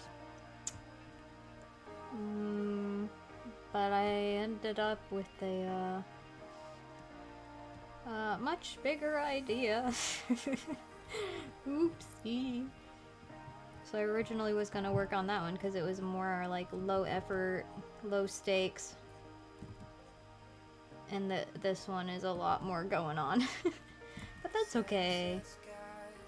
Because I'm obsessed with this one right now.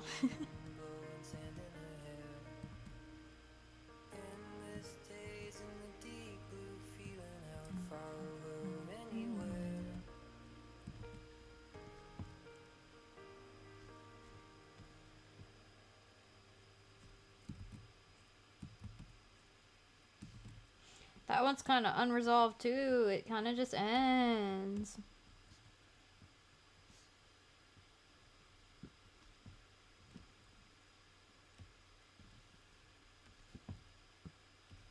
This is such a weird... It's a weird angle. Like her ear's kind of going back so you don't see the full thing, and so it looks thinner. And so it makes drawing this thing kind of weird because it looks really thin.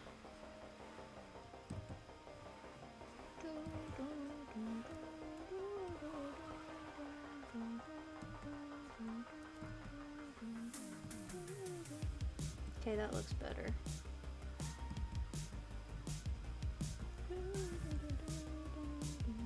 This is a really good one.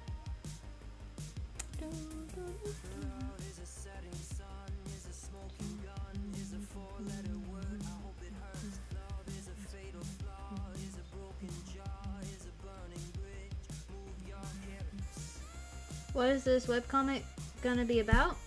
Okay, time for the rundown. So this is our main character. Here, I'll give you the good like opening shot. We got, okay, I forgot, this first page is in like pieces, so it's not the full page. But anyway, we got our protagonist. This is Zoo. I have her weapons sheet too, actually. Wait. So she is a like kind of a little space explorer. Her like species. There she is.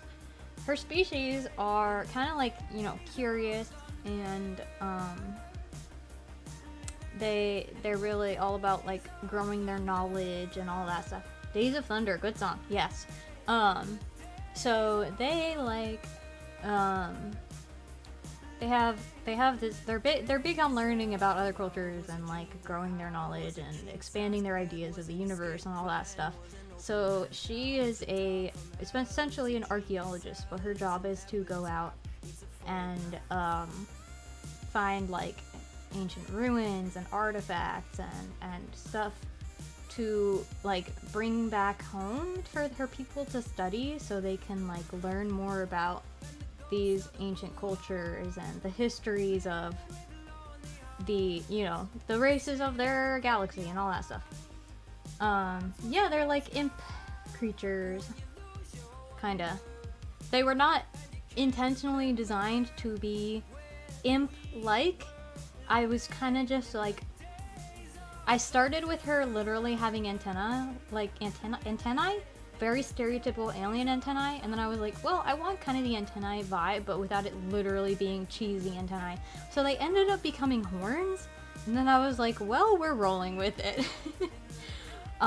Yeah, so she travels the galaxy, trying to learn things, doing the Indiana Jones, but sci-fi style. And while she's on these adventures, she ends up stumbling into danger and like involved in big conspiracies and just learning more things than she kind of was in her job description. So it's kind of like if you think about the way Star Trek operates, where it's like episodic little sci-fi adventures where sometimes they're doing diplomatic missions, sometimes they're on planets exploring. Kind of like every episode has like a little something different going on. But it all has one continuous like timeline of just her essentially doing her job. But like where I'm working on it right now, she stumbled on the wrong artifact and then was a big old dummy and opened up a seal that held this creature that used to wreak havoc, and she didn't believe it was a real thing and accidentally unleashed it, and now she's got to go fix it. And this is like episode 1, essentially like the pilot episode. So I have a lot of like little plot lines that I'm working out. She's got her little cast. I'll show them off too. This guy, he doesn't appear yet in like my episode 1. This is Pleep. Love that your webcomic has both wonderful art and, by the sounds of it, an amazing background/storyline. Well, thank you. I'm glad that you like the sound of it and like the art for it. I hope it's actually as good as it is in my head when I actually make it. But I've been getting positive feedback because in the class that it's for, we do group critique, and people seem to really enjoy it. Isn't Pleep a cutie? I love Pleep. I'm so excited to write about Pleep. I have not gotten to write about him at all since he doesn't appear in what I'm doing for the class, and I'm like, I need Pleep in my life. He's also mildly annoying, overly clingy, kind of overwhelming, but in a like comedic way. And he's cute, so can you blame him? He's like an unexpected friend, where at first Zoo is like does not want him around and is annoyed by him and is frustrated that he's even sticking around, and then they kind of like get used to him And he joins their little crew. And just ends up like hanging out on her shoulder and stuff like that while she's exploring. So he's a character who will be consistently there, like kind of a member of her crew. And then we've got her spaceship, which has this little like AI like installed in it. So he's got this fun little face. And these are some different expressions I doodled for him. And he's just a cranky, pessimistic guy who's kind of there to, he helps her out, like does scans of the planets and makes sure everything's a-okay, but also yells at her when she's doing dangerous things and warns her when things don't seem right, and he's kind of just there to keep her safe and keep her in line. He doesn't always do his job very well because she does whatever she wants anyway. But then he gets extra frustrated. The bunny mixed with the trees from the Lorax. You're so right. Yeah, I've thought about the Truffula trees. I've thought about that before with his tail, but I didn't think about the bunnies. He does have overall just Dr. Seuss vibes, which I love.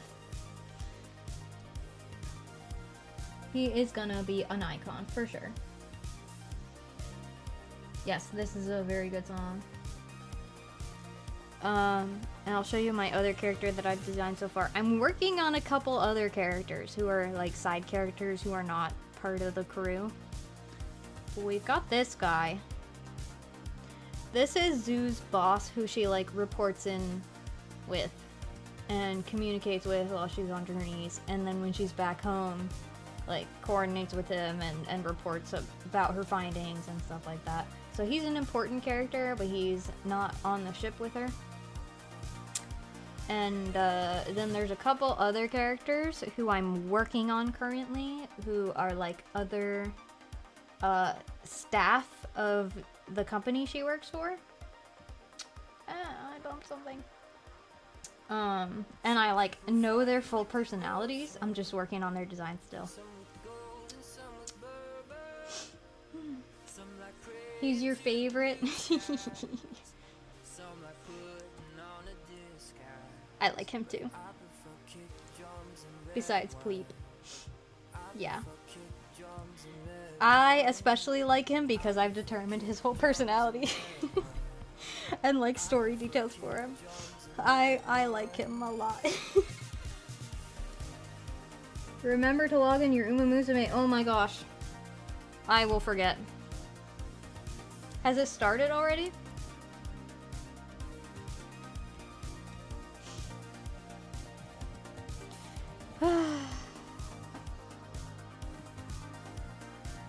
So yeah, boss man, as you can probably gather, has like this tough, proper,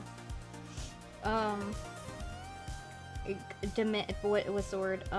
Commanding presence.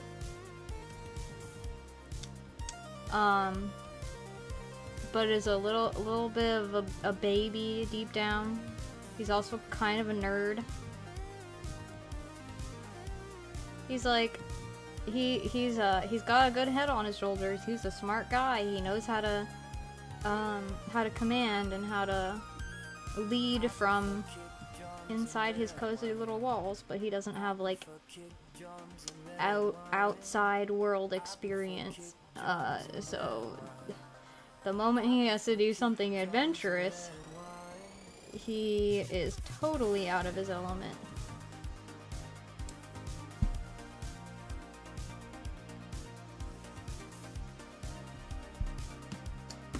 Smart like me, uwu. Same. Although, Zoo here is also really smart. These two are both incredibly intelligent. She just, is stupid in the sense that she has chaotic impulses and just follows them without thinking. But she's intelligent. And then meanwhile, he is intelligent and actually smart and, you know, doesn't do stupid things like she does.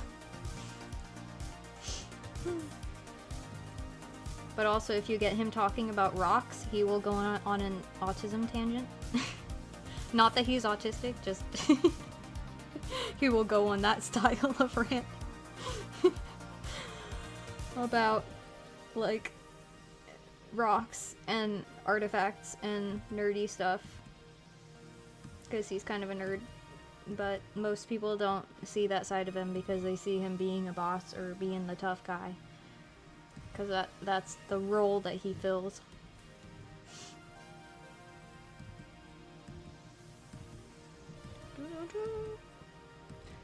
Is he like boastful about his smarts? No. He just kind of knows that he's smart, you know? He doesn't boast it, but he also, like, is very aware. So, like, it's confidence rather than ego, I guess, is a good way to put it.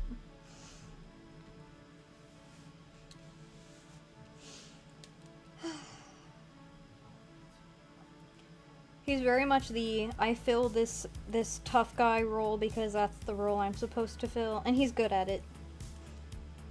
He's from a rich, like, high society family too, so he's kind of had high expectations his whole life, and he just knows how to fill that role and be that, like, tough, confident person, even if he's really just a little nerd.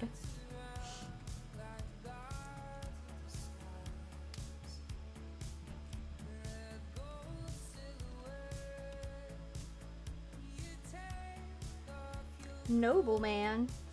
Yeah, essentially. Yum.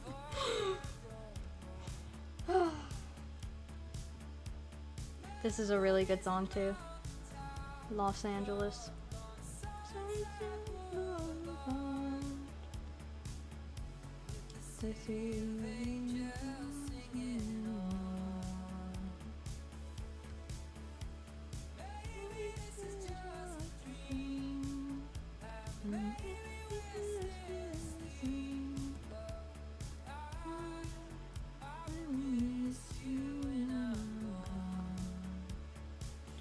I love how vibey bands like this love singing about how great California is, and then like rock and punk and like grungy bands love singing about how terrible California is. It's quite funny. You like 'em smart, handsome, nerdy, and a tad ADHD and rich? Well, there you go. You'll love him. I was about to say, maybe not the ADHD part though, but he is a workaholic and is constantly doing something, so that could fit in line with the ADHD vibes.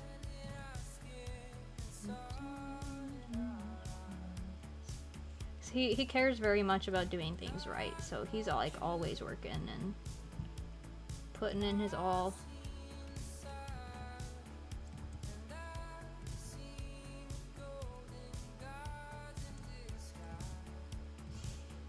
But one of the other side characters I'm working on, who's like one of his staff members, is like his college friend. So they both studied archaeology together and then both ended up working at the same company. But of course, because he's incredibly intelligent and a good leader and all that, he like got promoted quickly and the other guy's still like a regular employee. But because they're like college friends, this guy likes to like, you know, tease him and treat him like just a normal guy, and he keeps being like, dude, stop, I'm your boss. Don't tell them about that.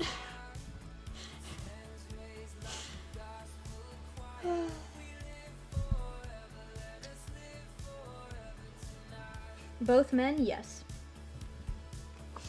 Although the other guy, his friend, one of the other side characters I'm working on is his wife.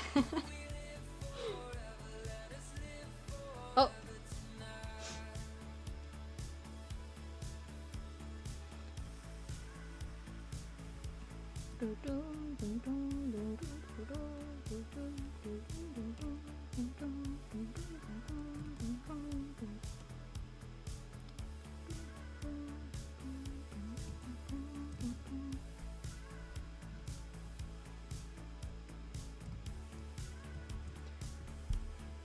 Have to head out and go live yourself? Oh, nice. Cool, cool. Okay. It was good to see you. I'm glad you came to hang out. Have a good one. Have a good stream. No gay. Yeah, I knew that was gonna be the response. I could feel it.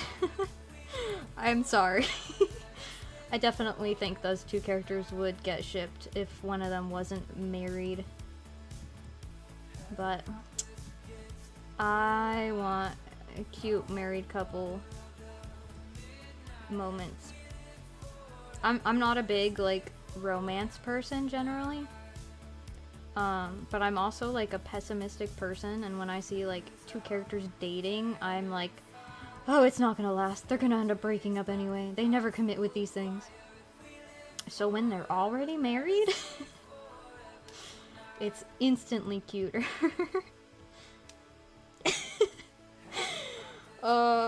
You know some people are gonna ship it that way. I'm prepared for the shipping. Although, I can say canonically both men are straight, but, you know, fandom ships do not always pay attention to the canon.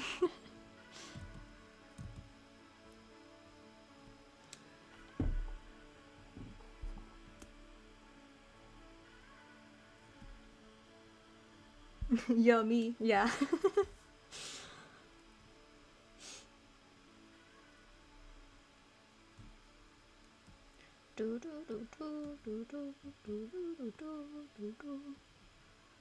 It's such a vibey song. I like that one.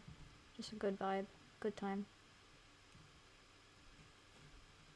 Ooh, the next album that I was about to play is the Kids album, which is kinda bittersweet. Kind of sad boy energy.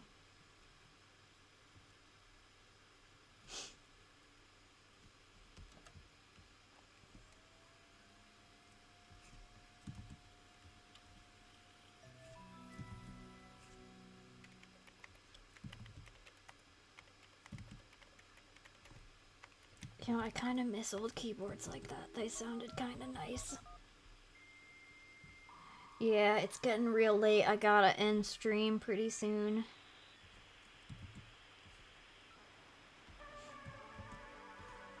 I feel like when I'm working on this comic, I can stream for a long time, because there's a lot of work to do, and if I'm not streaming, I'm probably still gonna be working on it anyway.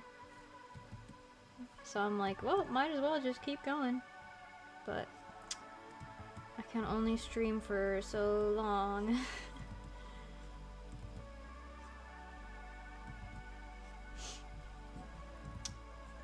And the next stream I do, I will do an earlier time. I might go back and forth. Like, one week I do a morning stream, the next week I do an evening, and then I just kind of switch off like that. Because some of my viewers are in Europe and can only do earlier times, and some of them are in the US and can do later times. You'll try and join in whenever? Awesome. I appreciate it. But of course, don't feel bad if you can't. So what I'm thinking right now is I'll probably do Wednesday next week, and then do probably like 10:30 or 11. I did 11 a.m. last time I did an earlier stream, and like as far as like my morning schedule works, it was perfect, but as far as getting to class on time, it was tight. I did get to class on time, but I had to rush out the door because I just have one like afternoon class on Wednesdays. So I might try and do just a tad earlier so that if I run just as long, I'll be okay as far as getting to class goes.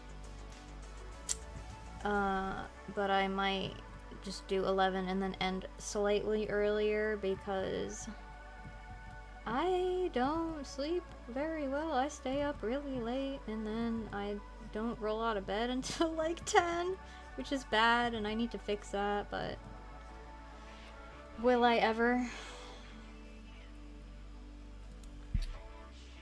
can't come to morning streams because you have college classes to do. Very fair. Yeah, whenever you're available is totally fine. And if you do want to go back and watch streams you weren't able to catch, I do always keep the VODs up. As long as there's no, like, copyright issues or anything like that. I don't think I've ever done a stream so far that I haven't saved. Go to bed at 3 a.m. and wake up at 6 a.m.? Oh my gosh. Dude, that's like 3 hours of sleep. You gotta give yourself a little more. I also go to bed around 3 a.m. but then wake up around 10. But next semester I have a like 9 a.m., 9:30 class, something like that. So I actually have to wake up in the mornings. We'll see how that goes. This is another one of the reasons though that I want to get tested for like ADD/ADHD. Because one of the symptoms of that is not being able to sleep because your brain's always making noise. And I'm like, wait, that's me though? It'd be nice to know if that was actually what's going on with me and why I just don't sleep well, and if there's something I can do about that. Because I'm just never able to fix my sleep schedule because I just won't sleep. No sleep, gang, yay! But also I can't function on more than 5 hours. You can't function on more than 5 hours? That's crazy. It's good for you that you got tested and got that worked out early. My little sister has ADHD and she was diagnosed in elementary school. But nobody ever thought I had an issue. My problem is, one, I'm good at masking. Like, I've had anxiety, I think, my entire life. But most people don't know that because when I have to socialize, I'm able to seem like a social person. And then if I do have like ADD/ADHD, whatever, nobody would ever know unless I talk to them about my symptoms because I don't act like it. I mean, like, I know I do because I have been tracking all the symptoms that I have, but like, you wouldn't know based on just knowing me. Like, I had a therapist who suggested I might be ADD once, and she suggested it for stupid reasons, so we didn't trust her. But my mom was like, you know, absolutely not. You don't have ADD. Like, you there's no way. You're not constantly moving around and doing things. Like, you can just sit in one place for hours and do nothing and not get bored. And then later I found out that actually sitting around for hours and doing nothing is a symptom of ADHD/ADD.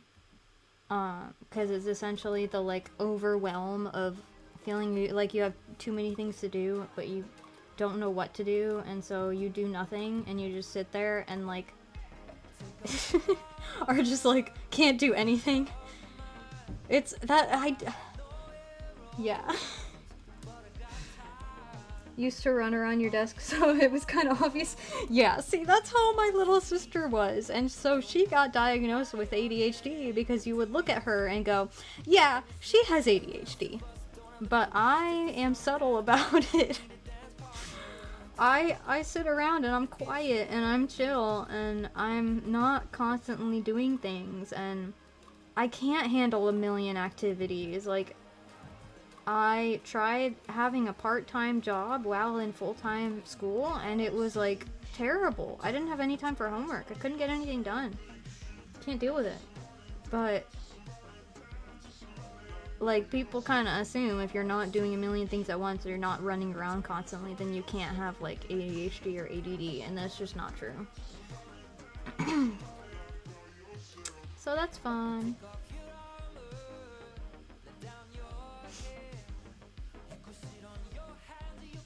I definitely, though, like, I do the, oop, I accidentally paused the music again.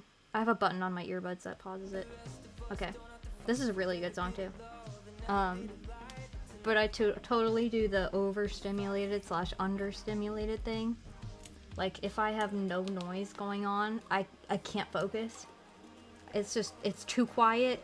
It drives me crazy, and my mind is everywhere, and I have no motivation and no focus, and I can't do anything. But then if there's like a million noises going on, or not even a million, but like if I hear my roommates walking around and talking upstairs, it's like overwhelming, and I can't focus on anything else, so I have to like put in earbuds so I can't hear them.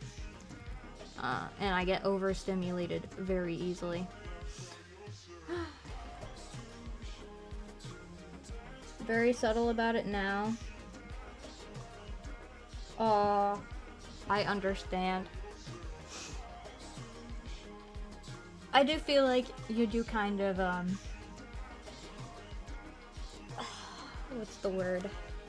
As you get older, it ends up not showing in the same way. Like, even if you are bouncing off the walls at all times as a kid, you kind of chill out when you get older. And then it's not as obvious. Like, my little sister, I still feel like it's obvious she has ADHD, but other people don't notice. They can't tell until she tells them.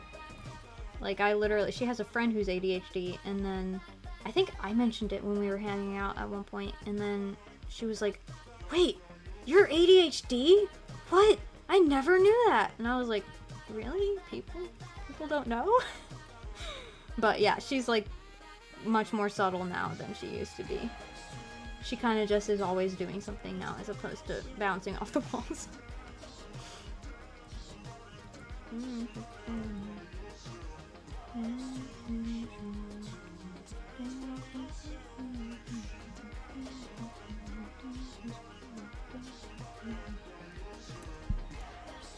Get overstimulated quickly, especially because your little brother, even if he just is humming, you'll start crashing out. Aww. I understand. I feel you. When I'm back visiting home, I'll be like watching TV in the living room, and the entire main floor is pretty open. The living room and kitchen are attached, and it's kind of a big open space, so like sound travels really easily. Why does she look too thick? Anyway, so like I'll be watching a show or something, and then someone will be in the kitchen, like getting a snack or washing dishes, and I'm like, I have to like pause my show a lot of the time and wait for them to leave because I can't deal with all the noise.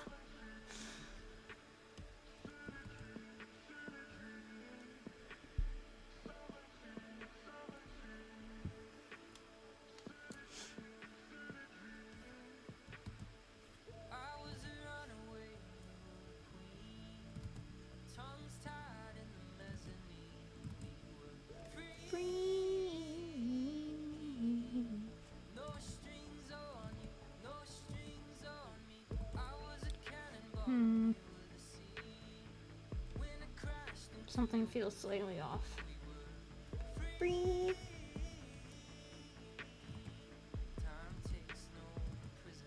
I've been listening to this music a lot recently.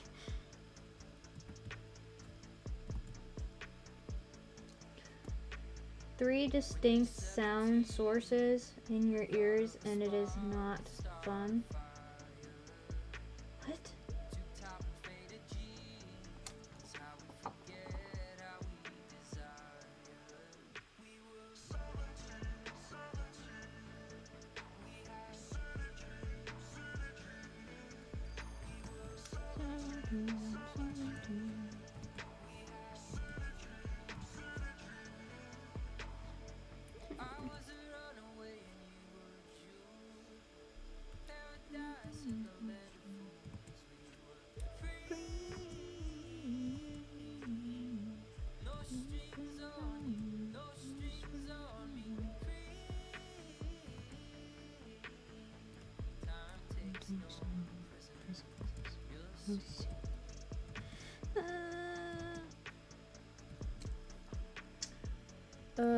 Just listen to Alex G and Bottom by that one artist that starts with a.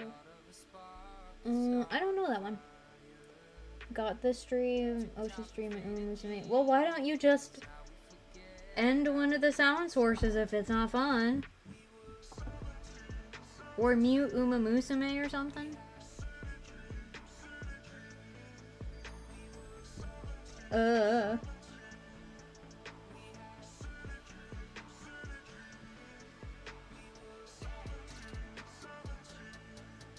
Looks like Whole Live has new merch coming out. Ooh.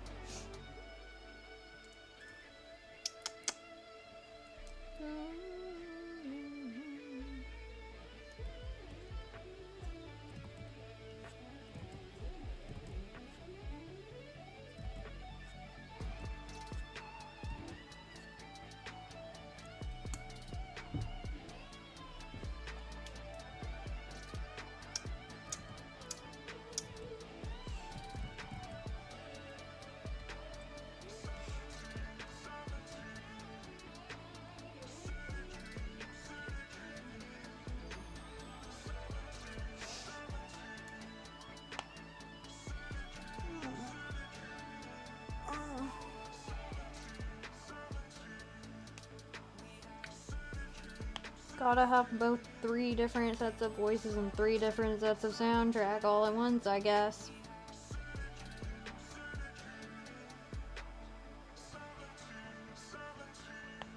I can't even do 2 streams at once. I think I tried once and then I was like, nope, I'm not doing that again.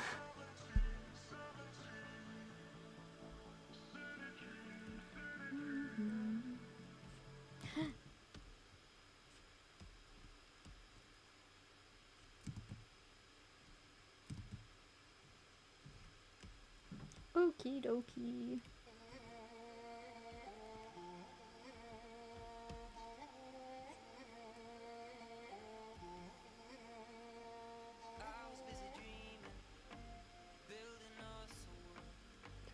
Your ferret keeps stepping on your iPad. You have a ferret? Aww. I love ferrets. I don't want to own one because they're a lot to like keep clean and stuff. They're kind of high maintenance, but I love other people's ferrets. They're so cute.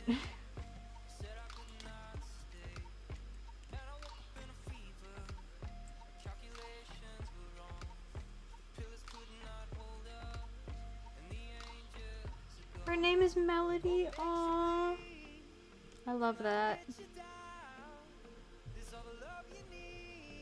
I miss having pets around.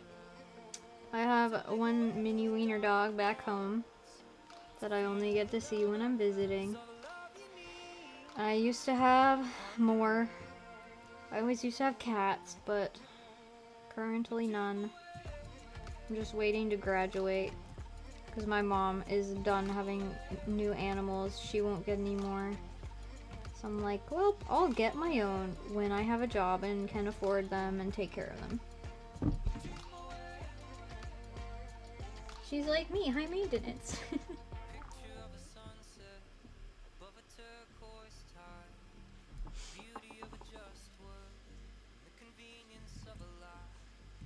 I wonder if the ferret VTubers fans make jokes about her being stinky. Oh, Pitbull Shepherd. I love Pitbulls, and I love German Shepherds. That's 2 dogs mixed together that I love.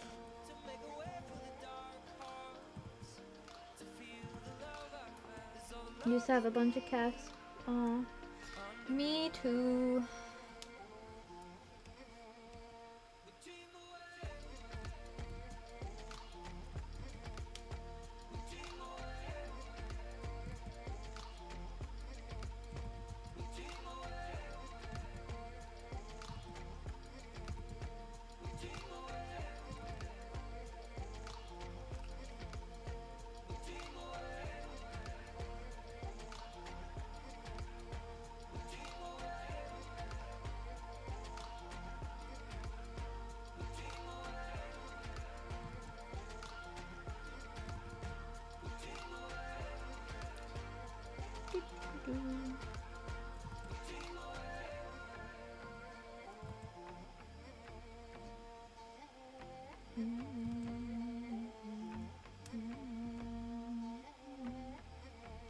Okay, I need to draw in her body before I do the skirt shape.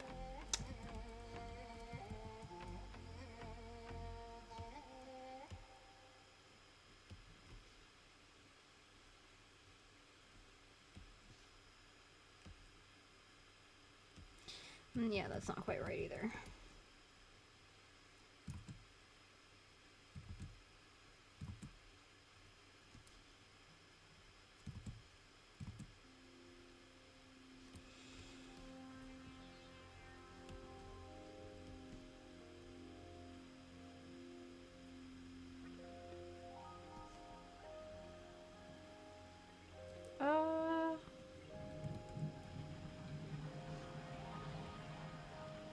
I don't think that works.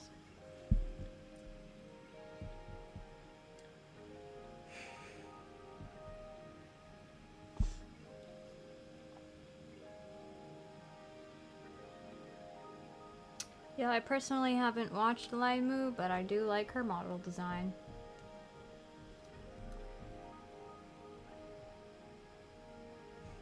I think she is the most popular. I've seen a couple other VTubers, but like little tiny indies with no following.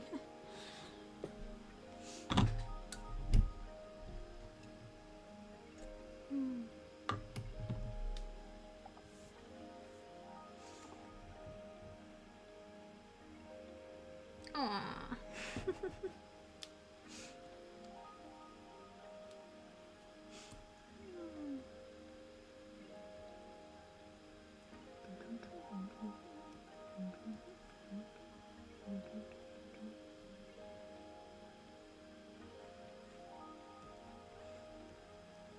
I'll do her hands later.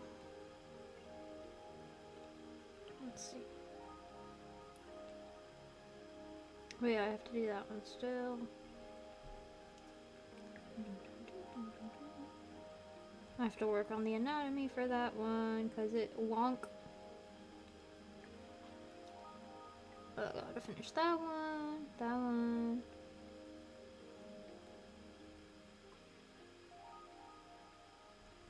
You know, I am gonna finish her hands now, because I need to wrap up stream. So I will finish her gloves here, and then that will be the last thing that I do right now.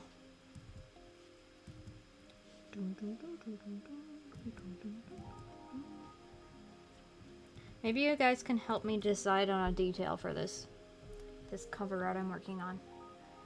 This is the work in progress. The general base colors in there. This, what do you call this? The gradient might go away depending on what details I decide. So it might be a more solid, but this is going to be like spacey, so there's just like stars and stuff. But this spaceship is what I'm debating on, because my original concept, where is it? I think it's under the colors. I think I have to hide these. I have too many layers on here. I have to find the right sketch. Oh, here it is. Okay, so... Oh yeah, I had the kind of blocked in colors. This was for my sketch, so that's why it's not lined up with the line art. Where is the line art? It looks weird right now. Okay. Just so you can see, like, the concept. Let's just use my sketch. Here we go. I changed her expression, but this was the initial rough sketch. So my dilemma is whether to have like the big ship silhouette behind her, or to have it smaller. Where's the layer? I just had it. Oh, whoa. This one. Or should I have it smaller? Like this, so you can see the actual shape of the ship better, but it's a less of a prominent detail. And then if I use the smaller one, then I'll do the gradient. so the space background will have that gradient to it. There's an open, now an open door, and a pretty girl So if you have a preference between the two, little ship or big ship silhouette, which I'll refine the silhouette a little better so you can see what it is a little better. But if you have a preference between the two, let me know. Because I am unsure right now which one I want to do. hold her hand. We'll never pass this way again. Hold her hand. Forever on a slow dance. A breath as deep as you make it. There's a chance if you take it, and a heart that I know Ike Eveland. Shoto. Yes, I've heard of Shoto. I am a Hollow Stars EN fan. And I don't watch a lot of other male VTubers, but I know of them. I did watch Ike's debut stream. I thought it was pretty good. And Shoto I've seen around on Twitter mostly. But I am a big fan of Gavis Bettel. He is my Oshi. I have a bunch of merch for him, and I have Gavis Bettel Brain Rot. I think about him all the time, and I talk about him all the time, and I've literally made a little Ita bag for him. And I have a Gavis Bettel plushie that I sometimes carry around. And I have a Gavis Bettel pillow that is on my couch. And I also have Haka merch. I have a Haka t-shirt, Bonzoin Haka. And I have a Haka bucket hat. That's like his little mascot character. Shoto as the basic fighting game character archetype. Yeah, he's also I believe he's an indie male VTuber. And Ike was like one of my favorites of his group, but I don't really watch Niji Zanji talents because I don't like the company. So that's the main reason I never watched him really, but I did like his vibe. Oh, and I have Axel Sirios. I have some of his merch.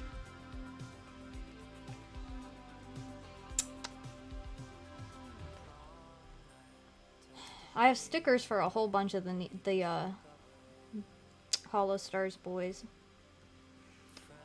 I even have a little hand puppet of one of the JP boys. Because I've been interested in Hollow Stars since before they had an EN branch. I just went rabid when they got EN talents because I had been waiting for years.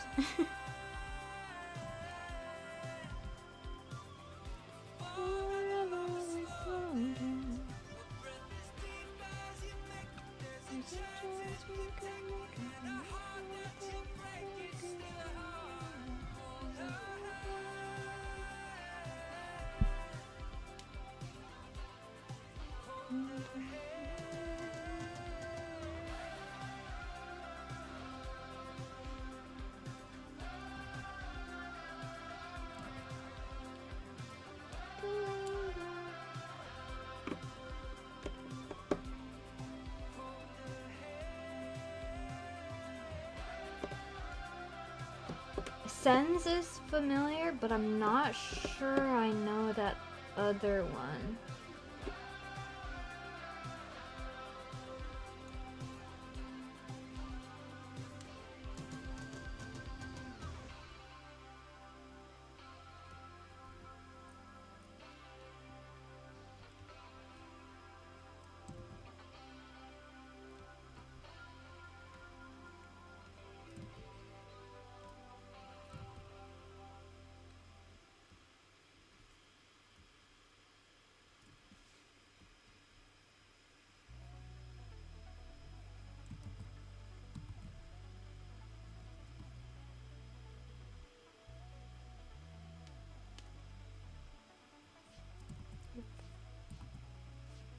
wasn't looking for forever or a one-night stand.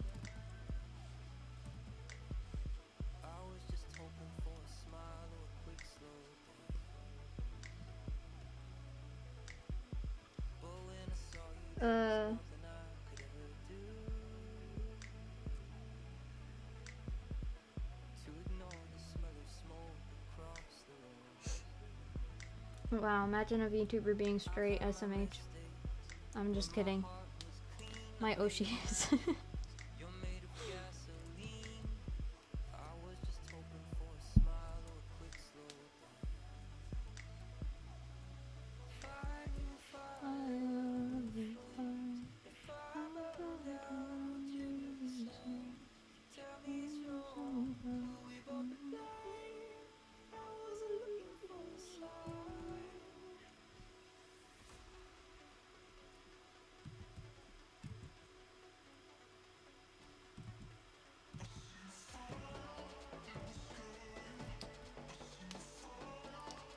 What I think is really funny is that my Oshi is a straight man, and yet he had an entire, like, long-running roleplay with one of the other guys that they were married.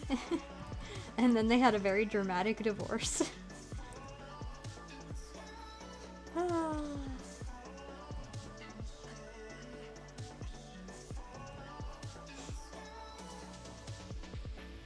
I touched you, your skin was hot and eyes were clear. And then he dated Siri for a while. The room around began to catch fire and disappear. I told my heart that I would keep it safe and walked away. Okay. Myself walking to you through the flame. I feel like those are not dramatic enough. I usually make them huge. Maybe her pants need to be down farther? So I feel like her arms feel kind of short, but I could bring them down and then extend the gloves up.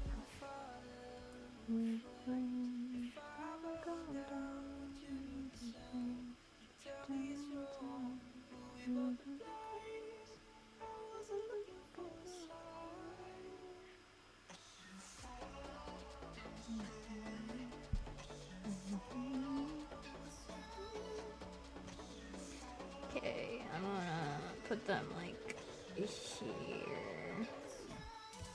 How much farther down is that? Oh, very. Okay.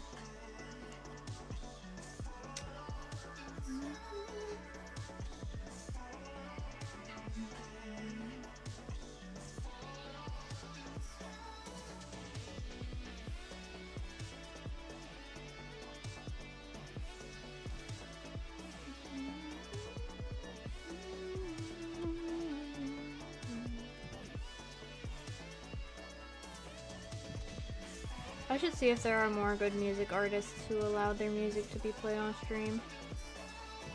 Because I feel like this is a much more fun vibe than my usual BGM. Which is fine, I like my BGM. But it's fun to have some actual music and get to hear a bunch of different things. Yeah, that feels better.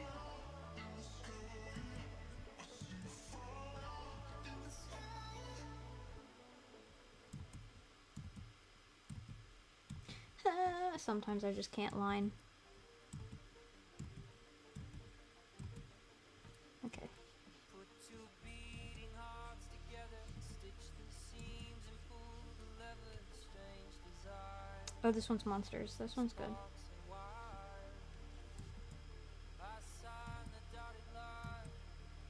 Tethered yours to mine, no anesthetic. Heart's electric. Hearts start to decay when just your shadow. Okay, that needs to be thinner in here though. I also don't like that. And the part of you that died. Yeah, that's better. Carry on my life, lovers slowly decompose, and so it goes. Okay. Could have been paradise, could have had diamond eyes that held so tight that I lost her. It could have been fireflies.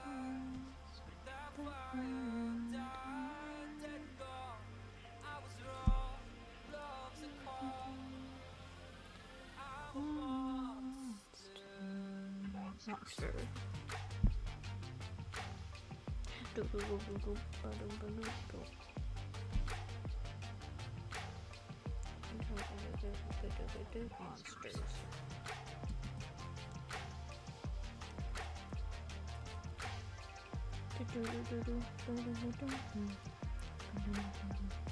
Monsters.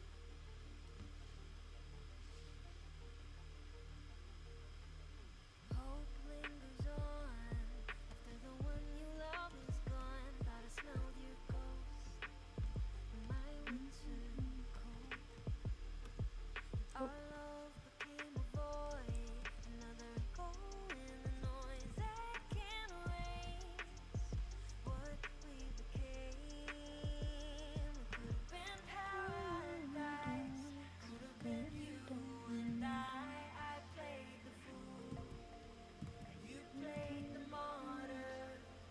We could have been fireflies.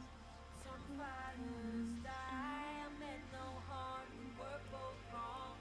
Moving on. I'm a monster. Monsters.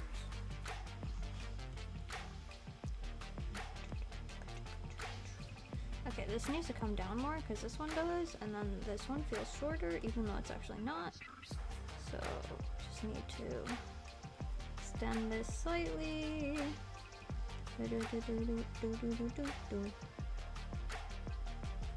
Monsters.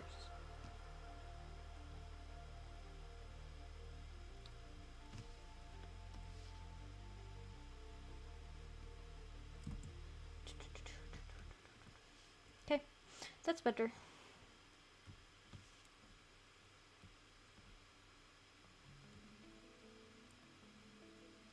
I'm gonna skip this one, I think. Sometimes I'm in the mood for this one, and sometimes I'm not. It's one of those that's no lyrics, just kind of noises.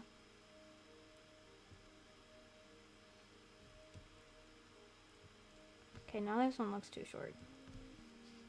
These hands are not at the same level.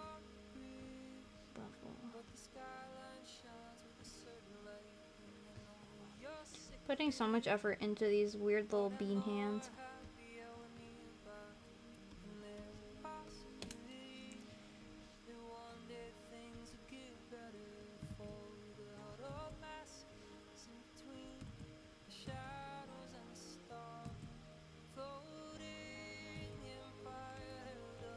Okay, I think that's better. Let me hide the sketch just so I can see it more clearly. There you go.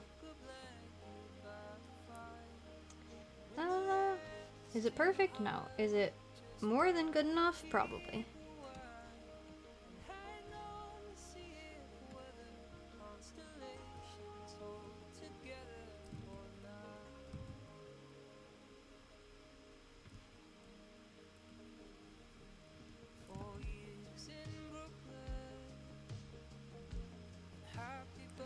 Okie dokie. Oh, I gotta fix that actually. And then I think we're good to wrap up. Okay.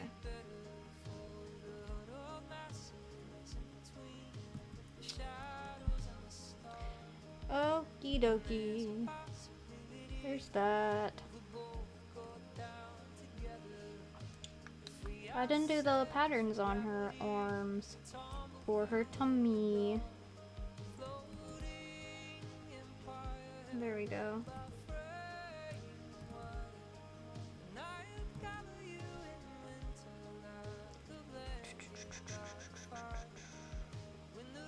I made this outfit in real life. I had to make a cosplay of my character for another class, and I now have a cosplay of this character.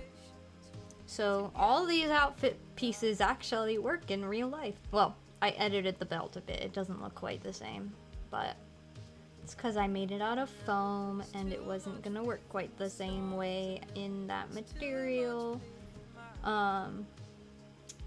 But her like top and skirt is pretty accurate for the most part, although the skirt has more like ruffles. because I wanted it to have a volume, so I did like a more ruffly skirt with a petticoat underneath instead of doing just a shape. It's a little closer to what hers actually looks like. Like little tiny changes like that, but like her bodysuit is pretty much spot on with the cosplay. I think it's like the best looking part of it, which is also like I just kind of bought a bodysuit and then did the lines on it. But yeah, that's a thing.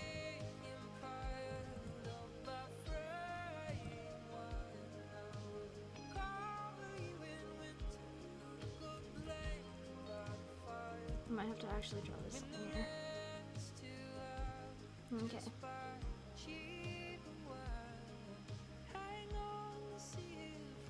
I have a similar pose from her before, but I think the whole circle was just up here. Maybe I should do that. Okay. There. Good enough. Although it's once again doesn't feel totally centered.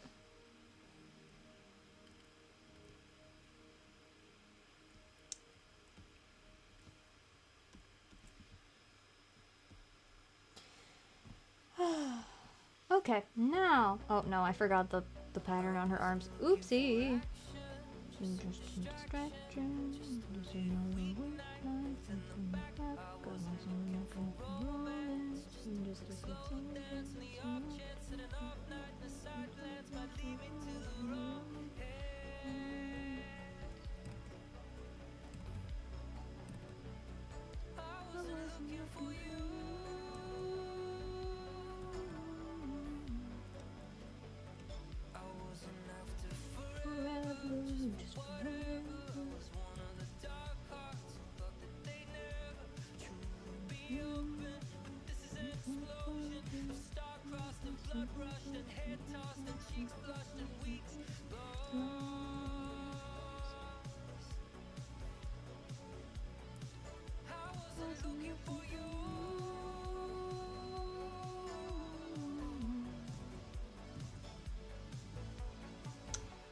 Okay.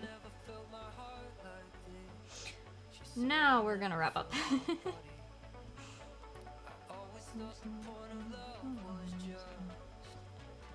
Keep from okay, so that's what we've gotten done today. Random bits of line art here and there. And next stream, let me think. This will be pretty much due next stream. So probably next stream we will be working on coloring this. I'm probably gonna try to have like base colors done so we can do more like refining details, but if not, we'll do base colors. We'll see how far I get, because these pages are due Thursdays and I'm thinking I'm gonna be streaming on Wednesday. So I'll be doing whatever stage I'm at with it. I'll be trying to finish up as much as I can. So yeah. If you're not there for that one, there will be another one. I'll probably schedule 2 at once. So maybe next weekend or Tuesday evening. I don't know. I'll figure it out. But yeah, look forward to that. Just keep an eye on my channel to find the stream times, and I'll also announce in the Discord.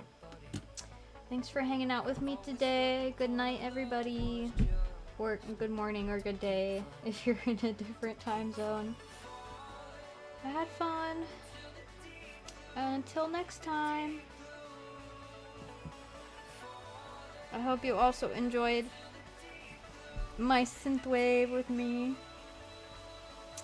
And again, if you want to look up these bands later, what we listened to today, the first band was Gunship, and this one we're currently listening to is The Midnight. Okay. Goodbye.